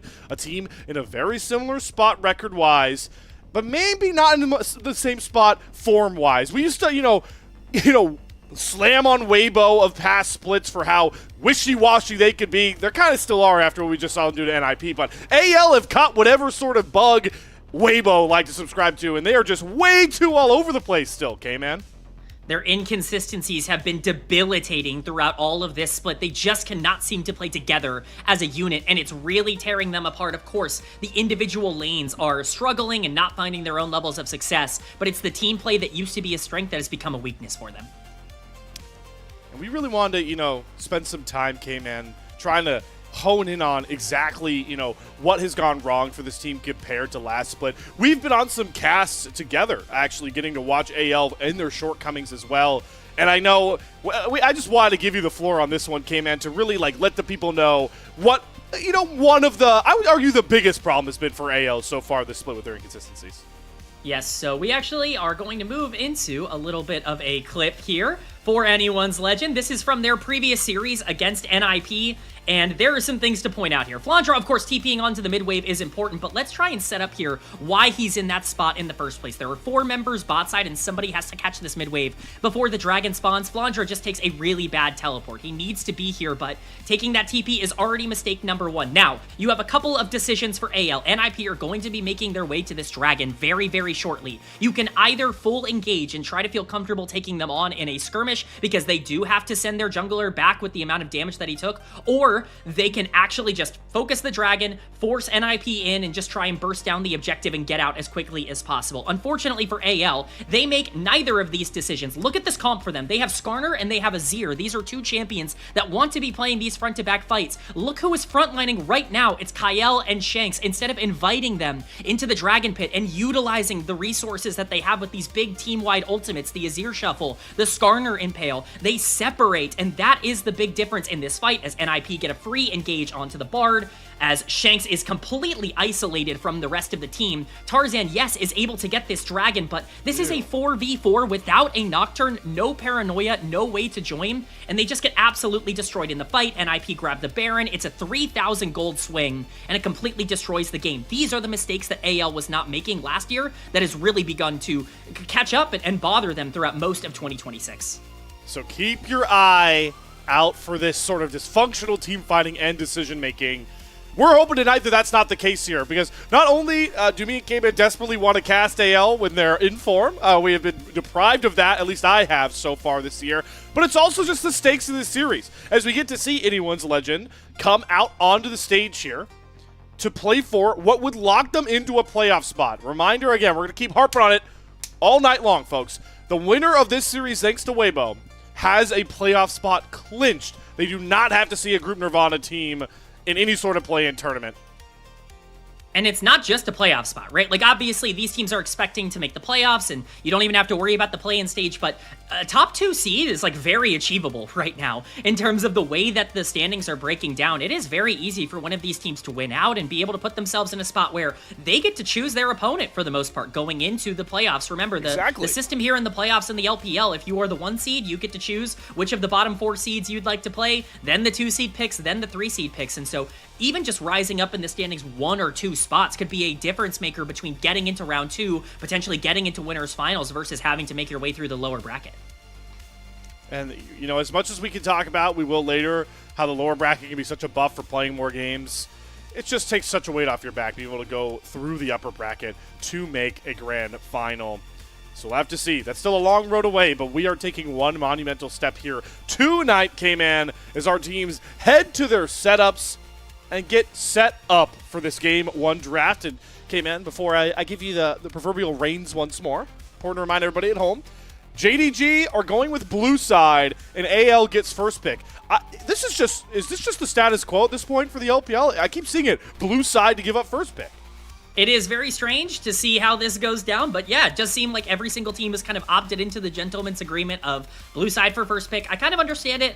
I mean, some teams just prefer blue side, right? Like, it just is the way that it is. First pick is still incredibly strong, even more so, in my opinion, after the new patch has come through. I think there are multiple Omega picks right now on the patch that are very easy to be able to pick up, and it's going to be really interesting to see what specifically they want to highlight. This has not been a team that's really prioritized a lot of middle-of-the-map pressure early in drafts. They've wanted to try and get bot lane tempo as consistently as they can. Going to be really interested to see if they continue to put that pressure up, or if maybe they want to kind of change their formula and potentially play more for the middle of the map here. And I'm glad you talked about the bottom lane, because as much as we're going to hype up, you know, the top side for JDG being really informed right now, obviously, you all want to talk constantly about AL's top side because it's Tarzan, but also Shanks has been their most consistent performer. That means bottom lane being both these teams' arguable weakest points right now is going to be really intriguing. Which one of these bottom lanes is going to try and say, all right, let's build some confidence. Let's try and smash 2v2. Maybe not try and move our support like we see Kyle move a lot and play for the 2v2. Which of these teams is going to do the opposite and say, all right, let's see if we can get an early Bard in this series. Let's move Kyle or Vampire off of bottom lane and let Hope or Gala just try and safely farm and scale up. I think that's going to be really interesting because normally you run into scenarios where one bottom lane really likes to play for the 2v2, the other fine handshaking it away. I think we could see either of these bottom lanes go for any of those three styles, and I'm curious what tempo both of them are going to set here with this Game 1 draft. I think the important thing is just how relevant Ezreal has been towards anyone's Legend success over the course of this split. Totally. It's something they prioritized incredibly heavily for Hope down on the bot side, both in poke lanes with the Karma and to play with Nico and Bard and be able to isolate in a side lane. We'll see if it gets banned down, and if not, it's likely to get first picked here by AL. But the ban's coming in. Orianna kind of the ban you have to give, but Sion, very interesting. You want to take away that safety on the top side. It's the playmaking junglers that you highlighted for Junja also being taken away on the other side. This, to me, signals that they do want to go for the bot lane in that first pick. Good to know that the Pandas recognize what I recognize. You just don't give Junja J4 unless you really want to make it pay. Ash going to be an interesting ban as well, floated on there. Maybe just trying to deny any sort of Seraphine shenanigans. Also, maybe AL showing that they want to play weaker on the bottom side here. Get rid of one of the strongest 2v2 AD carries we currently have right now with that Ash in tote. But no matter where this ban goes, the Ezreal you point out may still be up. Rumble's still going to be up and available. We have stuff like, all right, so the Bard's going to go away. So Ezreal, Rumble, like these are two of the picks that immediately come to my mind here for AL. I'd be shocked if they don't pick Ezreal. It's just been what they've done all split long. Every single time that champ is up, they just lock it in first pick. We'll see. Karma is available. Rumble is available. We talked about Ryze as well being on the board. It's actually the Karma that they're going to prioritize. They almost certainly just want this Ezreal Karma lane. We'll see if JDG want to give it to them, though. Ezreal is very flexible as an AD carry in this meta. Can play with almost any support in the game right now, just depending on what you want to do. Nico, in particular, stands out to me as something that is still available on the map if you want to go towards that as a bot lane partner for the Ezreal, but with Varus up, with, you know, again, things like Rumble and Ryze, maybe you just want to prioritize other parts of the map first. Ryze is an interesting topic that I'm sure we'll be able to talk about, maybe talk about some, especially thinking on the new patch, right? With the fact that we've lost access to Phase Rush. So I personally see a lot of Ryze priority really take a nosedive, but Shanks is definitely a guy that would love to try and at least make it work, maybe try out that Deathfire touch. We'll get to that. We'll get there at a certain point here because I don't think we're going to see mid laners anytime soon. AL are going to get exactly what they want here. They're going to slam that Ezreal for Hope. The question is, how much do JDG want to try and scrap back in this lane with the Varus? They're looking to scrap. So they're going to throw down the Nautilus and Varus. This has been, you know, Nautilus plus an aggro AD carry has been an answer to stuff like we've seen with Ash Seraphine to try and disrupt them. This is a tough task, though, for Vampire, I would say.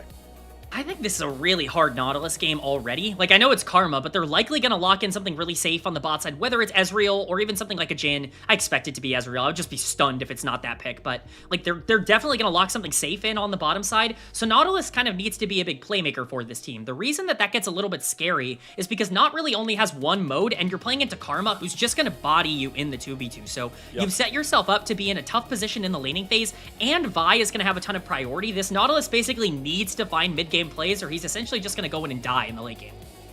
You know, I am very iffy on Vi picks. I think this champion was grossly overestimated for a lot of the meta. So when I say this, I think it really hits home. I actually already like the Vi angle. It's simply for the fact that, like you talked about, Nautilus doesn't function as he can peel, but he's always about going forward. And that's an immobile AD carry for Gala here. That's easy pickings for this cease and desist combo down on, True Shot Barrage or whatever Shanks wants to pair up in the mid lane. Nonetheless, JDG do get a really big, power point here as well, K-Man. They get the B3 Rumble for Xiaosu.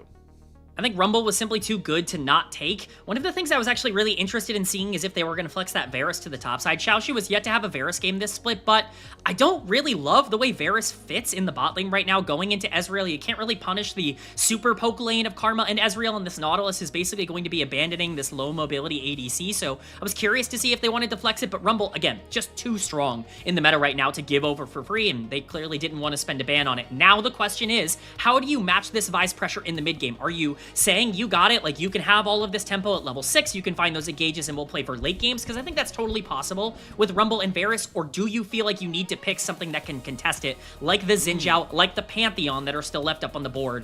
I like the top lane bans to protect the Rumble a little bit here, but it's really going to come down to jungle, how this JDG comp really kind of rounds itself out.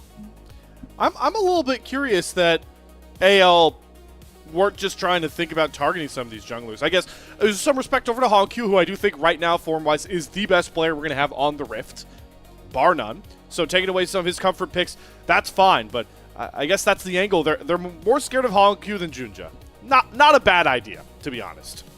I think especially with things like Nocturne already banned out, things that can really break the game, it makes a lot of sense for the mid lane priority to be there. I mean, these are the two most played champions for Hongq throughout the split, and they're really the two big macro threats. Now, Talia did get buffed on this patch. She hasn't really found herself back into the meta yet. I think she's incredibly strong. Yeah, I'm shocked that we're not seeing more Talia priority, if I'm being honest, in terms of where that champ is at. I still think it's very playable right now. The question is, do you want to pull something like that out here blind, or do you want to go for something that's more setup-based? And the Annie is going to be the lock-in. This, to me, signals that you are going for something in the jungle that can really dive itself in to follow through on this Nautilus-Annie combo. We're really going to need it, right? Because, right now, the best style fight is layering these CC ultimates for an equalizer. But I don't necessarily know how reliable that's going to be, especially in a fight setup for AL, where they're not really ever going to be that bunched together, right? Ezreal's really fluid in his movements. Karma, shields, and speed-ups is very fluid. The Vi also jumping forward. Cassiopeia and Vi. Thoughts? I don't immediately like the look of this. We've seen this combo quite a bit from JDG, I believe, in particular, but Shanks obviously a long-time Cassio player. Yes, somebody that was playing it many years ago on WE when he first started his career, so certainly comfortable with the champ. Too. It's going to be the Aurora lock-in for Flandre. You're absolutely Flandre. Right. Top lane dominance coming in here. This very much signals the direction they want to go. They have a poke lane on the bottom side. They have late game scaling in the mid lane. They have Vi for setup, and you've got Aurora diving the back line. This is a greedy, aggressive, dangerous comp from AL that requires execution. That's very, very interesting considering how this team has played team fights. And then Nefiri is going to be the final lock-in. We talked about needing that dive, needing to be able to go forward. Nefiri absolutely has that potential and really is going to be able to skyrocket that game forward for that game plan forward for JDG. Both of these comps spike in the mid game. I'm really going to be excited to see who makes plays first. Yeah, we're just full no scale. We just throw. I mean, what? Like, I guess Cassiopeia is our best scaling champion that we have available in this game state. Really interesting about this jungle matchup, I do want to say. Two jungle picks in game one that are we're not very used to seeing from either of our junglers, right? This is going to be just, I believe, the third Vi game for Tarzan of the year. Just his first one of the split. And then Junja has not played Nefiri this split and only has one single Nefiri game all of this year. So interesting with how we talk about Fearless. Both of our junglers are going on some less traveled paths for this game one.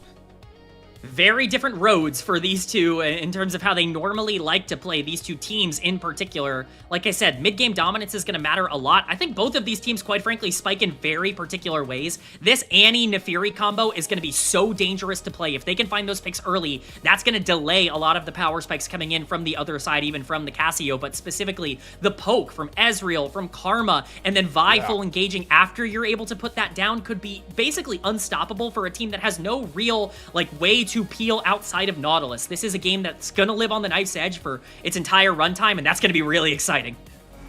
Excitement palpable in the air A playoff spot on the line. Game 1, JDG AL.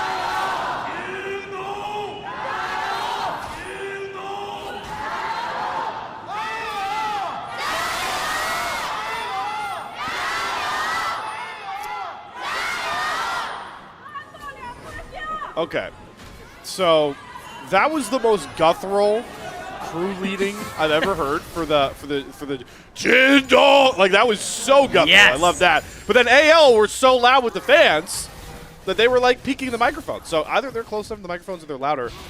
All I know is both fandoms are locked in for this series, K-Man. Well, if I'm a fan of either of these two teams, I'm showing up today. I mean, this is a massive series for both of them. This is the day to go to the arena. Is if you win, you're in. You get playoffs, you guarantee your spot. This is obviously a massive test as well for both of these two teams, considering the form that they've been in lately. It's really going to be important for both of them to at least look good here today, and pick up a win, obviously, would really cement them as one of the best teams, and maybe even, you know, the team to kind of favor going to MSI out of the top two. So really big matchup for both of these sides. Junja already doing something a little bit aggressive here, getting that invade off and stealing that blue away. And I think I really like this for Junja because you really stressed how Karma Ezreal's could really have their way with this lane, that Vampire and Gala would have to play decently safe and sack decent amount of resources. But what can really relieve that ailment is just having your jungler constantly on the strong side. Tarzan's already trying to bust this open, though, and he has an idea, once he sees his blue buff stolen away, that Junja has to be somewhere, but he is a little bit too late to this place. Kyle's actually going to flash early to get on top of Junja. The tether is not available just yet, so that flash and heal all to protect Hope for that cheeky 3-cap gank as Tarzan's Vault Breaker falls just a bit short to punish that, to repunish. So everyone's going to go back to their own quadrants. Well, actually, maybe not Tarzan. Yeah, I don't think so. He is angry about losing his camps here, K-Man. I think Tarzan wants a little bit more. This Vi wants to keep skirmishing. There's no way Nefiri can step up, and JDG's bot lane's under tower. Oh, but Junja, I think the smite was early from Tarzan, and the auto came through for Junja. So he actually gets that camp. I'm pretty sure he got the big Krug. So Tarzan moves up over to his red buff. This is classic LPL shenanigans. We are forcing our bottom lanes to sack very important waves so our junglers can fight over a red buff. Luckily, we didn't get that classic LPL fight over the red buff at level 3, K-Man, but man, just so many resources for these darn camps. Double red for double blue. Who actually ends up winning there? It's up to you to kind of decide who ends up getting that victory. Vi so much stronger for Vampire. Punishing the flash was Kyle. There's no heal on Kyle as well. Oh my god, did that arrow just go wide? Did Gala really miss that piercing arrow? I'm pretty sure he did.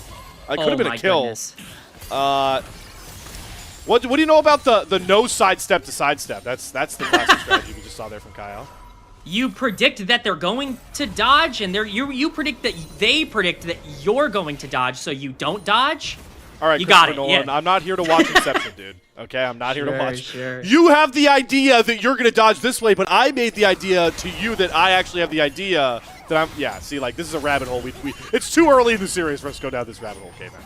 Yeah, too much going on there. This game has already been super, super chaotic, and quite frankly, I don't know if it benefits either of these two sides. I think it's specifically notable that Kyle has no flash, and I expect there to continuously be pressure onto the bottom side. It certainly limits what the Ezreal Karma can do in the laning phase, but we're not even close to hitting those level 6 power spikes just yet coming in from the junglers. That's when I expected a lot of this action to tick up, and right now, it's just going to be roams coming in from the supports, despite the lack of summoners.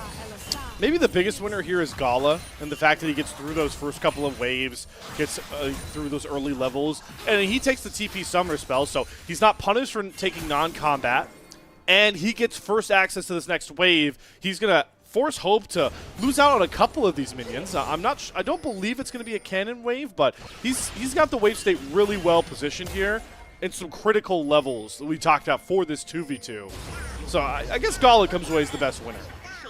Certainly, I mean, if you're going to be up at all as Varus Nautilus, now is the time to be up in the laning phase. It allows Nautilus to be more aggro in the mid game here as you get closer and closer to that level 4. As your junglers are hitting that level 6, it just creates more action on the map.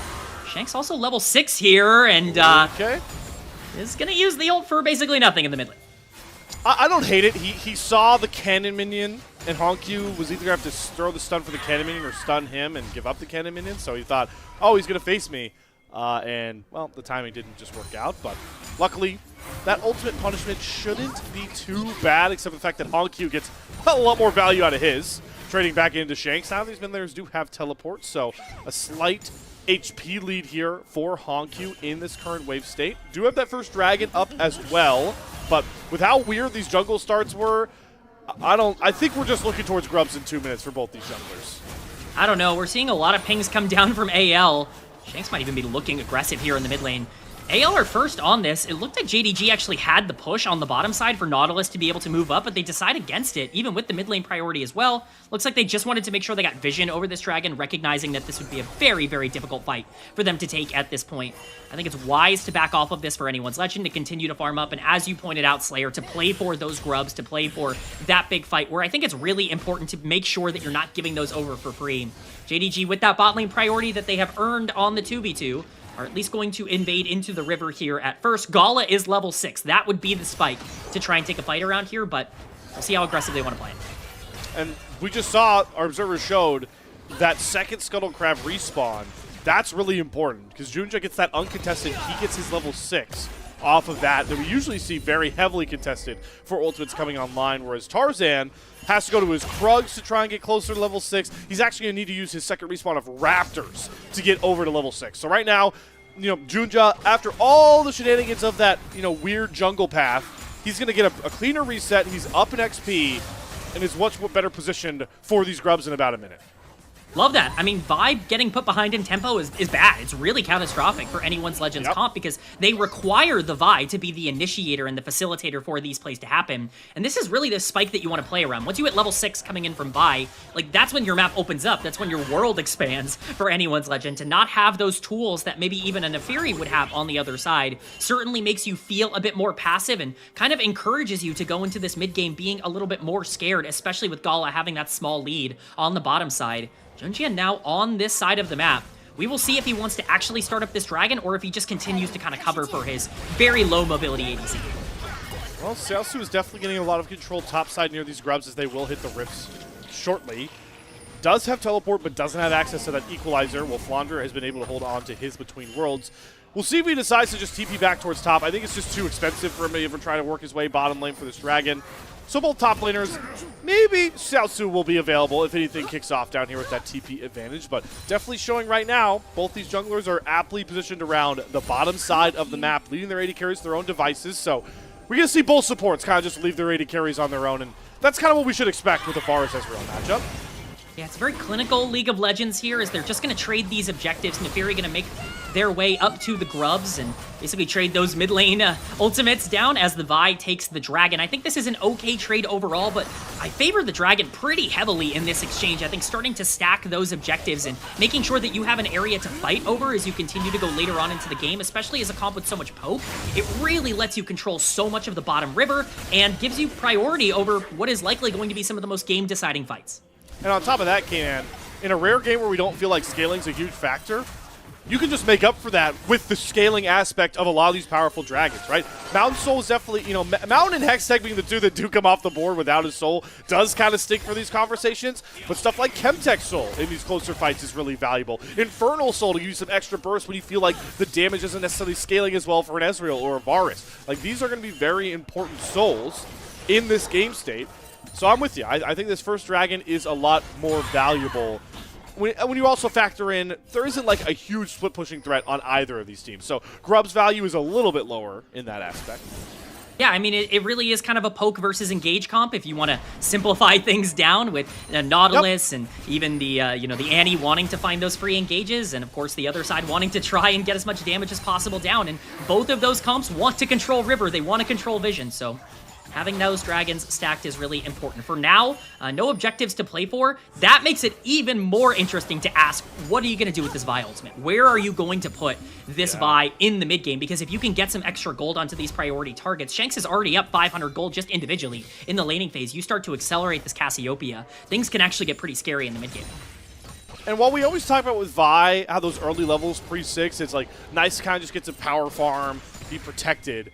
At a certain point, while our two junglers, I agree with you, came in kind of spiked with their value around mid-game, around like 1 to 2 items, allowing a Neferi to just constantly power farm camps on rotation, respawn on and on, that does kind of accelerate this very reliable damage tool for JDG. So this window is where I'd like to see Tarzan, like you're mentioning, be a lot more proactive on the map, because we can't just let Junja go top-down clear with no sort of punishment, right? Certainly, you don't want this Neferi to basically get out of control for free, and that's why you feel like you need to keep the pressure up.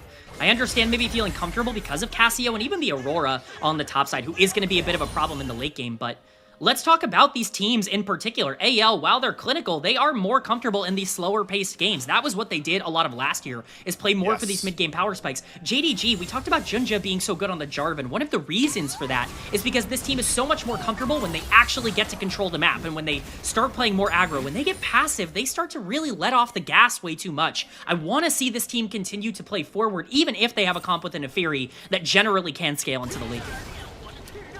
Well, K-Man, only thing going forward is the rate that the creeps are spawning at and the camps are respawning at. We're 11.5 minutes into this game, and we have yet to see not just a kill, but like anybody below. We've had one guy below 20% HP. It was Kyle. There was one flash that's been burned by this point. So a really somewhat surprising slow pace to this game. Like you mentioned, K-Man, slightly because of what we expect from JDG, but also, again, stressing the draft here. It's not like we're playing Aphelios versus, Yunara in the bot lane, and we're playing Ryze Azir mid, and we're playing double tank topside. Like, these are champions that are looking to scrap once their ultimates come online. So we're just waiting to see if something will kick off. When can those timers potentially be, K-Man? We got another Dragon in about a minute and a half, Herald a minute after that. We might be waiting until about that point in the game, it feels like. Yeah, the Dragon is likely going to be the next major objective. I think the big reason why they're playing so safe is because both do realize that these comps come online in the mid-game, and they're scared to make that big mistake that could bust the game wide open. When you have a deathless game for so long, you don't want to be the team that breaks first. You don't want to be the one that lets the floodgates open. And I think that is the mentality that both of these teams are playing with. But eventually, someone's going to have to cave. Someone's going to have to make that play. Whether it's Honkyu with his flash available on this Annie, being able to find a stun with Vampire, or if it's Tarzan just pulling the trigger on that Vi engage. Someone's going to have to just say, hey, now is the time. We're going to make this play happen. I agree with you. It's likely going to be in around 45 seconds around this Dragon, as we can already see, especially anyone's Legend setting up for it. Well, let's take stock of these first items to really emphasize maybe who we feel a bit more pro towards breaking out this first fight, right? We see the Liamdres has been completed here for Honkyu. It's going to be a Roa build here coming across for Shanks on the other side. So both these guys are going to just look to scale up. Shanks actually doesn't get his first item done here thanks to the tier, so... Oh, no, there he goes. He gets the Roa done. Yeah. So, not a lot of power on the mid laners. Maybe, it's like we're basically looking at junglers. And, the Yomu's is just completed here for Gala, but we do have the Triforce on the other side for Hope, so I guess it's kind of pick your poison. I, again, don't think first items right now are super swaying a 5v5 that, seems to be a brewing. All right, there we go. Ball breaker forward into the cease and desist. They send Tarzan really deep to make this play. Petrifying Gaze is not going to stun anybody up, and Shakes tries to get around towards the fight. Good use from Junja to go untargetable to get out of that plus Shakes ultimate. Flash forward comes across from Vampire. The Dread Line lands onto Shakes. Flaundra to the side, though, chunking a ton of people low. It's first blood to Hope as Xiaosu sacrifices himself to find that second kill. Flash forward from Flaundra. Not enough damage to kill off Honkyu. But it's a 2-for-1 win here for AL, and they have first access to that Dragon we knew everybody was going to fight over. Both teams throw everything at the wall in that fight. They recognize that if they're able to win it, then they can get control of so much of this game. AL in particular, being able to pick up the win by doing a great job of going backwards. They start the fight, and they also end the fight on their heels. We're going to get a replay of how this happens. Tarzan just sees that Annie is caught out, recognizing that Annie is probably the most consistent form of engage. Using that flash to go backwards does bring Tarzan into a scary spot, and you might be worried about the lack of damage profile here. But look at the positioning of Flaundra in this fight. He's completely untouched onto the backline. Xiaoshu is so aggro. Even though Shanks gets hit by the hook, he takes so much damage down onto Vampire that when he goes backwards, he just needs to make sure that he can let Flaundra be able to clean up the rest of the fight, the rest of the kills, and the rest of the map here is we might have broken everything open now at Rift Herald. Okay, man, we ripped the Band-Aid off. Now everybody's down to scrap the LPL way. Herald position is pretty important here. Tarzan has to relinquish control of that pit with that Vault Breaker, but now that they've slid Shanks over, we have Flaundra leaning here, so AL has all 5 members strong. They're going to play for this Rift Herald. JDG, they can give this.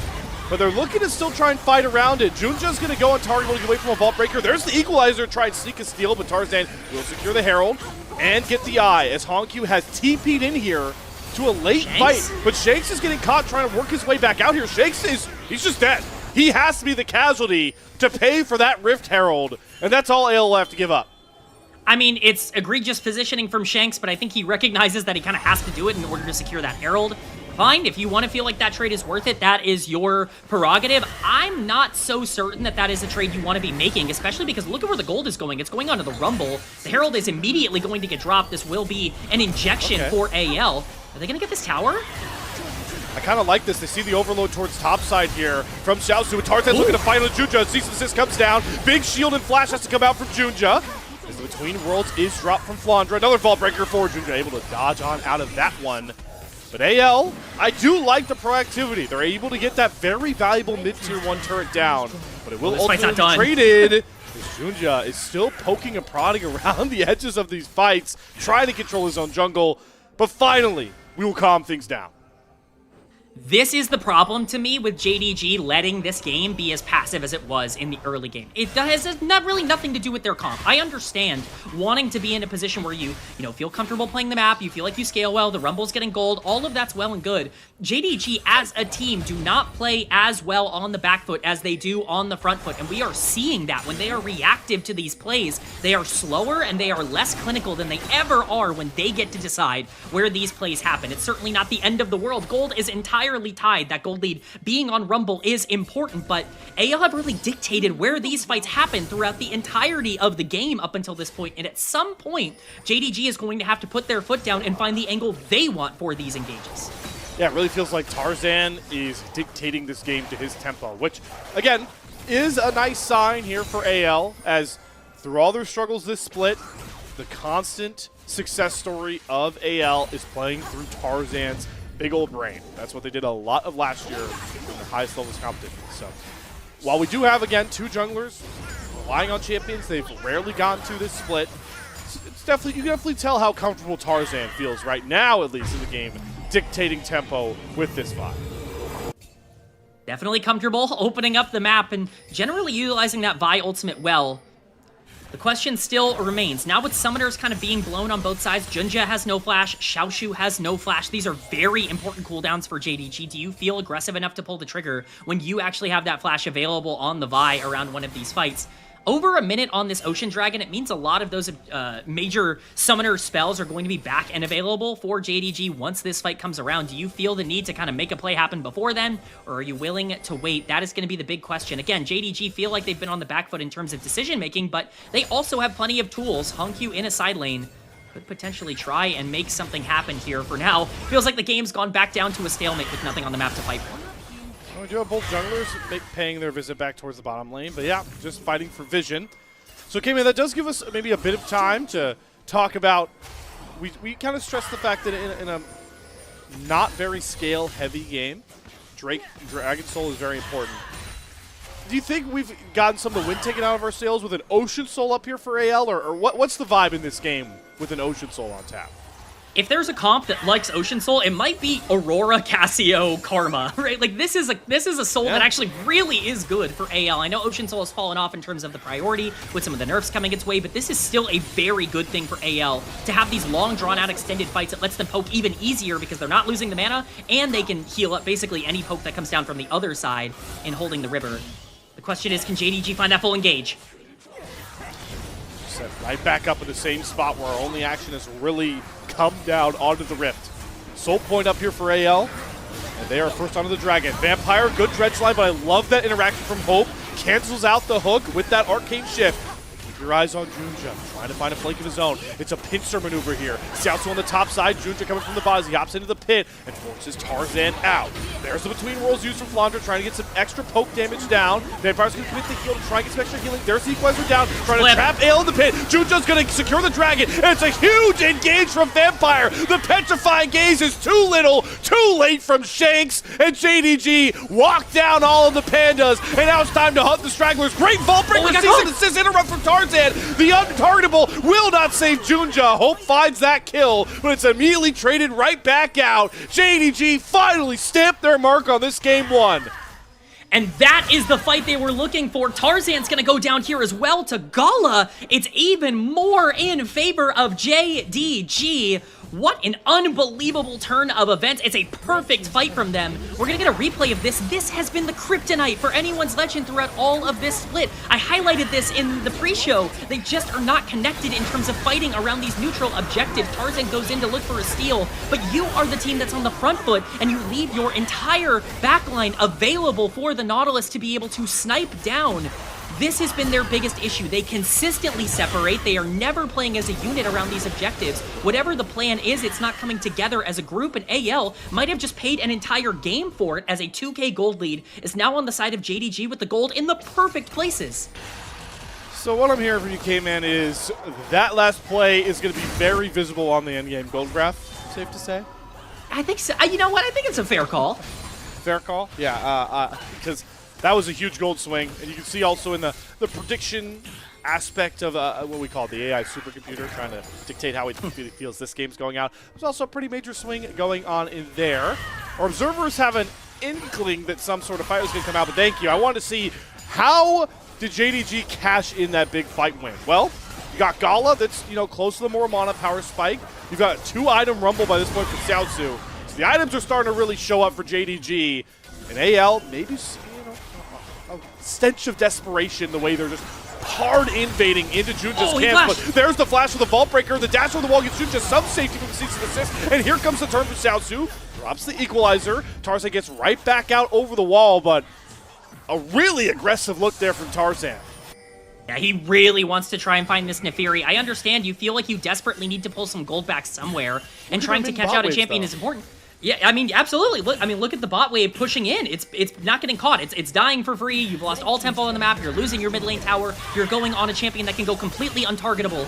These are desperation plays. This is what we were seeing out of AL when they lost to Ninjas in Pajamas earlier this week. We were seeing a team that was making desperation plays way too early into the game and just not really understanding where they can start to pull back small resources, and they're getting punished for it. I really, really want to highlight Xiaoshu right now. He is enormous on this Rumble, and quite frankly, these team fights have been gorgeous from him. The equalizer in the previous fight landing on 4 members and completely destroying all of anyone's legend when they got separated. If that happens again, this game is over. You have to be tracking the top side of the map.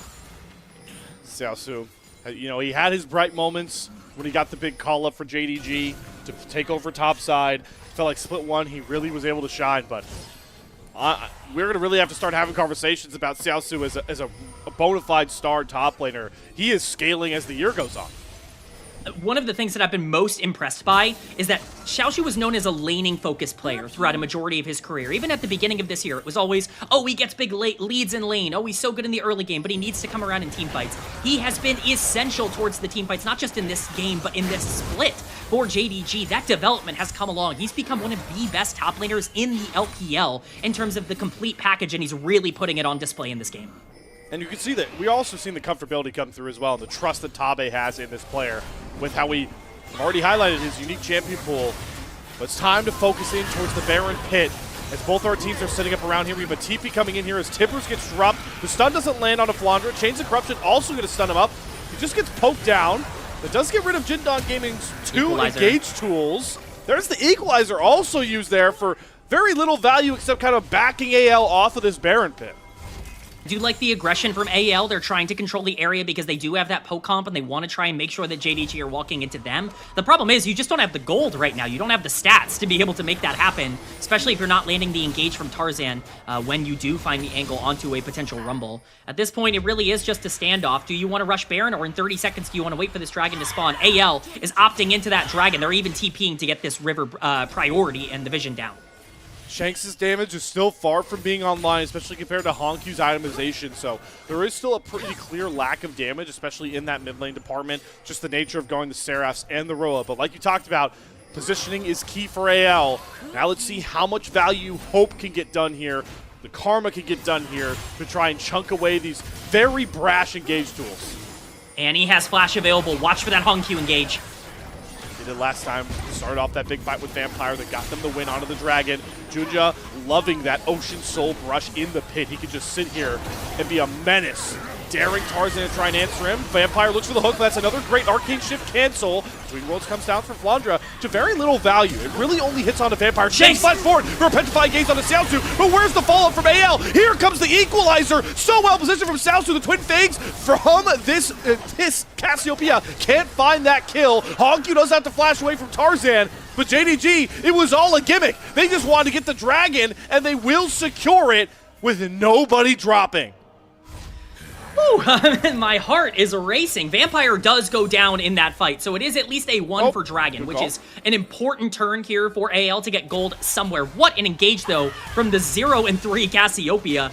Really the only miracle play that you can make in that instance. Tarzan has to be around the pit to try and find his way in. Once they commit to the fight instead, they needed to find more. You can't be doing both. Again, for AL, this is the problem that they've run into. They want to get everything on the map. They lose the Dragon, and they end up getting some of the fight, but not as much as you maybe could if you full engaged. It really is just one of those moves where AL kind of gets 1,000 gold swinging their way, but they don't really gain any pressure on the map from the play that they just made.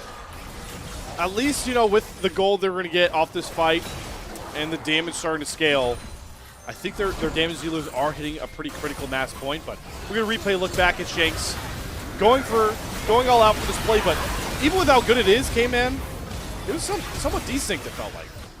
That's the thing, is that entire fight, Tarzan is in the pit fighting Junja, and Shanks is going for this flash engage on Cassiopeia with no Vi in the area, and it's just, if you play as a unit, you're going to find so much more as this team. It doesn't feel like they're capable of doing that right now, and JDG, with the pressure that they generated from that play and the gold advantage that they have controlled this top river, which is a nightmare for an AL comp that basically needs to start in a good position. Now it's becoming like a guessing game, right? When can we work our way into this river? How confident are we that JDG are just going to rip this Baron? Because, you know, it is a Varus comp, so Baron takes aren't necessarily the greatest, right? Came in, but a Fed Rumble and a Fury in the jungle, they definitely can shred through that Baron if they want to look for it. It's really going to have to start emphasizing the side lanes to set up things for things like this Baron take, right? Where right now, you see JDG top side, it's still pushing in pretty comfortably. And off that and spawning Flandra on the bot side, they're onto the Baron. I mean, bare minimum, it forces AL to walk into them, and that's exactly what JDG want. They have so many tools to punish darkness, and AL is walking directly into that. This is even going down. They're going to be super late to this play. Late? I don't think they're going to make it. Nope, gone. They don't. JDG, what a gut call there from Junja. They wanted AL to come in and fight them, but they'll take the prize with no fight indeed. 5 members with Baron, and AL, all they're going to answer with, K-Man, is a bot lane tier 1 turret. Slayer, the point I was going to make before that play ended up happening was, oh man, Baron's actually so good for JDG because they can force AL to walk into them and they can basically get a free fight with Annie. Well, no fight necessary. Why not just take the Baron? And that's the prize after all, and now you get to play the map even better. They still get to look for picks as they do in this jungle. AL can't even afford to be here.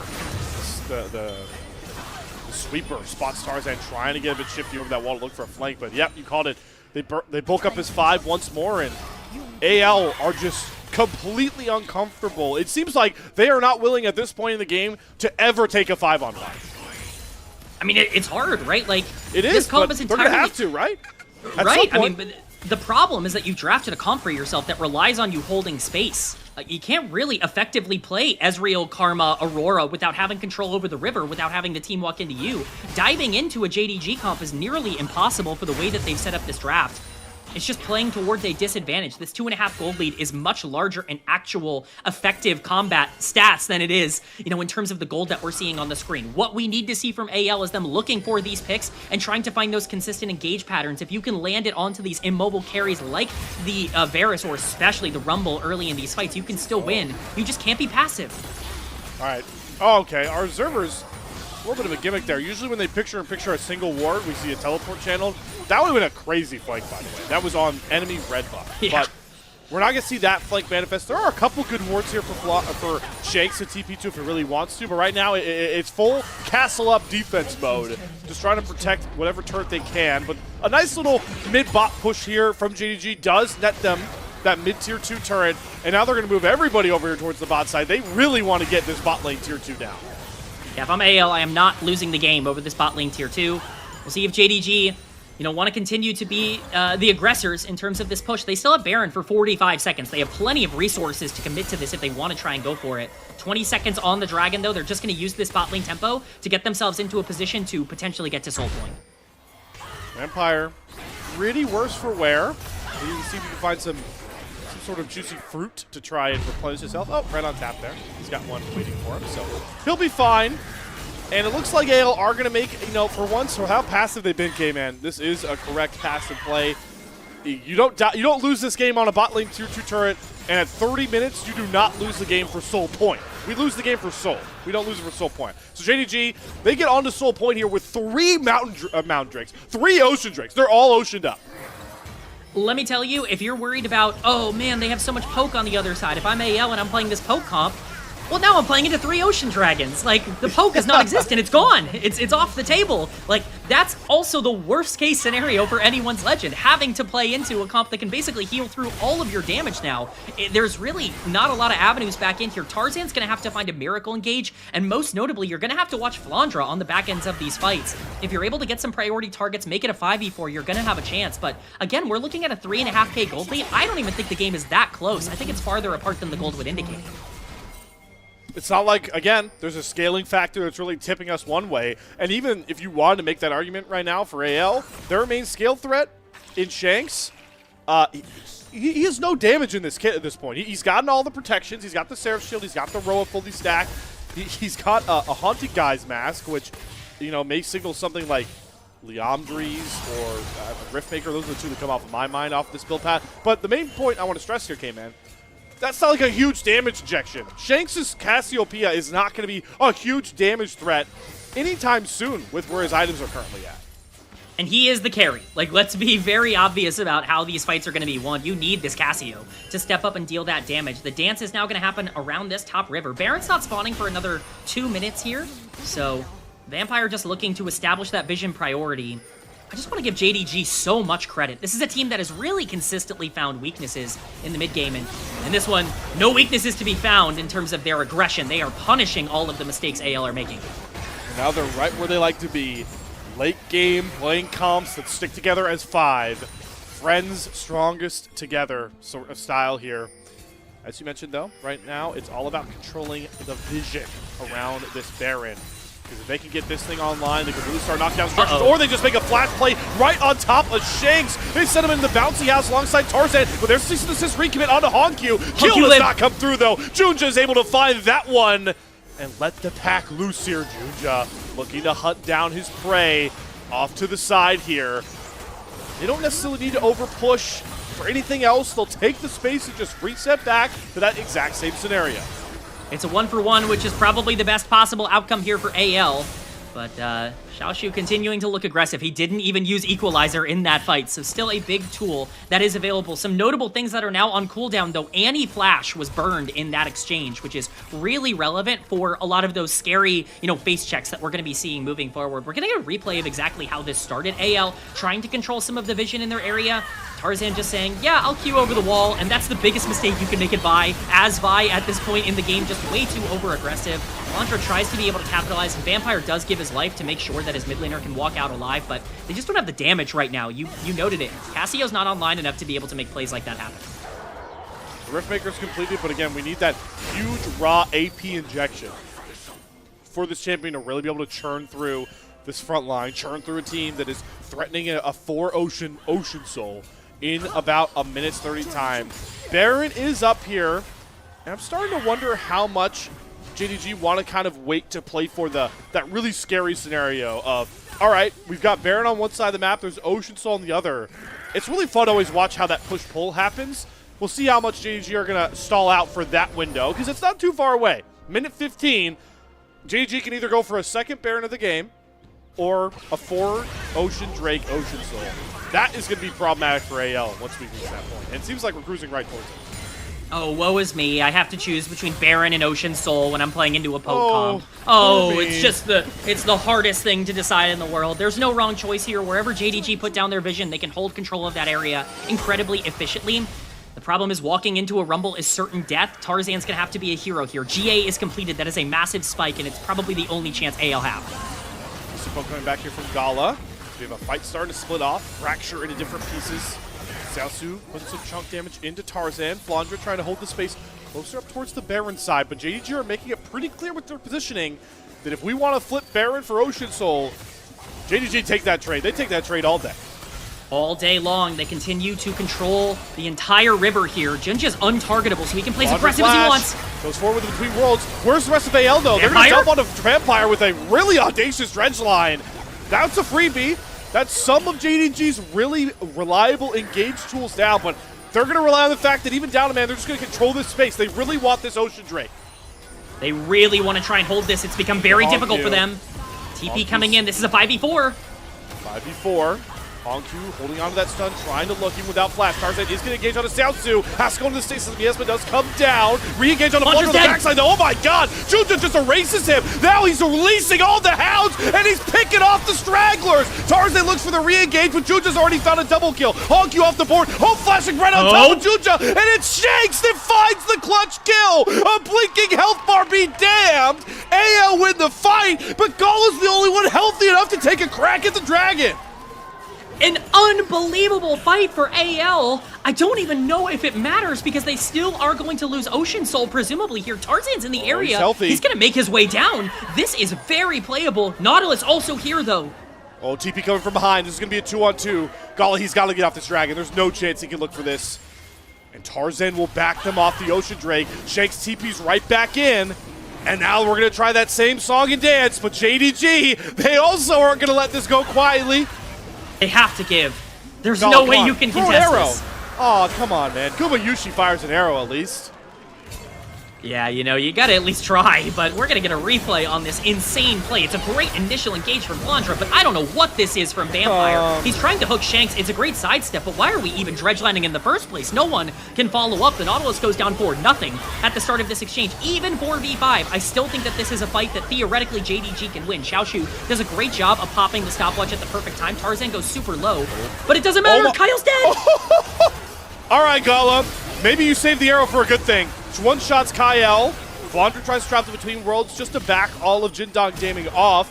True Barrage does get Hongku pretty low, but he's got TP. And now roles reverse, K-Man. It's JDG with the 5-man advantage. And look what sort of difference it makes. AL aren't even going to put up a fight here. The Baron Tarzan's going to look for a steal. Yeah, it's got to be the Tarzan steal angle, right? TP comes back, Hongku fully healthy. Stasis comes out from stopwatch. He's a dredge line, but the equalizer's still burning him. He's right on top of the hot coals, and here comes Junja looking for the assassination. Makes it with ease. Down goes Tarzan, throwing himself at JDG, but it's all about the wolf pack being released again for Junja. Hope and Flandra can only kite back towards safety because the Baron pit is JDG's. The dogs are howling here in game number 1. Junja comes up massive as they're able to win a huge fight around the Baron. Flandra, even now trying to make a play happen. The action never stops in this game, Slayer. It just keeps going. It looked like JDG threw the game, and then they won the game back, and then they win a Baron fight, and then everything is just so chaotic. Unfortunately for Shanks, he is the one member of the team who cannot get caught in this area, and he gets hit by that dredge line. It's a huge find for Vampire. The equalizer immediately dropped. Yes, you're able to stun up Hongku, but if Shanks goes down, you cannot win the fight. You don't have the damage. Tarzan has to dive in just to try and make anything happen at this point. Junja is unleashed, and Hope is lucky to be able to get out with his own life, but the mistake comes through. The most consistent member of AL ends up costing them big in that team fight. And you can see how much of a gap it is between those integral junglers. 3,000 gold lead for Junja at this point. He's got 4.5 items. He's got a Serpent's Fang to ignore this Karma, ignore your Seraph Shields. This guy, if he gets access onto anyone on this team, there's no tanks, anyone, they are getting eviscerated. And I gotta give my hat off to Tabe once again, because there's just so many really easy, consistent ways to allow Junja a single target to blow up with this comp. 100%. JDG are feeling comfortable. Vampire gets to tank anything as they walk in. They wanted bot lane pressure last time. They're gonna get it with the... How many cannons is that, Kate? We got 4 of them! 4 of them! That's like low-key a naval... That's a naval base just walking around with AL right now, or JDG right now. They don't even have to hit the inhibitor. That thing's gonna go down in like 3 seconds with 4 cannons just free hitting. Bring me Tarzan a trying to fifth find one. an angle Oh, on no! the back line. We lost 2. I want to see if we get up to 5. Oh, we lost 1. All right. Hope's getting rid of him. All right, the missile barrage attack from JDG is going to slow down, but as you mentioned, they got the cannon minions alone, got rid of the inhibitor themselves, and now JDG will look to try and hound onto this mid-tier one. Tarzan just barely doesn't have Guardian Angel up. That's massive for this fight. Two worlds again. Flandra just using these kind of as like zoning ults, wave clearing ults. Not a lot of value out of this Aurora's ultimate. Oh, Dredge Dredgeline there for Vampire. He's still just constantly hunting Shanks. And we've got our own little mini cannon setup going here in the mid lane. Once again, our cannon minions taking center stage. They're going to knock down the mid-tier 3 turret and take the inhibitor right behind that. Exactly what JDG came and looked for. And how poetic is this reset timer? They're going to reset with their Barons, and in less than a minute, another crack at Ocean Soul. Perfectly maximized from JDG. They got kind of lucky with the GA timer as well, getting burned in that fight, as I pointed out. Tarzan cannot find that flank angle engage, and even the desperation play, if he doesn't have that Guardian Angel available, will have it up for this Dragon fight, which is the most important of the game.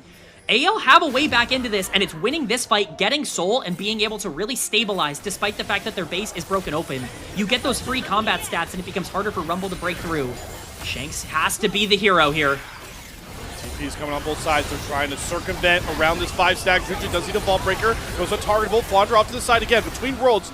Kind of just used to keep JDG at bay, but doesn't get a lot of valuable damage. And now look at the Ocean Soul. Look at the healing of this Endless Hunger. Juju's already back up to 100.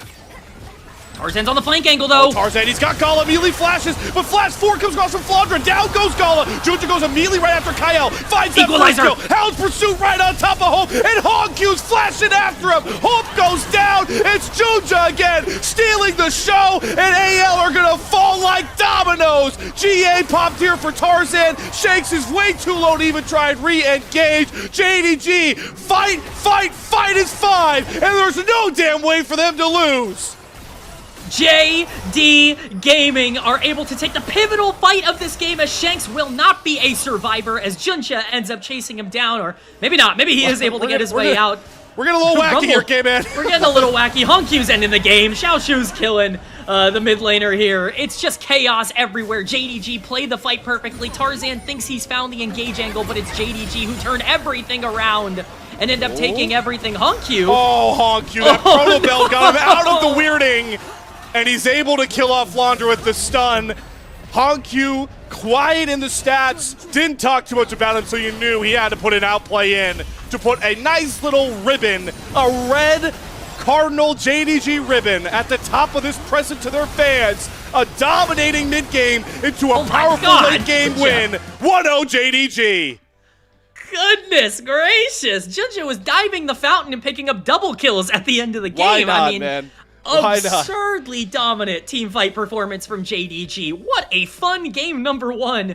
Both of these teams showed up and also had their own flaws. AL, their kryptonite comes back to bite them. Again, they just cannot be coordinated around these objectives. And JDG, a team that we were hoping would be more aggressive, would control the game on their own terms, absolutely did that in game 1. You know, I said it towards the end of that game with that first, you know, we saw that Baron push like manifesting, but I feel like we might have done a bit of disservice. Like, I feel like the draft gap really showed up. Maybe it's just the nature of how that game went late, but I felt so bad for Tarzan in this draft, trying to work Vi with no secondary engage tools. And then you just look over at Junja and he's like, guys, I need help getting in. Can you guys got me? It's like, yeah, bro, we got Shades of Corruption here. And he's stunned here. Well, we also got a Nautilus as well. He's got like 3 CC abilities. Is that good enough for you? And look what happened. Junja ran wild this entire game. I mean, he was an absolute monster. Like truly unkillable at the end of that game. Neferi, as we know, can just snowball so many games out of control. And you're right, the engage angle was on their side. But I want to make it clear why that was the case. If you look at the comp, obviously they have way more engage down the stretch of the game. But AL should have the tools to get that lead in the early game. They should have the tools to be the ones making proactive moves. They should have won bot, and they didn't. They should have had Vi ult more in the mid game, and they didn't. It was the lack of proactive plays. It was the scaling that ended up really coming back to bite them, and it was the mis-execution. Big credit to JDG. They did phenomenal. They outplayed AL in these team fights, but it all really comes back to understanding what your role in the game is, which JDG did better at every level. We really came into that game talking about how it feels like we're going to have those fights where everyone's like hopping over each other, like it's complete chaos because we got 2 diving junglers, a ton of engage on one side, a ton of peel on the other. But I think you really hit the nail on the head there. From HungQ damage. Sorry, I just was no, Annie, ahead, 40,000 damage Annie game? That's what we're talking about here. I mean, you want to talk about a team effort. You said we didn't mention HungQ all that much. He outdamaged his Varus. Like, and Ezreal on the other side. That's absurd. That is absurd. But you hit the nail on the head to me, K-Man, when you said, you know, this was a really uniquely well-executed game from JDG. Because with all these engage tools we're talking about, it is really easy to kind of just, you know, take off the training guards, let loose, like, everyone look for their place. But we're going to see it in these highlights when we look back. They really exercised beautiful patience, especially Vampire. He had one bad dredge line. But outside of that, he was always like patiently waiting for AL to come into him, then look for the re-engage. It was the re-engages from JDG that always worked out. This is where Nautilus can really struggle on this patch and in this meta and with the way that things have developed, because all of these comps like to just go so far forward, use their engage to just try and find these proactive members, and if it doesn't work, you lose, and if it works, you win, and it just flips the game.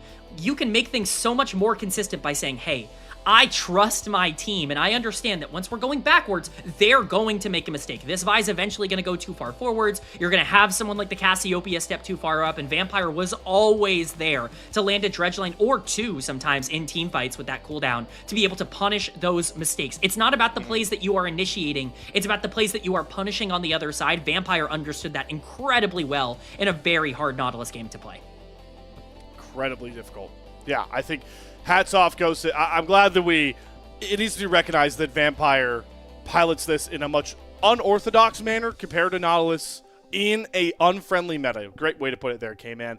Except for, you know, we're going to see one of them. One time, well, we like to give everybody like one pass. He had one, you know, a bit audacious look. But again, you just watch through all these fights. It's always AL, desynced, looking for these engages. Tarzan, so headstrong.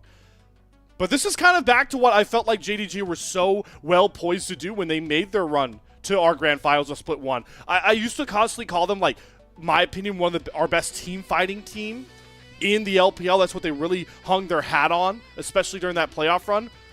It's just it's when they're all synced together and approach team fights the same way. There are a few teams that are able to do it as well and really as consistently as I feel like JDG are.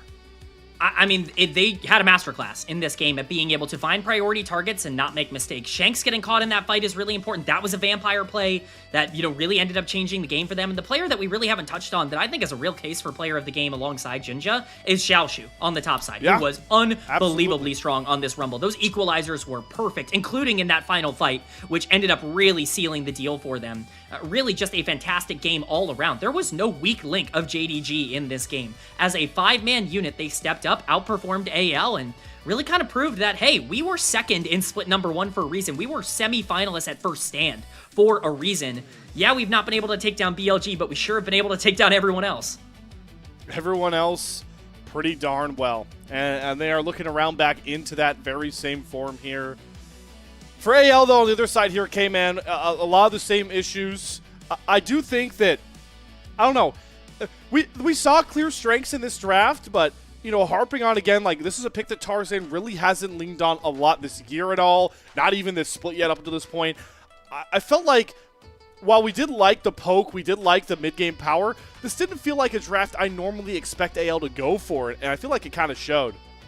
We knew this was going to happen. Yeah, we definitely saw it. Yeah, I mean, especially at the end of the game when this guy's 2v1ing people in their enemy fountain. Yeah, I'm pretty sure that's a pretty easy choice for player of the game. Again, credit to Vampire, credit to Xiaoshu, who I think were both incredibly relevant. HungQ doing the most damage in the game on Annie is incredible. But you're right. For anyone's legend, like when you're talking about the comp that you identify with them, it's not a comp like this where they don't really get to play slow, or they don't have the same kind of control over objectives. There's no comeback mechanic on a comp like this. You really have to make those plays happen, and they didn't happen in this game. They were put on a timer, and that timer ran out on them. Well, we've seen AL go cold to start a split, go on a torrential hot streak, and then back to being wishy-washy, and they are far from consistent, especially after this first game. But luckily, they've got a game 2. They've got whatever side they like, whatever pick order they would like on tap, and it's hard to understate how important this game could be. AL need a game 2 win, or they're still looking on the outside, looking from the outside in on the playoffs, and JDG are going to lock up a top 4 spot. All that and more, that big decisive game 2, coming to your guys' airwaves after this extended break.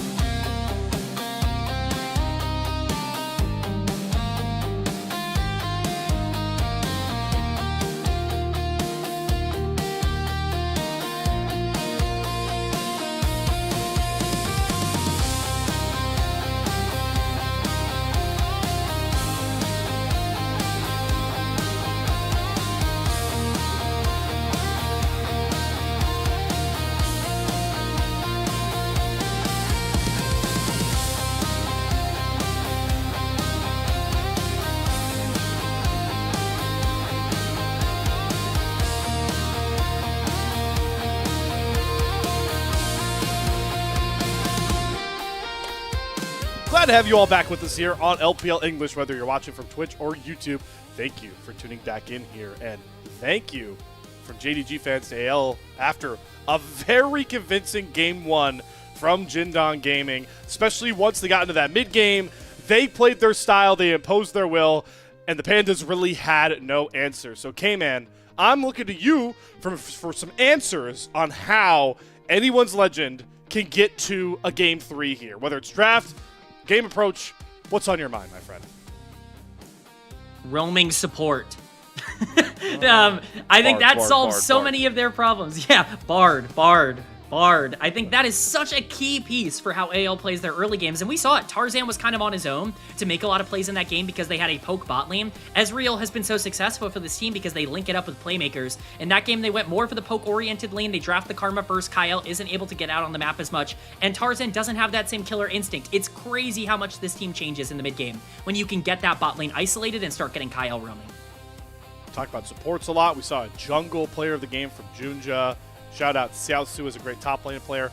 But the lane that is closest, the lane with the most firepower going into this matchup, was the mid lane. We didn't get to this in the pre-show, so we're going to try and, highlight our mid laners before we get into this very decisive Game 2. Hopefully before draft comes around. I'm waiting with bated breath. So that was our head-to-head, right? We're going to have Hongq versus Shanks because, well, K-Man, we're going to talk a lot about All-Pro votes as well.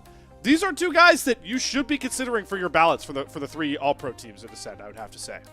Absolutely. There are 4 mid laners that I think are very heavily considered, and these are absolutely 2 of the 4 in terms of the way they played. They were both integral to their team's success or failures in game number 1, with Shanks being the damage win condition and not being able to find those angles on Cassio, and Hongq leading the damage charts on Annie in game number 1. We saw Hongq's been in crazy form as of late. We can see that where he's first in player of the games, and obviously Shanks is not too far behind him. These both have been incredibly important mid laners, and whoever gets a lead in lane in game number 2 could dictate the entire game.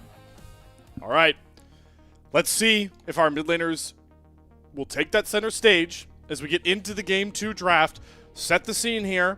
We have basically swapped around the setup. So AL wanted blue side. JDG are going to have first selection as we are heavily targeting junglers this time around. Our 3 best junglers really left up, Jarvan, Nocturne, Pantheon, are already out of the ban phase.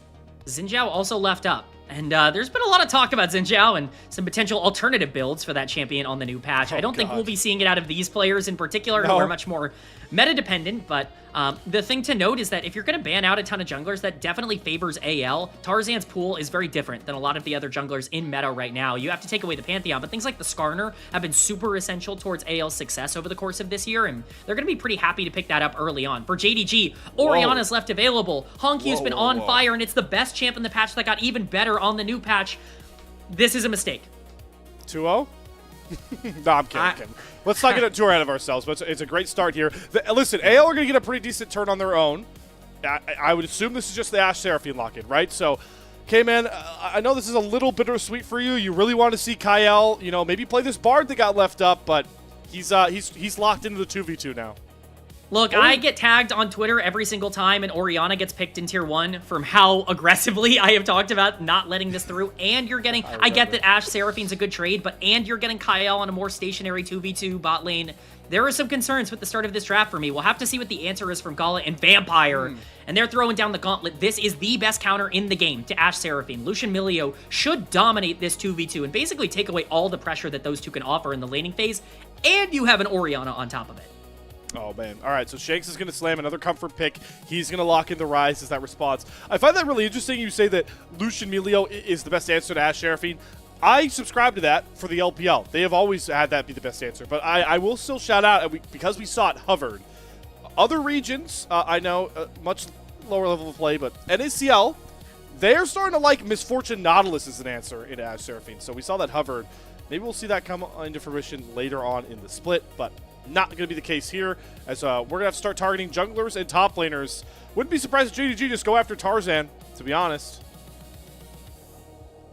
Yeah, I think you really got to start targeting those jungle positions. It's actually AL who ban out the Skarner. They view this champ very differently than basically every other team in the league. And that's fine. Hey, you yourself want to say, hey, Skarner's good. We don't want to give that over with Orianna. I totally understand. It's just strange to see AL be the Skarner team and be the one to ban it out. So certainly something to keep in mind. Both of these junglers kind of known for being more facilitators, right? Tarzan made his name on things like playing really aggressive Zac games and, you know, playing Sejuani and Maokai at a really high level. Junju was very similar, especially when he was on EDG in the LPL. He was also a Maokai Sejuani enthusiast, so maybe just not wanting to play against those tanks. Kiana going to be the ban against Tarzan. These carries are really what he has thrived upon. Nefiri was already taken off the board. In terms of what is left up for Tarzan, you've got the Xin Zhao, obviously with 2 games played across this split. Then it's Poppy, Wukong. Those are really the only other champions that he's played. Kazakhstan coming out against Jinja. Whoa. You know, it's funny because I don't think like JDG's draft has enough setup for Junja to go carry again. I really like the Kiana ban. I think this is, you know, as Seraphine Rise is more than enough setup to allow for a carry jungler. So I really like Kiana ban. The Kazakhs ban, a lot of respect bans going over to Junja. You know, my J4, of course, got first phase ban. You know, best J4 in the world. Oh. He is the Kazakhs guy. Trundle ban, I was going to say, I really thought JDG were angling for Trundle. I really thought that that was the way that they were setting up this draft. It felt like it made a lot of sense for the way that they had set up with the Orianna, but they actually ban it out and leave the Xin Zhao open for Tarzan. That's a really good answer. I mean, there are very few junglers that can skirmish as easily as Xin Zhao can. Of course, the build path has become a bit more interesting on the new patch. If you do want to potentially go for some of those new build patterns, maybe you just want to stay standard and build what you've been building all year long. We'll have to see the direction Tarzan wants to go in, but it does really raise the question of who is the ball delivery system for JDG, and Malphite is going to be the lock-in here. So, one of the first series that we saw from this new look JDG roster, I believe it was their first series, maybe even their first game, was Junja and Honkyu playing Malphite Orianna and absolutely dumpstering in the 2v2 once ults came online. They got a huge lead. Also the game that Gala got a pentakill on Yunara in his debut. Such a high-flying start, but since then, Junja has not played the Malphite this split. This is his first Malphite game of Split 2. So very intriguing, but okay, man, talk to me about the Flandre Vayne we're about to get to. I didn't miss out on that R5 or B5.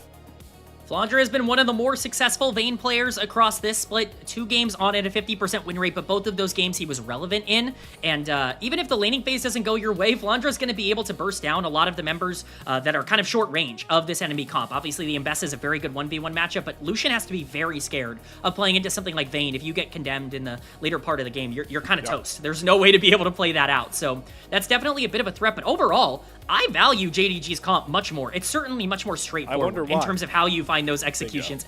The Orianna certainly plays a part, but like Orianna ball on top of Orianna ball on top of Malphite is got to be one of the easiest ways to start fights in the game. And you're staring down a Vayne who's low range, a Ryze who's low range, a Xin Zhao who wants to dive in, who's not really going to have an easy time into the Malphite. Like, I really do think that they have a lot of tools here. Their engage is much more straightforward, and as long as they're going forward and being the ones to create plays themselves, I think they'll be good. They just can't let this game get out of control. Late game gets a little bit dicey for them. It does. Ashe Seraphine is a true scaling threat, but JDG are already leaning on what they did so well in Game 1, playing as a group, on the same page with how they want to go about fights, and in this game, it's everybody forward. Everybody forward to success. JDG, if they succeed here, are locked in top 4 playoffs.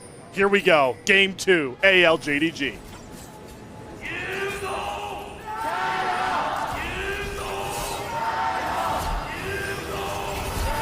Guys. Right through the gyos. I refuse to interrupt my guy that is pulling from the depths of his diaphragm to get the JDG cheer started. I will not interrupt that man. Game recognized game, man. As someone who likes to scream very loudly for a career path. Slayer, I've heard those gyos in real life. I know that they go a bit crazy from you, so you know that I certainly think that you're recognizing the overall passion that they might offer. But definitely a lot of action happening early. We typically see those trades of summoner spells. Everyone keeping flash this time is kind of important. AL are going to have the shove early on. This is not going to last for long, and Jinja already looking to be... Again? a little bit of a dissuader onto Tarzan. We're doing this again. Tarzan, I like this. This is a better game to go for it. Level 2 Malphite is more of a bit of a pebble. Oh, Okay. Tarzan. Tarzan gets it. Oh my god, he's going to dash over the wall. Jun's trying to flash. Can he get the 3 challenge strike knockup? Nope, doesn't have access to that one. He gets the Wisdom Cups Lightning. Thank you, production. This is a beautiful time, Shivam, to flash Great this timing. as we have our junglers. Want to make sure, guys, we do our own all-pro votes. We want, you are the community that keeps us running here at LPL English, folks. So we want you involved. So please, cast your all-pro votes. And I expect, you know, I can't believe I'm saying this. I expect Junja to be on a lot of your guys' all-pro votes. Maybe Tarzan, but both these guys should be center stage. As Tarzan tries to, shift center stage over towards the mid lane, but he is trying to, I guess, just reset the weird path that he put himself on, or just look to invade more. That's the ulterior option. Oh, I mean, poor Junja. if you're scared of Malphite level 6, don't let him hit level 6. Just keep invading him, and he's gonna find him on Gromp again here. He does have smite. Oh, this is gonna be a pretty big 50-50. no. Junja, he doesn't even have level 3 if he can't get this. Kyle's racing Kyle's up here. here. Vampire's here, but Kyle's first. Tarzan's gonna steal another camp away. Time to play a fun game called How Long Can I Make It Before This Malphite Can Get Ultimate? This is such a sad image. He's just staring and watching Tarzan take his blue buff in front of him, and there's nothing he can do. We'll just have to pay it a bottom lane. It's too depressing looking right now, Junja's POV. No! Don't go back! This man is being terrorized. Oh my god, he's level 2. He is level 2 still. Can I point out that it's 20 CS to 4 in the jungle? Is that bullying? Am I contributing to the problem here, or what? Like, Nope, you're merely stating facts. The bullying is an unfortunate side effect. yeah, he's pinging down onto the crab on top side and just saying, I'll get that, I guess. It's really the only thing he can go for right now. This game is nightmarishly bad already for JDG. This is why you can't give Xin Zhao over in the early game. Tarzan is also just saying, hey, I want your respawned Raptors as well. I'm not done with this as Gala looks for a fight. Oh, All flash for Flash! Hope! But that's a great double tap he got trap it. from Kyle, but it still comes across. First blood to Gala. 80 carries straight their lives. What the hell is going on in this mid lane? Oh, Shanks has man. got all the way up to the mid-tier 1 turret just to make sure Tarzan can steal away more camps. Junja has 4 farm. He still is at 4. Just go after respawned wolves, K-Man. Oh my god. Oh my god, he didn't even get the crab. He gets wolves. That's good. He won't hit level 3 off of this wolves, so that's a bit of a problem. This game is really bad. This is a really bad game right now for JDG. Tarzan's a level and a half up on Junja. He's 31 to 8 CS. Shanks has to be careful. Hongq can flash here. Doesn't want to go for it. I think if he flashes, he kills, because Q will be up in time to be able to make that play happen. Guess he didn't want to risk it, so overall, still some aggressive trades, but at least Junja's starting to get some farm. Yep, but it's time to now keep the pressure up on another target. It's going to be the speed up. Shanks flashes. He wants the Rune Prism. The flash for the slowdown from the beat drop gets Kyle the kill. Who said he can't be a roaming support when he picks the Seraphine? Incredible roam from Kyle, and that punishes, I think, the indecision from Hongq in terms of not flashing for that kill earlier. I really do believe he would have picked it up, and without that resource available, he has to burn flash going backwards, gets flashed on top of, and just ends up dying. AL have a 1,500 gold lead, a 600 gold lead in the jungle already. This game looks like it's almost entirely out of control. That is a scary thing to hear from you, K-Man. 5 minutes merely into the game. My Malphite has a Ruby Crystal and Cloth Armor. Oh, no. Let's see what Tarzan buys here. Oh my Shanks god, is level 6. I love this from AL. They are hungry. They were way upset about how passive they were in game 1. And now they're just going on all-out blitzes. Rune Prism's going to land on a Vampire. Trying to kite back Destiny with the Cozy Campfire, but a Q from max range gets Shanks the kill. What sort of demon has awoken into anyone's legend? They are dominating across the map. Everything is going in their favor. They're going to get the dragon for free off of this as well. This is the problem. I mean, JDG are playing this 4v5, and they're getting out macroed in terms of the way that they're playing the map. Their lanes are losing. Junja's going to hope and pray to try to hit level 6 as quickly as he can, and you might think, oh, well, Malphite's just a level 6 bot anyways. Yeah, if he hits level 6, if he ever gets there, because right now it's a major question mark. AL have a full track to take this dragon before Grubs even spawn. They're going to be first onto Grubs as well. They have all these kills onto Ashe and Ryze. This game does not get easier. This is looking incredible for them. They're going to get that Mountain Drake. It's a free constellation. Tarzan, I think, like, grubs? Does Junja even get 6 before these grubs with where his camps are at? I don't think so. I mean, Definitely not. yeah, bar minimum. Tarzan's going to, I mean, why not keep invading, too? Shanks is now strong as well. Much stronger than Honkyu. Let's play a fun game here, K-Man. What point of the game do you think Junja will get his first red buff? It's not going to be here. Boy. Spoiler. Unless I'm using I mean, my he's Craft going to Curse try. with We'll see. He has no vision. Yep, nope. Well, it's hopefully going to be soon.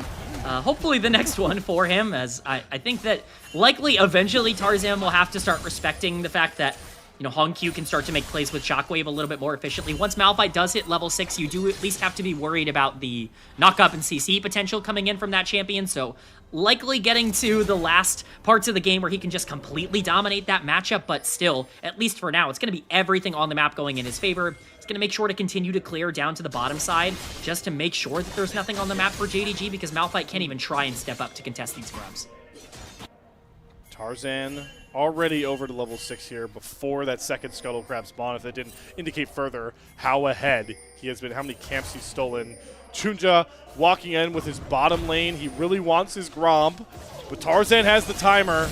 Kyle's here to cover as well. He even has ultimate advantage over Vampire right now, so Encore is accessed. Crescent Guard is accessed. There's no way. I mean, this is deja vu. He's once again standing on the outskirts of his jungle saying, please, sir, may I have a blue buff? I mean, he's got 27 farm. He's got 27 farm. Shanks is going to maybe overextend. Honkyu's a level up on him. He has to be a little bit careful here, but Tarzan's just going to feel so aggro. The blue is going to reset, but look where Kyle and Hope are. They're fully invading his arrow. Oh, Honkyu gets hit. He's in fog, but there's what becomes sliding to find it. The Shockwave is a mere martyr. Honkyu down. AL rolling through game 2. Tarzan is running in between the turrets just to chase Junja off the Raptors. I mean, this is domination. This is just like, this is actually cyberbullying at this point. Tarzan is abusing the map. After this, he can go straight to grubs and basically take them entirely for free. He hasn't even fully bought the items that he's gotten with his lead yet. He's almost 1,000 gold up by himself in the jungle at 9 minutes. Let's go, Tarzan. Okay, man, this is the Tarzan we've been missing for. I don't even want to just say Split 2. Like, most of the year, I feel like this is the Tarzan that we've been missing that just absolutely gaps any other jungler against him. Doesn't even care how much of a hot streak Junja's been on. It's his world, and you're going to live in it. It's his jungle. I'm talking all 4 quadrants, by the way, and you're living in it. I mean, this game should be completely out of control at this point. It's not only that Tarzan is so ahead, it's that you're... Oh, he's going to get it. He's got level 6. It's not just that you're so far ahead. It's that, like, what do you even do? Like where is the play to even be made? But here's the thing: is you have a lot. Oh, Vampire. You have a lot of bad. Like, there are not a lot of good lanes to try and ult at this point, because now you're in a spot where Hope is going to be able to counter engage basically any major aggressive play from the Malphite, and Shanks got a kill and 2 assists from those early Tarzan plays as well. You're losing in gold everywhere. One bright light for JDG here. Shout out Xiaosu, man. He's in to the Vayne matchup with Exhaust, and he is up CS. You know what? We had to find something good for JDG right now. Let's give the man his flowers for getting through the hardest early laning phase the top lane currently brings, which is this Vayne top matchup.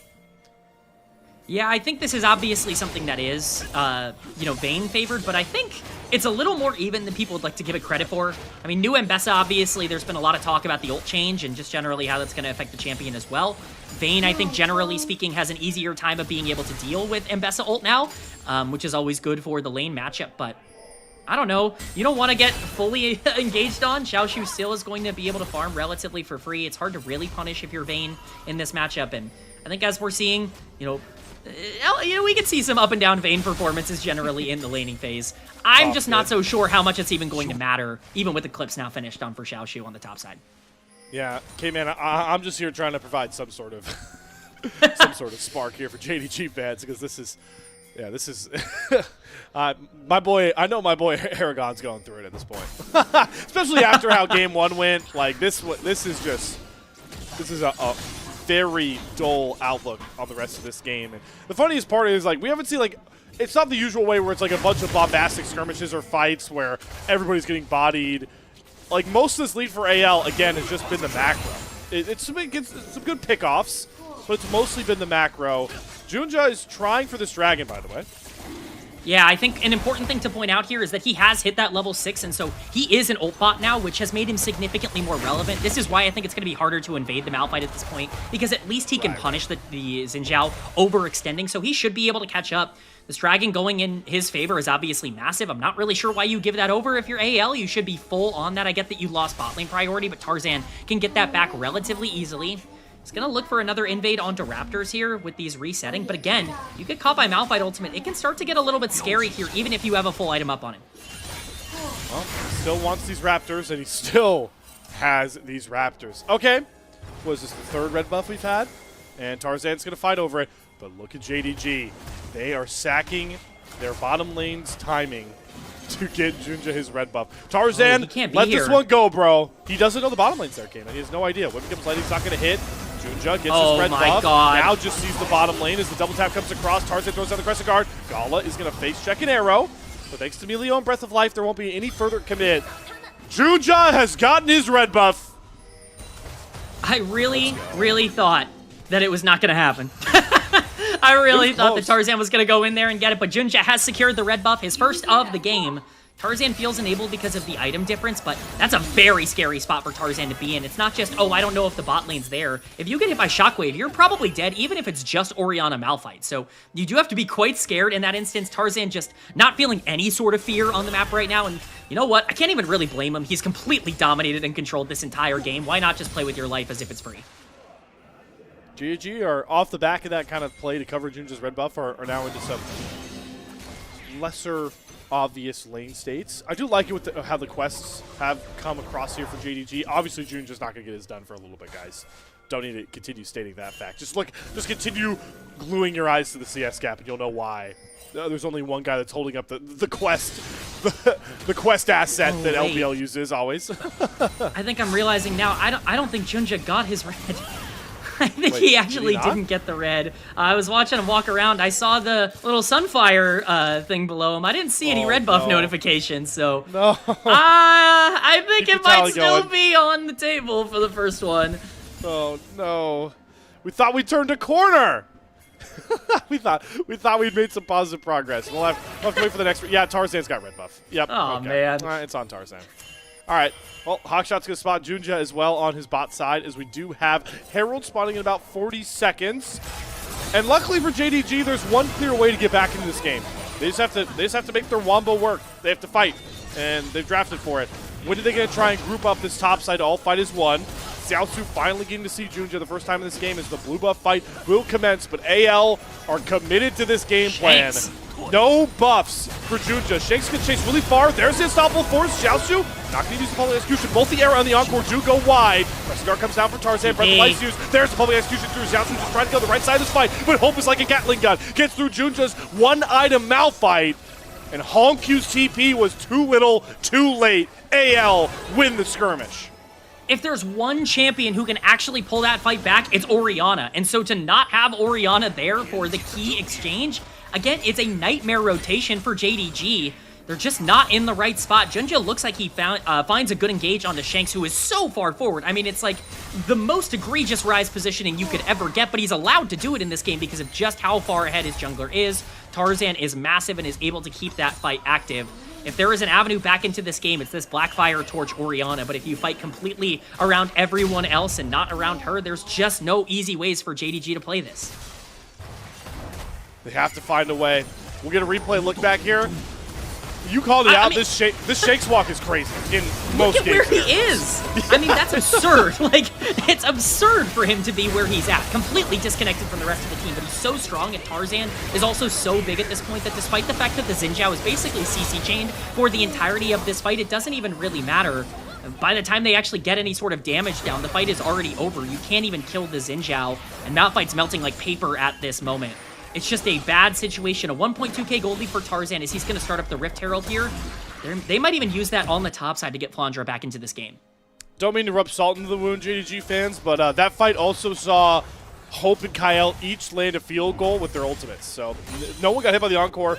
No one ate an Ash Arrow. It went right up the middle. So that's not going to happen in a lot more of these fights. I would not count on that going forward. There's the Herald taken, as you pointed out here. Junja wants to try and overload to punish onto this bot tier 1 turret. Hongq thankfully is going to complete that back, where he would have faced down 4 members of AL. Flandra's even committing final hour just for the boosted auto attacks as we race for this first turret that, well, JDG will finally find a win with. They do get that extra gold. Yeah, that's a really strange ultimate from Flandra. There's no way you're ever going to get first turret. That is incredibly confusing, but he does it just to back, so you know what? Sure, why not? I mean, you do trade the turrets on the side lanes here. Dragon going to be started up by JDG with all that pressure on the top side. How aggressive do AL want to contest this TP coming in behind? Oh my god. Gala, we could not start frontline against Lucian. There's Breath of Life traded for the Ash Arrow Chinks. TP's behind all of JDG. They've now very much so disconnected Xiaosu, who will not even rejoin. So JDG, they're going to bide their time, give over the 3rd Drake of the game. It's not Soul Point, so not a big issue, as long as we don't disrespect AL on the mid wave, which we don't. Okay, all right. K-Man, how valuable is this buying gold time here for JDG? Oh, hold on. Junja's in a nightmare that he's never going to wake up from. Realm Warp, Prism down. He's going to have to unstoppable force his way on out of there. Never good to see a Malphite used defensively. Ult defensively, and now he's left to top laner very alone, isolated under this turret that won't really protect him. Nice get down there from Flan to get things started. Oh, the public execution doesn't hit because the Rune Prism held Xiaosu in place. AL, it's surgical at this point, K-Man. If you want to get gold anywhere on the map, you're going to have to go through this barrage of AL team members, and it's been a bit of a nightmare. Oh, nice smite coming down from Junja to at least get that second charge to not go off. I was actually going to praise JDG a little bit. The gold lead had shrunk quite a considerable amount from the early game to the mid game. JDG had done a good job catching up, and you're looking at Xiaoshu being in a good spot. Gala is actually even or a little bit up in gold. Even Hongq at 0 and 2 is doing okay in terms of generating resources, but these are the kinds of plays that you just can't afford to make. Once again, Junja pushed off the wave entirely. It leaves his top laner completely out to dry. There's basically nothing that you can do as an Mbessa to be able to outplay this. It's a great condemn from Flandra to be able to dissuade any sort of aggressive attempt, and Tarzan just sidestepping the ult, basically getting rid of any chance for Xiaoshu to get out. There's no counterplay to that. As long as AL play it well, they're going to be able to pick it up. And once again, we go from a game state that looked like JDG could maybe start to try and find some fights to fully AL favored. K-Man. Yeah. You know, we talked about the new patch, still a lot to discover, but it's always cool when you get like a visual aid onto a change. Folks, you just saw the difference between a 0.5 cast on Mbessa Ultimate and a 0.7 cast on it. Right there. Very true. Very true. And that's the thing. People have been discussing so much, like, hey, do we think that Mbessa is still, you know, that same value priority pick, especially blind, that she was before the changes? Ash Arrow gonna go wide, once again just trying to catch that Malphite out before any of these objectives spawn, but Tarzan doesn't care. Arrow or no arrow, he's going in. Is there a buff up for Junja to have? Yeah, it's mine. I'm fighting for it. I know the timer. All right, we're back here again. Tarzan re-engages another dash forward. Gala does come across here. Coley forces the Crescent Guard out. Most important, though, AL do get that blue buff, so that's the win that we have here. JDG still do not get access to their buffs to their jungler. I actually do see Junja has his red buff. So that's one win. Junja finally got his red buff at some point. JDG trying to look for a scrap here. They need to fight their way back into this game. Realm Warp shakes. Realm Warp's right on top of 2 members, 2 carries, but somehow it's going to work out. Junja has to flash, get the Breath of Life heal. Tarzan, flash forward, 3 talent strike. is not here. Knock up of Xiaosu. And again, K-Man, you called it out. Where the hell is my Giga Orianna for any of these fights? It's just absurd. You have to play as a team at some point. AL are getting free picks across the map, and it's going to lead to them starting Baron. There is nothing else left to fight. Multiple misplays by Hongq in that exchange. Yes, you get a mid lane turret, but I hope we get a replay going all the way back to the beginning of that invade. Credit to AL, obviously, for a really, really good team fight and a well-coordinated re-engage. Shanks does a great job of disengaging, but even before this, before all this happens, Hongq has held ultimate this whole time. He doesn't catch Tarzan out when he overextends in the jungle. Hongq lands his full combo and doesn't press R on Tarzan when he invades the blue. It leads to this fight where Hongq isn't there. He's in a side lane, just not affecting the game at all. I understand why you feel the need to be getting as much gold as possible on Orianna here, because your team is too far behind, but you can't fight 4v5 and expect to win. And we're reaching the point of no return with this whole. All right, guys, we can give stuff on the map here. Baron was already pretty iffy with how much power it's going to give AL to get rid of structures like a mid-tier 1 turret. But they're probably going to give Soul Point Drake in under a minute. That's fine. But after that point, there's no more giving. Like, we have to fight. The gold lead, while I think it is bigger than the gold actually shows right now, it's still within a manageable range where JDG, if they can get a good team fight on these 2 items, maybe they can fight back. But the clock, even for the biggest of Optimists, K-Man, is almost going to hit the final hour. Yeah, I mean, Dragon is spawning. That's Soul Point here for anyone's legend. Ocean Soul once again in this game, and you're looking at Ryze, you're looking at Ashe, Seraphine. Doesn't really matter. Stats are going to be stats in this game. I think if you get that soul, that's going to be too big of a lead to be able to come back from. Junja waiting over the wall to potentially find Shanks. Oh, there's the shockwave first into the unstoppable force. Shanks with the Seraph Shield, he's taking up. Yes, because Kyle hits a huge encore onto the back line, and nobody from JDG can follow up. Hope knocks down Gala, and here comes Flandra, riding on in his final hour, trying to clean up some extra kills. The turret will protect Hongq, but AL are unrelenting and unstoppable right now. Here's the Realm Warp into the base from both Tarzan and Shanks. Xiaosu's pretty big and mighty here. Public Future's gonna hit onto the backline, gets onto Hope. That's exactly where AL wanted him, on top of all their members, where there's no way for him to find anything but one measly trade kill. Slayer, you said it perfectly. Anyone's legend can basically get away with anything that they want at this point. JDG had their chance to try and change their fate, but they were too passive, and now it is too late. They land the combo onto Shanks, but this is a Seraph's 9-stack Roa Ryze. You can't kill him at this point in the game with no damage on the Malphite. Again, this looks like a good engage. You land the Shockwave right into the Malphite ultimate. This is best case scenario. What an ultimate, though, coming in from Kyle. I questioned whether putting him on Seraphine was good enough. I mean, that was a showcase that, hey, I can break games on Seraphine just as much as I can on the Bard or on the Nico. And we are now seeing a game that looked like it was unlosable the entire time genuinely become unlosable with the gold leads everywhere. Yep. Well said there, K-Man. Beautiful play. It's awesome to see, you know, those moments from Kyle. I have been a proponent of how much I adore this guy as a support. But as we continue to have that conversation about the ever-shifting meta away from a lot of our supports, like comfortable champ pools, it's nice to see that as we've gotten more adjusted to a lot more Karma, a lot more Seraphine, you know, even a lot more Melio, champions like those have their moments of, you know, mechanical prowess. So we know Kyle can be such a high-level mechanical player, and as you called out, it's nice to see it show up in these small moments on a champion like Seraphine. It's really not that I'm worried about Kyle performing well. It's that the team just falls apart if he's not babysitting them all the time. And obviously it's a little bit more difficult to do that as Seraphine, but he's certainly making it work here in this game. At this point, you need a miracle pick, a miracle engage. This team comp can't even really go forwards at this point, which is the whole thing that they want to do with Ambessa, Malphite, Orianna. You just have to hope for some massive mistake. No objective on the map to take at the current moment, which does create, you know, some overloads on side lanes. You know, players like Shanks have to be careful in these spots when they're not being protected, but, I mean, at this point, as long as you don't make those mistakes, this game is going to be over pretty shortly, because there's just not really a fight that you can even find. Nope, the only fights you'll find are the ones that Tarzan wants to create, right? It's what Tarzan and AL want to look for. It's that classic unfortunate conundrum where, in this game state, you have to hope AL make a mistake. You have to hope AL crack open the window a little bit for you to kind of barge in.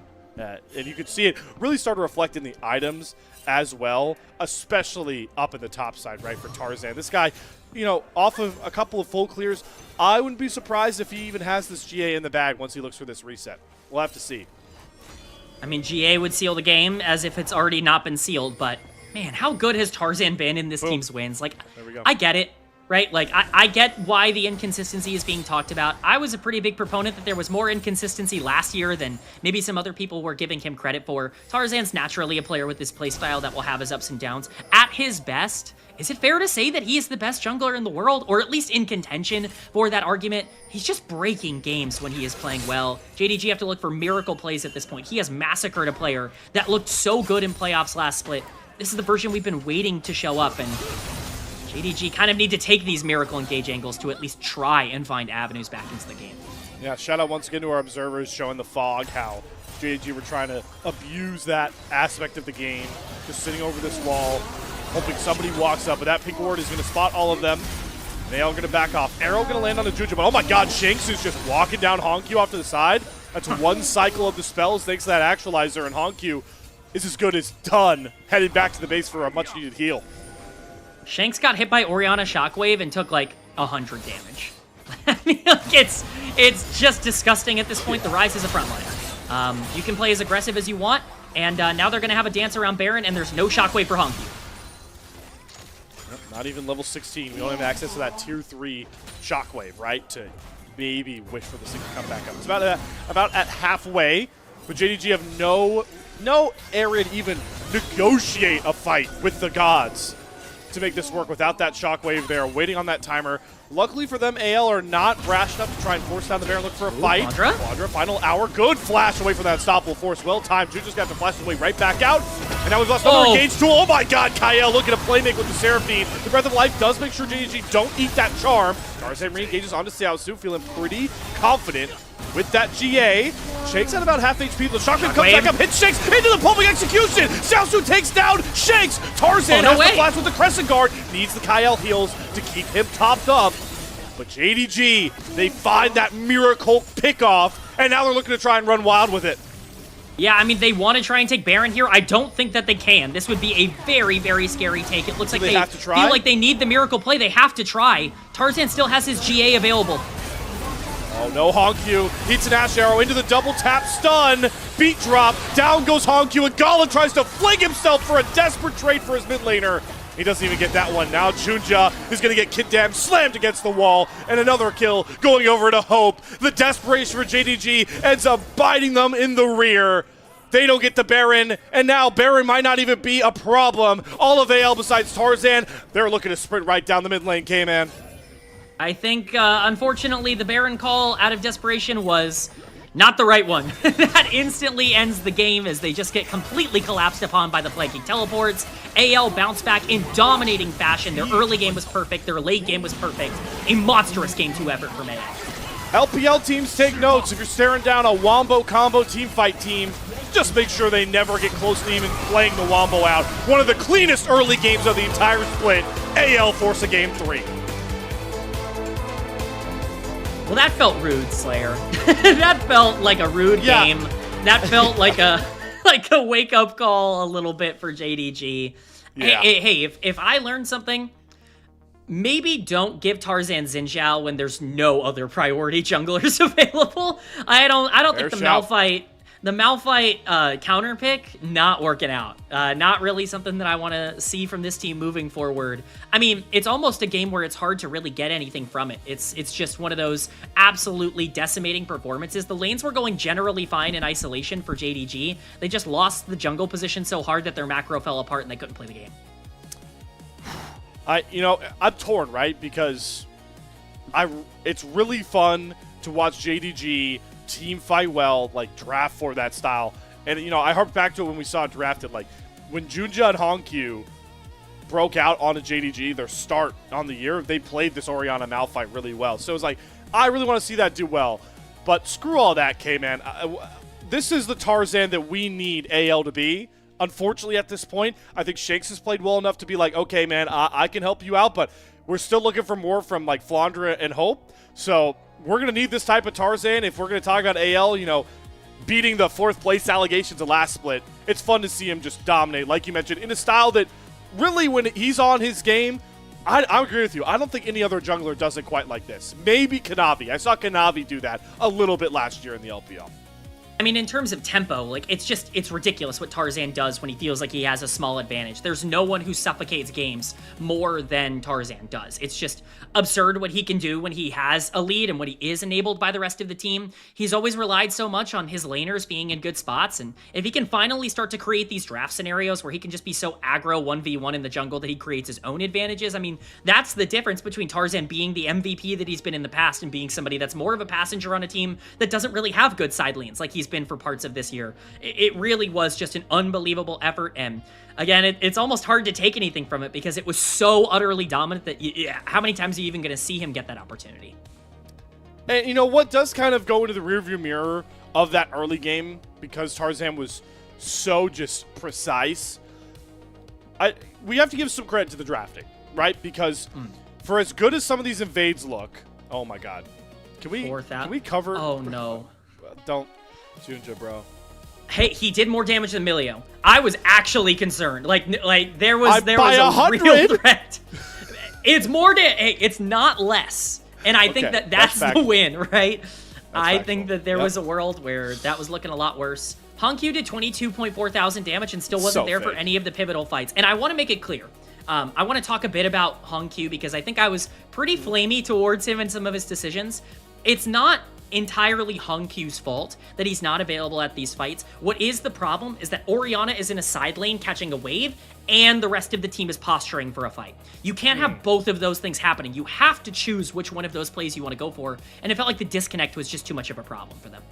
Yeah, disconnect on this with the style for the comp that JDG needed. The point I was going to make earlier, K-Man, how connected this draft was to assist in Tarzan's playstyle. You're picking the Vayne range top matchup into Mbessa. Yeah. You're going to have constant push, always on that top side. And then Ashe Seraphine, right? We feel like Lucian Melio is an answer to it. But in those early levels, it kind of gets trounced. Like, you have to wait till level 3 to even maybe skirmish with this Lucian Melio. So Ashe Seraphine were constantly shut on the turn. We saw in that first Gromp fight that Kael was able to roam first to help out Tarzan. So as well played as it was by Tarzan, this draft really helped accentuate Tarzan's ability to run away with this jungle matchup from the early game. I do want to put at least a little bit of respect on the Lucian Melio lane and say that all the summoners were burned at level 1, and Gala played the fight about as poorly as you could, right? He took all that damage and all that poke coming down from the Ashe Seraphine, and that basically took away any ability for them to play up till level 3. You're right that is the weakest part of the game, but by the time they hit their power spike, Shanks, who got a free kill mid lane, realm warps into the bot lane and picks up a free kill for himself under tower onto Gala as well. I can't judge the Lucian Melio for this one. They were put in such a bad spot in this game. Like, I don't think this is indicative of what that counter pick can actually look like, as we've seen for multiple other teams. That is the answer. It just doesn't matter when you have an entire comp of other teammates that are so far ahead and can basically win your lane for you. Well, JDG fans, if you want one highlight, here it is for you. Shockwave into Mbessa ult. You killed Ryze, which I, at parts of the game, thought was undoable. I did not think that was something that was on the table for this team with the amount of health that he had, but this is the big mistake, right? And I'm not going to sit here and say I can't understand why they made the call for Baron, but there's just no way you ever get this Baron. Like, you were instantly losing the game by going for Baron. There's no way that actually ever ends up working, and unfortunately for JDG, they were just so far behind that they probably wanted the game to end, at least on their terms. Well, it did indeed. Luckily, the series does not end on anybody's terms. We are getting set up here for a Game 3. Normally, folks, if you're used to the show, you're probably thinking, when is Slayer going to ask K-Man about player of the game? Guys, the most obvious 8 out of 8 unanimous MVP vote better be on my screens immediately for Tarzan.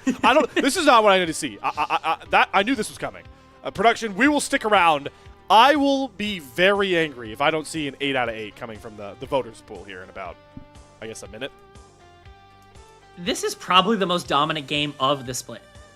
Like in all of the LPL. I don't know if there is a single game that has been played so far in 2026 in split number 2 that has been as dominant as this one was for Tarzan. He was up 4,000 gold at the end of the game. He was up like 4 levels.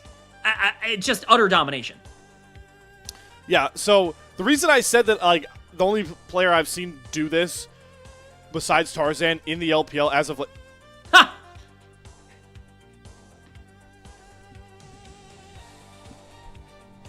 I'm sorry. You know when you get so angry that you don't talk. Like that's the angry the nervous that, system breaks. About. Like when somebody just gets angry and they don't say anything, that means you screwed up. You screwed up, casters. All right. Well, whatever. It's not unanimous. It's unanimous in our minds, K-Man. That's what matters most here on LPL English. I literally joked and said it was going to be Hope, and then someone actually voted for Hope. That's incredibly funny. Tarzan was the most dominant game we've seen this split. Game 3, you just got to turn it around. GG, go next. Yep. All right, GG, go next. Anyone's Legend. What a response here. And this is the most fun part, folks. We have a do or die Game 3. Winner is locked into playoffs. And based off of our 2 games, We have no idea who's coming in this one better. We'll have to see. We'll have to find out. One final draft for one crucial playoff spot coming your way. Game 3, JDG AL, after another extended break. We'll see you on the other side.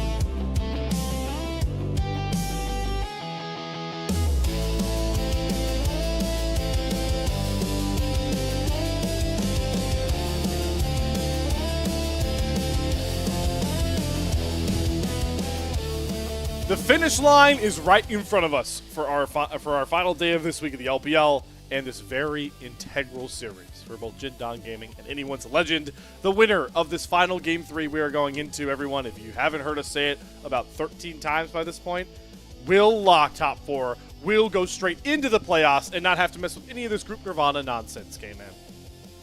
This is it. I mean, hey, if anything happens like game number 2, AL are going to be in a pretty good spot to lock themselves for playoffs. They looked very determined in that second game, but I'm not one to give up on JDG. This is a team that's obviously going to be able to rebound. They've got the best coach in the entire league in basically everybody's eyes. I think they're going to have a pretty good game plan going into game number 3 to get that mental and bounce back. If anything, the fact that it was so dominant might make it easier to be able to say, GG, we couldn't win, let's just go to the next one. So let's start, getting a little bit more nitpicky, a little more precise about this Game 3, right? It always starts with the draft. Yeah. So, K-Man, how we feel about some of these like very pivotal picks? Because a lot of the champions that we talk about, they're permaban, a champion that you scream from the heavens about every time it gets through, like the Orianna. That stuff's off the board. But we still have a lot of these really great junglers. I find that weird. Like, the only, like Exodia-esque jungler that we lost is Zinzao. We still have Pantheon. Yeah. We still have Jarvan. Like, Nocturne's up there and floating. Do we feel like any of them are going to make it through this ban phase? I wouldn't. I mean, if it's me drafting, I'm not letting these champions through. I'm forcing you to beat me on something else. The problem is that definitely benefits AL. JDG are a team that's much better within structure, specifically around things like Jarvan and Nocturne. You pointed out the Jarvan being such a massive pick for Jinja, him maybe being the best Jarvan player in the world. Maybe. We're looking at things like Skarner that really benefit Tarzan. If those things are left up, hey. You said maybe, dude. I got angry. I'm just kidding. Hey. Keep going. Oh, I'm sorry. Hey, I'm with you. Best Jarvan in the Jarvan competition for Jinjas. I think he definitely is number 1 on that list. What a cop-out game, man. I think, hey, you know what I'm seeing rise up in the popularity list, though, if you are going to start letting these junglers through, is something like Poppy or something like Wukong that could potentially just give you such a straightforward way to play the game. Poppy, of course, for disengage, Wukong to just say, whatever, we're going in. A combo that I'm really curious to see if any of these teams have the confidence to pull out. Sejuani Yone would be something that would be on my mind here. That's a great shout, K-Man. We've seen a little bit more of that presence in this split in particular. And as you called out earlier, Tarzan was a guy that really hung his hat on how well he could play the Sejuani. And we know Shanks can go for the Yone. I know that for a fact. Heck, I think we've already seen Juja and Honkyu go for it this split as well. We definitely saw a Honkyu Yone this year that absolutely decimated IG. Yeah. That was a fun one to watch. So that's a good shout out champion-wise. Will we finally get to see our supports also get to pick the roaming supports they want to play? Like, we saw them try it with, Seraphine looks, Karma looks, but give me a Bard, man. Vampire and Kyle are 2 of the premier Bard players that we have in this league. We'll see if it gets through here. It's not banned just yet, but the J4 is. The Nocturne is. Interesting to see the JDG feel like without first selection, they have to ban the Jarvan for once. I mean, it's the Omega pick left up, right? If you leave it through, Tarzan will pick the Jarvan and he will beat you on it. So I understand taking that away. Now we're looking at things that are incredibly safe and can fit into a lot of different team comps. Twisted Fate being one of Honkyu's most played champions across his entire career, something he's played a lot in solo queue as well. And then Renekton just being, what Xiaoshu was known for throughout basically all of the first 3 years of his career as well. It's just those comfort picks coming off the board. AL saying, it's okay if you get some of the stronger things that are left up. We just don't want you on the things that you're known for because we can deal with the meta. We don't want you to play your comfort. Deal with the meta. Get rid of the comfort. No! Yeah. You rapscallions, JDG. All right, the Bard is off the table. We won't get that from either Kyle or Vampire. What is up, though, for this? Pantheon. Ah, is good up. Shout. That is kind of the notable one that I'm seeing right here. I'm seeing that as a potential pretty easy lock-in for Tarzan if he wants it. Other options are on the table. I wouldn't think a Blind Azir or anything like that would make a lot of sense. Just kidding. I can't. Who am I? What kind of guy am I? You know what I mean? That is. I have never seen it time up as good as that, K-Man. Nah, we gotta run that on the Super K-Man Rocks YouTube channel. I need that some way to work in there. You actually said it as it gets locked. Oh, are we gonna do it? Yeah, okay. Let's go, man. Throw the Yone right at Shanks for B1ing that Azir. Yeah, no, I love this. I mean, I think Blind Azir is hard to play in this meta right now. I think Azir, while it's gotten better, is certainly not in a great spot, and this is what they paired it with the first time. They don't want the Sejuani, they want the Maokai part of that. Maokai, a champion that I think is very underplayed in the meta. Still is obviously very tanky in the early game, but offers so much zone control, and that's like the most important part of the game right now. I've been shocked that Maokai has not come back into the meta. JDG, obviously Junja, a huge Maokai player over the course of his career. No surprise to see that pulled out. I would imagine it's matched with something like the Skarner, tank for tank. All right, so we've had some carry pop-offs from Junja. We had early game dominance on a bruiser from Tarzan. Now they're both taking the setup route. They are trying to put their teammates on pedestals, obviously mainly the mid laners. The fact that they both lock in their picks early on in this turn. And now we look to, we're really cruising towards a very interesting dynamic of a draft where both teams lock full topside. You rarely see something like that. AL are going to commit to it. They're going to give Flandra a pretty good blind in the Gnar. Blind pick Gnar, no Vayne, no Varus. So a little bit safer to pull that out here than maybe it's been in the past with those marksmen off the board. Still definitely some counter picks. Jace could potentially be on the table if you want to pair that up with a full AP Maokai in the jungle. Could definitely see that being the case. Typically when you pick that Yone, though, you want that AP coming from the top side. And obviously that's a lot more difficult when you want to try and counter the Gnar. So, you know, it's going to be interesting to see what they want to go for. Xiaoshu going back to comfort. Yeah, very much. It's Renekton and it's Jax. Those are his two big champs. Like it. Also gives you, you know, kind of an out with the top lane AP conversation, right? Jax is hybrid, right? We kind of describe him as hybrid, at least his damage profile. Man, we let the top of the show off game by talking about how both these teams are really roaring through their top side in the recent success. They're leaning on top side. Main contributors, mostly the mid-jungle duo. Is that ever more indicative with how this draft has played out, with both the bottom lanes being left for later on?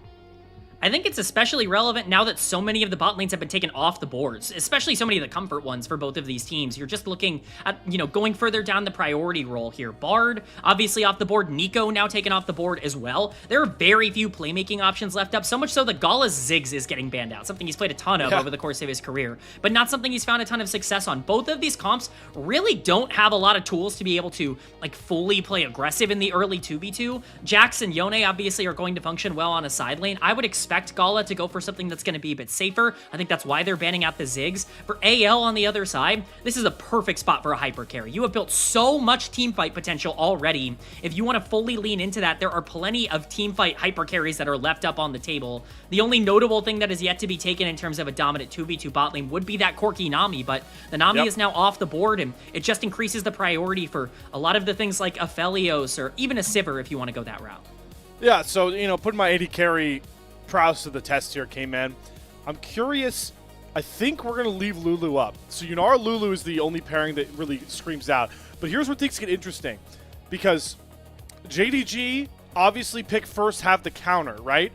But if they pick Yunara here, I wouldn't be surprised if Hope Kael try like a hybrid Lulu bottom lane, where like you have Sivir Lulu is something that's really prevalent. Even a Felios Lulu could work. So I'm really curious to see if we just see the Lulu locked here, if Gala and Vampire want to play the Yunara Lulu. I would much rather take the Lulu. In terms of the isolated matchup, I think it's much more consistent.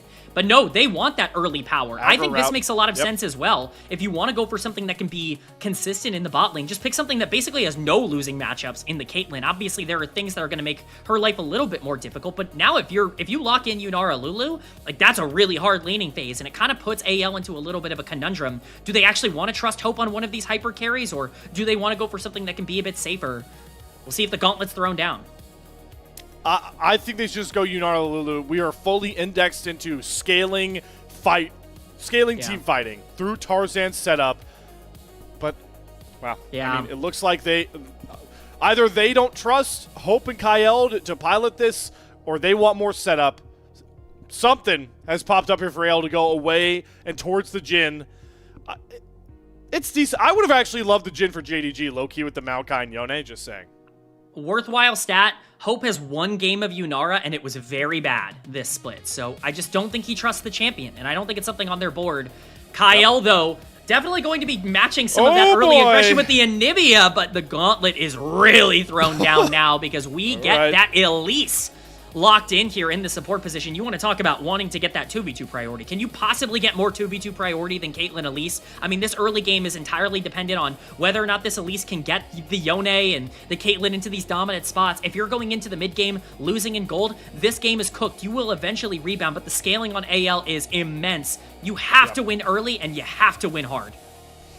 JDG saw their worst early game of the year, lose them game 2, force them here to game 3, and what is Top 8 telling his team? Well, this draft, you know what tells me, K-Man? Guys, let's dominate that early game. Let's take things right back to AL. Yeah. We're not going to lean on scaling. We're not going to wait for a 5v5, wait for the game to come to us. We have to attack anyone's legend. And I like it. I love the gumption. And it's part of the reason why we just love Tabe as a coach here that we get to see in the LPL. They are putting their own destiny in their hands. Vampire with his first game of Elise. I am very interested to see how this ends up going. I think this is a massive, massive game for these two teams. Again, I can't stress enough. Winner locks playoffs. For this to be the time that you throw down this massive early game comp, it means you have a lot of faith in your players. You want to punish AL. You want to control the keys to the game. They either get that lead or they will fall crumbling, but it certainly will not be boring. I'm sure a lot of you at home have waited for Split 2 playoffs to arrive. Here's an appetizer for you. Game 3, JDG AL.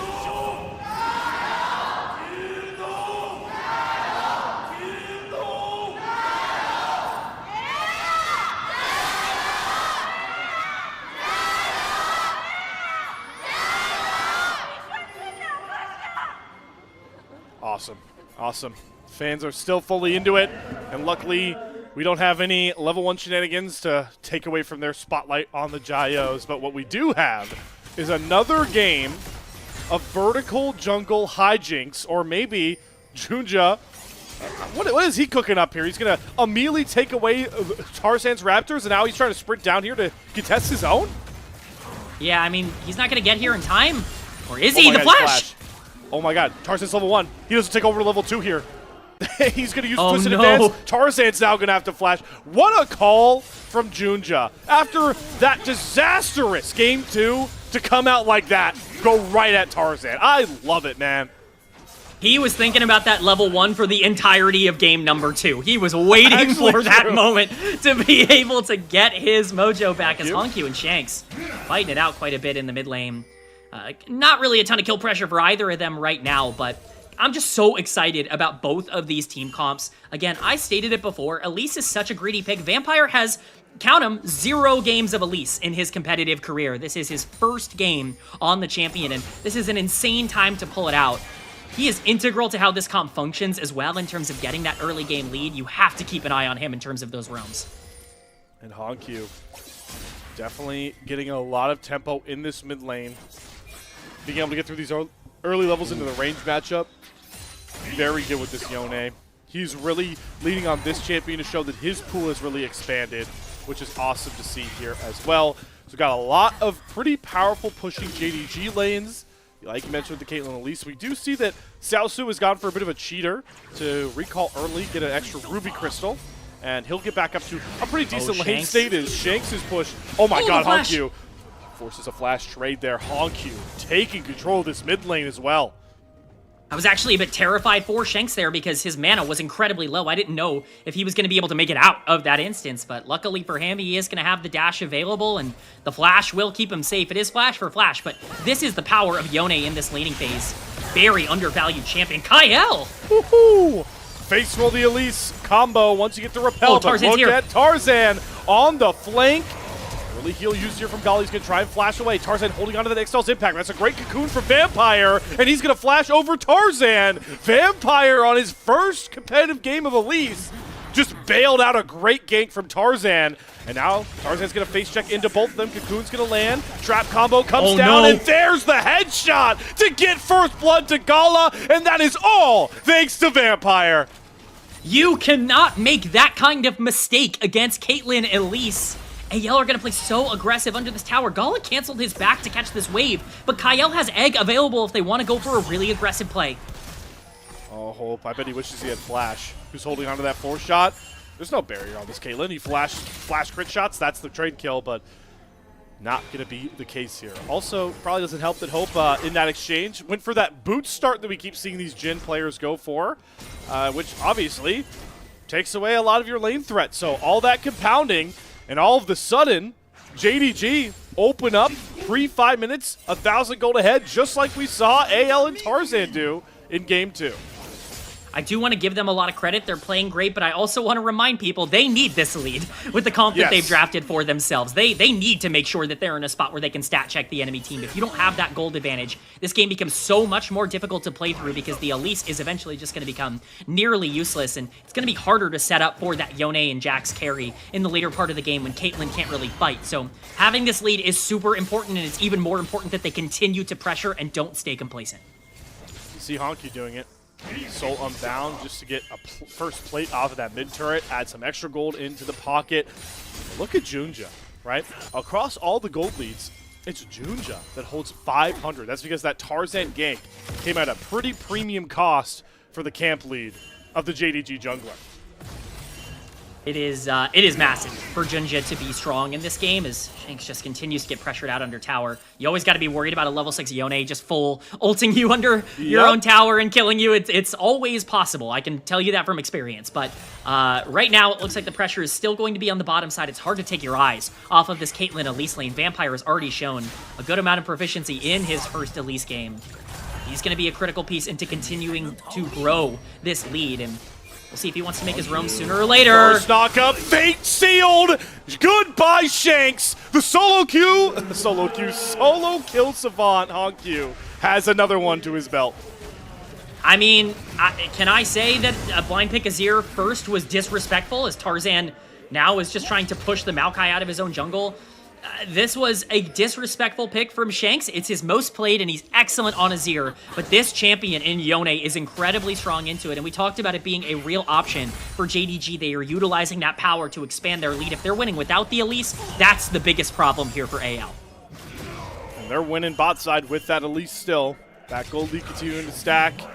Tarzan in desperate need of something to get him level 6, but Junja is pathing right along with him, trying to find wherever he wants to go. He wanted to walk through his bottom lane, but he's going to have to install his impact back over the Drake Pit wall, and he's still going to be without that impale as Junja makes his way towards the bot side.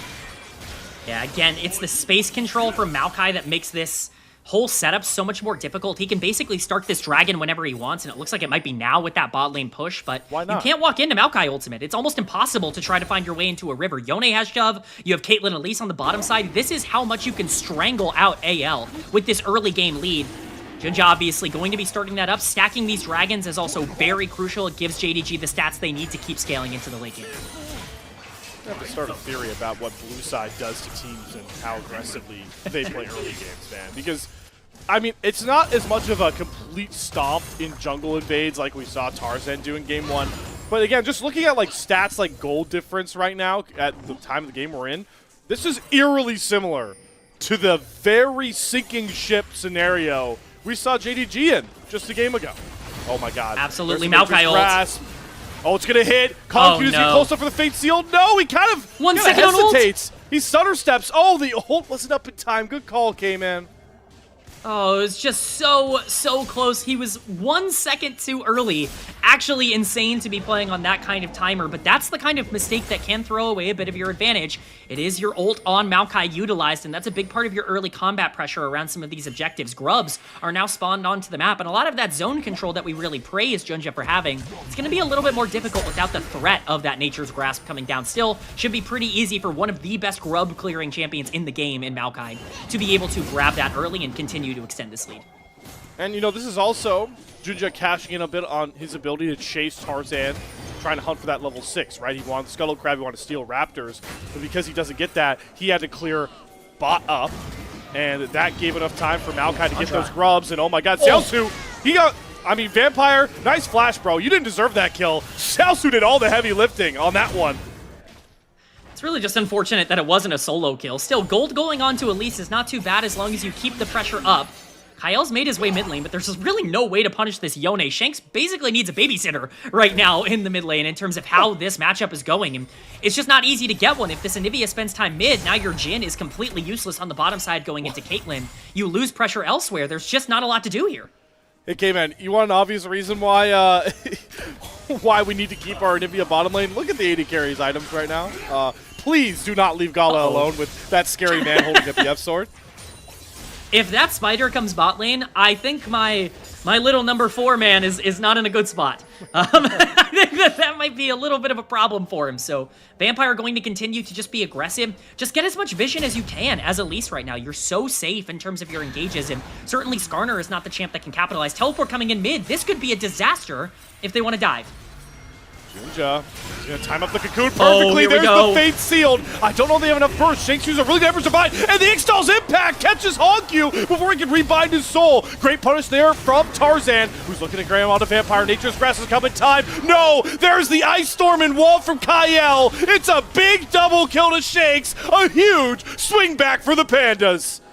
There was no damage on the dive onto the mid laner. I don't even really know where it all went, but they go for the engage onto Azir, and he's got half health. They don't even burst him down quickly enough. That is a massive, massive throw. We're going to get a replay here. Vampire tries to time this up well. I believe does land the Cocoon right into the Fate Sealed from Hongyu, but look at how healthy Shanks is. Again, there's just no damage coming through because Elise doesn't actually get her combo off. Hongyu is the only one landing any damage, and that's certainly not enough to tank up 3 tower shots at this point. It's completely cooked. Junja tries to salvage anything. The flash from Kyle is decently unnecessary to get the wall down, but still pretty valuable. Hongkyu's still going to be in a great spot in the individual laning phase, but that's first item done, and Shanks immediately back into the game. What a lifeline. Shanks still down gold, but gets over to that Nashor's Tooth first item. And most importantly, you kind of stem the bleeding if you are AL. You keep a lid on this gold lead and buy yourself more time to wait for those very critical 5v5s. So we feel like with a tanky Tarzan, with a Mega Gnar from Flandra, Shanks is going to be able to cook pretty hard, and he's going to have to be. Especially when we talk about when these teams up and down years they've had, who has been Mr. Consistent for both these teams? Look no further for AL than Shanks in the mid lane on this Azir. And he's got his signature champion in this game. That is the key thing. He's so comfortable in this spot to be the primary carry, but he has to make sure he doesn't fall victim to Vampire and Junja here. All right, here we go. Shanks first flash away from the Fate Sealed, and a nice little dash away. Does get 2 ultimates for the price of his flash, but you best believe Junja and Vampire are going to remember that 5-minute timer. Okay. Oh, nice use of the Fate, the Soul Unbind, but Tarzan's right on top of Hongyu. Good flash Q dash. Gets himself out of the Impale. Full support show up here. Vampires use the Repel well to get away from the Flash Frost. It's a party in the mid lane, and no summoners apparently are allowed. Oh my goodness. I mean, it's gorgeously played from both of the mid laners. They're both dead there if they don't time all of their abilities perfectly. The flash coming in from Shanks ends up getting out of both of the ultimates dropped, and then you can't really play that better if you're Hongyu. The important timer that I thought they were going to wait for was going to be that first item completion for Hongyu, but they just decided to bite the bullet before the Bork. Hope now way too far forward. Looks like he's not even going to get checked, though. It's 3 for 1. He's the only person here. He's lucky that Cocoon missed. He's lucky Vampire is still going through the first-time woes on this champion. He's better play Curtain Call coming out here. We're looking for slows. Try to set up Kyle, but the Flash Frost will not land. Fourth shot just tickles Junja. No way to cut down that big tree. We've got our junglers here now. Tarzan nearby for that second Drake take. Shanks takes one hell of a lick, though, from Hongyu. So, JDG, I think they should be safe enough to grab that second Drake of the game. And that is still a relief. They still have a pretty big gold lead in terms of where they're at in the game. I do want to continue to stress, they will eventually run into some problems where Elise is not really going to be all that useful outside of a Cocoon in the late game. The damage is really going to fall off, and eventually you're going to need this Jax and Yone duo to essentially carry the entire game, finding backline targets. That time is not yet happening. Gala is pretty accelerated, up 700 gold on the bottom side, has completed that first item as well. Both AD carries are on that first item power spike, but now we're sitting at a point where you just can't really make those overstepping mistakes. Hongyu. Oh, the Deadly Flourish follows him as he goes back with his E. The Fate Sealed doesn't get him far enough. A wondrous impale there from Tarzan. He's going to grab Hongyu by his bootstraps. And some critical gold over to Hope. Hongyu just testing his own abilities a little too much, gets caught out of his own ultimate with the Impale from Tarzan. It's beautifully played from him on the Skarner. And I really mean this, I'm shocked that they were so comfortable letting this over in comparison to some of the other junglers. This is the reason they picked it over Pantheon. Pantheon is the most banned champion against AL, but Skarner is Tarzan's most played for a reason. He's so comfortable at being able to make plays in the mid game on Skarner and being able to find his way into team fights in the later part of the game. It is full dominance from Tarzan throughout the last couple of games. Despite the bad early game, he is still making his presence known. Yeah, and you know, looking off of that slow early game, I know that this is kind of like a very routine combo that we have with Jhin. I'll keep it short. In a game state like this, where we have a tank jungler and a setup top laner, and your laning was going to be bad no matter what you knew, you weren't going to be able to spike early, I don't get why we go for the Yomus. You need a backdoor Jhin scaling threat, and I just think Stormraze or even like Hex Optics would have been a better look here. But I'll leave it at that, K-Man. I'm just disappointed by this optimization from Gala. I think it's already kind of tough to play Jhin in this game, if only just because I think the big benefit of Jhin, and the reason he's so popular in the meta, and the reason I think he's so misunderstood by most of the community, is that he is a purely dominant weak side AD carry. He is the most consistent AD carry to play a playmaker with, because he can do whatever you want. He's basically Ezreal and Ashe combined into one champion. You get the utility of Ashe and the safety of Ezreal in the laning phase, but if you can't utilize that pressure roaming around with your support, then you don't actually get the true value of Jhin. And it just doesn't feel like they're going to be able to get that in this game. AL still positioning well, and Hope will be able to do damage, but he's got to be careful. Gala is very strong right now. Ace of the hole going to come down. Kyle's chunked about half HP. He does have access to that rebirth, the egg form as everyone likes to call it, so won't be too big of an issue that he gets chunked out decently. Both these teams trying to jockey around a Rift Herald. It is on the map, but trying to do it through mid lane. Both AD carries can extinguish waves. His sapling value starting to rear its ugly head here for AL. Junja with that AP Leandries is being able to spot all of AL out trying to work their way into the river, and, well, they won't even go near it. Rift Herald secured for Jindong Gaming. The benefit of Maokai, and the reason I'm so shocked that he's not so prevalent in the meta, is just look at the zone control he has just based off of, like, knowledge alone. Like, he sets up in around an objective, and knowledge. He is able to completely dominate, you know, setting up in an area. Sorry, I was thrown off a little bit there from reading too many books, but I think... Exactly, my Lamborghini in my garage. But Junja's been really good on this Maokai at controlling so much of the territory. He's really good at saying, hey, I have an ultimate. I don't have to use it, but I can threaten it, and definitely create a lot of havoc and panic. Definitely trying to create havoc with his former Oyster buddy in Hongq. We've seen him constantly look to set up that Nature's Grasp into a big fate sealed. And once again, he's posturing towards his mid laner. Tarzan, he's going to take some decent chip damage. A Cocoon comes out from Vampire, but this is where we're starting to get to the point in the game where I think it's worth mentioning. Oh, hold on. Nature's Grasp coming down. Oh, looking yeah, for here we Shanks. Not going to get tagged. Tarzan will take that up. Fate Sealed is also going to whip. Nice sidestep there from Shanks. Brings up the Streaming Soldiers as well, but Gala's hounding him. Headshot to the dome of Tarzan. And you may have gotten rid of Hongq, but Gala is ready to play in this series. That is absolutely what you need to keep an eye on. Of course, the engage coming in from Junja and Hongq and even Xiaoshu scaring you on the backside is entirely terrifying, but Gala is going to be able to free hit throughout a lot of this game, and while we might think of Caitlyn as an incredibly weak mid-game champion, you give enough time to Caitlyn to break through, even at 1 or 2 items, she can make a big impact on the game with that range if you're just free hitting. So for Gala, just keep an eye on what his positioning is going to be and how much pressure AL actually want to put into shutting him down. And right now, with, you know, Tarzan's build path, the Hex, you know, the Protoplasm Rush we always talk about, he's just stacking health. He's not really resistant heavy. And that is going to make it a lot easier for Gala to finish off these kills. The Junja and Hongq set him up. I really want to point out, this is the strength of Maokai Yone and why this comp is so dangerous to play. Zone control, like, you can't fight in the river, like, at all. How about this river? As, you know, with Maokai ultimate on cooldown, maybe you can fight right now. TP coming in. TP behind, battle lines drawn. Hongq joining into the fray. Ready for that Maokai ult to come up, but it's still 10 seconds away. Battle Herald has been summoned. This would be soul point for JDG. They are buying time for those ultimates, though. 2 seconds till Nature's Grass comes down. Junja should just use it to zone, and he aptly will. There's the dragon secured. Kyle gets caught into it. Shanks as well. The curtain call comes down here from Hole, taking some pot shots. AL, they don't have their Gnar at full stack up. They do get a big goodness. 4-shot onto Juja, but Hongyu Xiaoxu. off to the side, gets a 2-for-1 special on one Fate Sealed, and now all bets are off. Kyle forced into the egg, hope we'll find a trade kill. Huge Gnar flinging from Tarzan, Flandra, but he only hits one member, and Honkyu's gonna re-engage, Oh, the unbinds knockup. his soul, and looks to hunt for home. Flash Cocoon from Vampire seals home a huge, gratifying JDG fight win, and it's time to stamp it off by chasing down the Icebird. Vampire wants even more. This bot lane has been bloodthirsty in this game, and I think Kyle will be the next target. I don't think he's making his way out of this one, but what a fight from the solo laners of JDG. It's Xiaoxu who jumps in and stuns up Shanks, and an unbelievable ultimate from Hongyu, who obliterates the entirety of AL, as Kyle actually might make his way out of this, or at least buy a ridiculous amount of time. Unlucky. Unlucky, but at least it's a solo kill.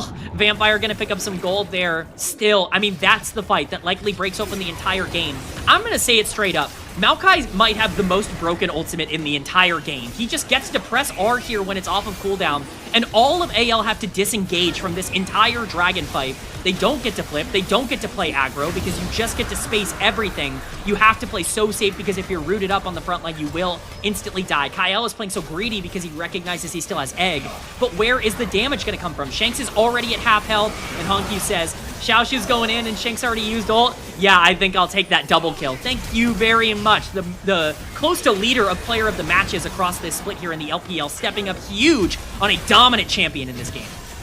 I just love the small things too. You talk about that Nature's Grasp, it opened up that space, and we saw both Vampire and Hongyu utilize that Ocean Soul brush. We've had 3 Ocean Souls in all 3 games came in. That back brush, it allowed Hongyu and Vampire to dip into fog. The observers toggled it during the replay, and AL just forgot that that's a place they could be sitting in. Shanks? Guys, where did Shanks go? Right? Caitlyn Hey, how's scaled, that first everybody. pick his ear working? Jinja might be the working out at target all. here, but can you kill this Maokai? Nope, and he's got friends with him. Here comes Vampire. Gala leading the front charge. There's that Nature's Grass down again. Look at Tarzan's health bar. That is the tank that is getting chunked shot after shot here from Gala. By the way, don't avert your eyes top bot lane, because while all this is going on, Xiaoxu's doing what Jaxes do best. That's breaking down side lane turrets. I mean, mid laners trade and you get a bunch of gold on the bot side. Yeah, I'm pretty sure I'd be okay with that. We get a replay of how this happened. Hongyu just going really aggressive onto Flandra, uses the ultimate, completely whiffs it, walks right into 3 people and just kind of dies. Cool. You know, Honkyu's had some up and down moments. The final auto will be able to take him down, but unfortunately for AL, their mid laner is going to make a mistake of their own, walking into darkness right into an Elise Cocoon, and it's just a bit of chaos across the entire map. Xiaoxu really the one to benefit from it, and this Jax is quietly incredibly strong on the top side. I don't know if anyone can stop him in the side lane. So you've got a Jax that you have to send 2 members for. Yeah. And you have a 4-man squad from JDG that is impossible to walk into with Elise, Maokai Saplings, and a fed Caitlyn. Ooh, AL, this is a very, very daunting task ahead of them. They also have to not only just answer for Baron K-Man, they have to answer for an Ocean Soul, our 3rd one of the series, by the way, in under a minute's time. Yeah, I think the biggest benefit to AL is that it is AP Maokai, kind of necessitated by the Yone in the mid lane, and so relatively squishy in comparison to what you're normally expecting out of that champion, but it does mean that you walk into these saplings, you're actually going to take a lot more than you probably think you will. It's really only Tarzan and Flandra are going to be able to do that consistently. For now, it's setting up around areas, and that's where Maokai thrives. If this ultimate gets dropped, be really careful on who gets hit by it. And again, I really want to emphasize this, K-Man. The nature of the modern build path for Skarner is he's got the battle pipes. This is a very fake tank Skarner right now. That's a very good point. Tarzan's going to be in a lot of danger, and he basically needs to frontline here. Kyle going to try and utilize that passive to be a little bit more greedy and aggressive, but it's all going to be up to Shanks, the guy who got 2 kills early on in this game. He is so crucial on the Azir. He's got the flash available. He's got Rocket Belt available as well. A lot of mobility tools. Xiaoxu looking to find him, though. Shanks doesn't know he's there. Counter-strike stun. Good flash out of the Cocoon. Now Shanks loses access to his flash. Nature's Grasp is going to claim only Shanks. They're going to try and protect him. Good, nice dash comes out as the Fate Seal goes down. But this is now Ocean Soul on the mark here. Vampire gets caught pretty far forward, goes into the rappel, but there is the Ocean Soul claim. Tarzan goes for the Hail Mary, and it falls completely flat. Hongq finds the first kill, and now they've gotten all of AL cornered up towards this bottom lane. Gala just face tank all of hope, cleanses off the deadly flourish, and there is the force from Junja. It's a multi-kill for Gala, making a triple kill for Gala. It's a quadra kill for Gala, and a dominating finishing blow from JDG, and they've got playoffs on their mind. JD Gaming want to remind people that they went to first stand, that they took BLG to the limit, and they're going to do so by locking their spot into the playoffs and proving how good they are. It didn't even take 25 minutes for JDG to bounce back from that Game 2 loss and officially punch their ticket to playoffs. Yes, sir, JDG. Game 2, I don't remember. I don't remember anything about game number 2. Complete remake. Game 1, they played better. They out-executed AL and they won the game. Game 3, they played better. They out-executed AL and they won the game. This was a phenomenal series for JDG. You can excuse level 1 shenanigans. Honestly, like, I know it feels weird to say that them getting stomped in game 2 feels like an afterthought, but that's not repeatable. That's not something that's going to happen every game. In the games where they got to play, they were better, and that is the big difference here today. Yeah, you know, it is a little bit hindsight bias, but I'm with you. I'm with you. You can kind of write off a game 2 like they had. It was just like engine failure from the start line, and you can be like, all right, like you mentioned, not going to happen again. But just looking at games 1 and games 3, yeah, JDG, when they survive the first couple of minutes, they are so locked in on how to execute the comp they're drafted for. And what's most important came in that statement is that looking at game 3 draft versus game 1 draft, two styles that play very differently, and they both were executed pretty darn well.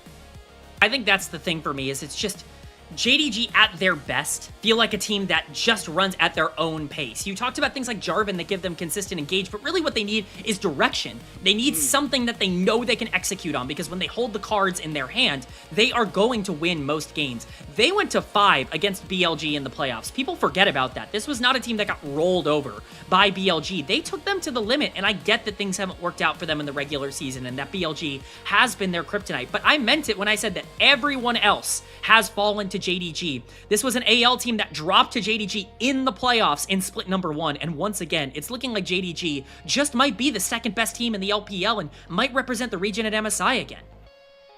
I mean, that series definitely inspires confidence in that statement, K-Man. And, you know, hearing you talk about like all the direction stuff, and it really points to why BLG are such a problem for this team. Also, just look at game 2, right? Like, they get run over early game, they have no answer. Which team in the LPL is, like, their entire identity is around smashing lanes and never looking back? It's pretty clear why BLG are the kryptonite to JDG, and the way they're playing right now for that AL series, that's really the only thing they have to figure out, is to how to get over the hump of really strong early games coming up against them. And let's not forget, I mean, we're obviously in a very different split now than we were in split number 1. A lot of these teams have changed players and certainly changed reputations. But JDG's reputation in split number 1 were the comeback kids. I mean, they were the team that was constantly going down in gold and winning games anyways. They didn't really care if they were losing. Now, that kind of flipped itself on its head as well, where they just were doing the opposite of whatever happened in the early game. If they won in the early game, they would find a way to throw. But they would lose a lot of early games and still find ways back in through their great team fighting. This is a team that we know has the capability of playing multiple different game states. It's really just about feeling comfortable enough to get to that late game. If you're winning early and you're able to snowball games, great. I'm even more impressed if it doesn't matter what happens early and you can still find ways to get yourself back into games. Well, it doesn't matter what happens the rest of the split here for JDG. They are locked into the playoffs. We'll give you guys an updated standings look shortly. Got to, of course, go through these post-game stats, which do show what I was, wanting to talk about. I think this may be a really hard player of the game to figure out. I don't think we'll necessarily see it thanks to the interview, but if anything reflects it, look how just even the damage numbers even were for this game between guys like Hongq, Gala, and Junja's is fake, by the way. That's all sapling damage. I refuse to accept those numbers. You can't call it fake. He's earned it because his ultimate provides 700,000 damage worth of value. Okay. I truly do believe it is. Wait. It's the best ult in the game. It's unbelievable that I know Maokai gets a lot of groans and people are tired of seeing these tanks in the meta. I'm just always so surprised that people go away from them. I don't care about what the stats are. I don't care if you're not all that tanky. I mean, his kit is just inherently one of the best in the game, and we continue to see that. Something tells me Hong Q's gonna be pretty high on the player of the game leaderboard. In terms of these votes, I would guess that he's gonna get quite a few for some of those flashy Yone plays, but it really was a team effort. You're absolutely right. Everybody played their role here. Everybody indeed played their role very well in this one. And you're right. This is one of just the most great game-breaking ultimates that we really see in the game. It's funny, right? Because we complain about things like boring Maokai, but now we're so happy when we see it come back. It's just once again reflective that like when it comes to like balancing this game, especially for competitive play, it's like 50. We're like always 55-45 in between like being completely balanced. And we just appreciate when we can have both things like a Maokai jungle game played. Like look at this series for Junja, right? He gets to play this Maokai game, and he also plays like a Carry and a Fury game in the same series. That's what really tells you, K-Man, that League of Legends is probably pretty well balanced, guys.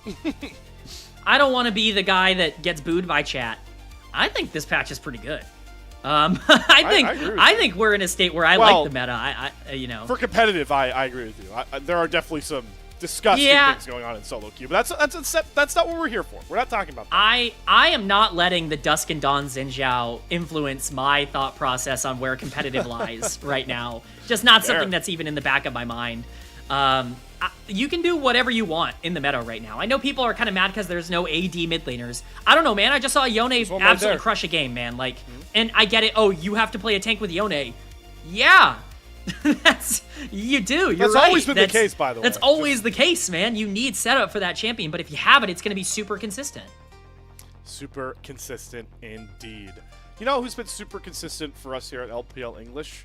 Two very important people I want to shout out as we are winding down our show. And this, of course, goes out to our Elite Coffee supporters. That being Aaron Soup and Mom. You two are amazing superstars. Their pledged financial contributions have helped level up the broadcast and give back to the cast and crew who strive to give you an English LPL product every single day. If you want to be a coffee supporter of any level, the links are below, but we appreciate everyone coming in here, chatting, watching, viewing. You keep this fan-run project running. So thank you to our Elite Coffee supporters. Thank you to all of our supporters, of course, here.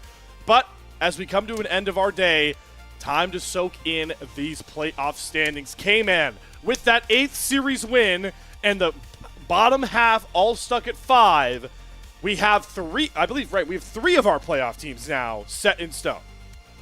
Indeed, it's Billy, Top Esports, and JD Gaming that have guaranteed themselves a top 4 spot, therefore guaranteed themselves playoffs. AL, the only team currently in the top 4 that can technically be dethroned, but it will only take 1 series win for them to get there, and they would really only be able to be knocked off if there are multiple wins from other teams and they lose the game score tiebreaker, so still very likely for them to get top 4, but JDG with the win here today cements themselves as a playoff team, and again, gets themselves 1 series closer to potentially getting to choose their opponent after BLG as that number 2 seed.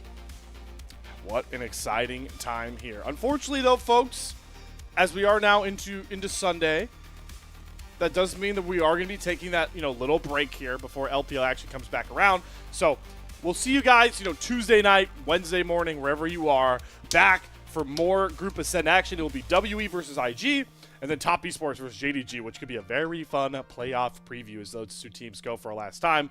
K-Man, it's always been a pleasure to rock the Slayman Rocks duo we got here. Slayman Rocks. What are your final words, my friend, before we get off the airwaves?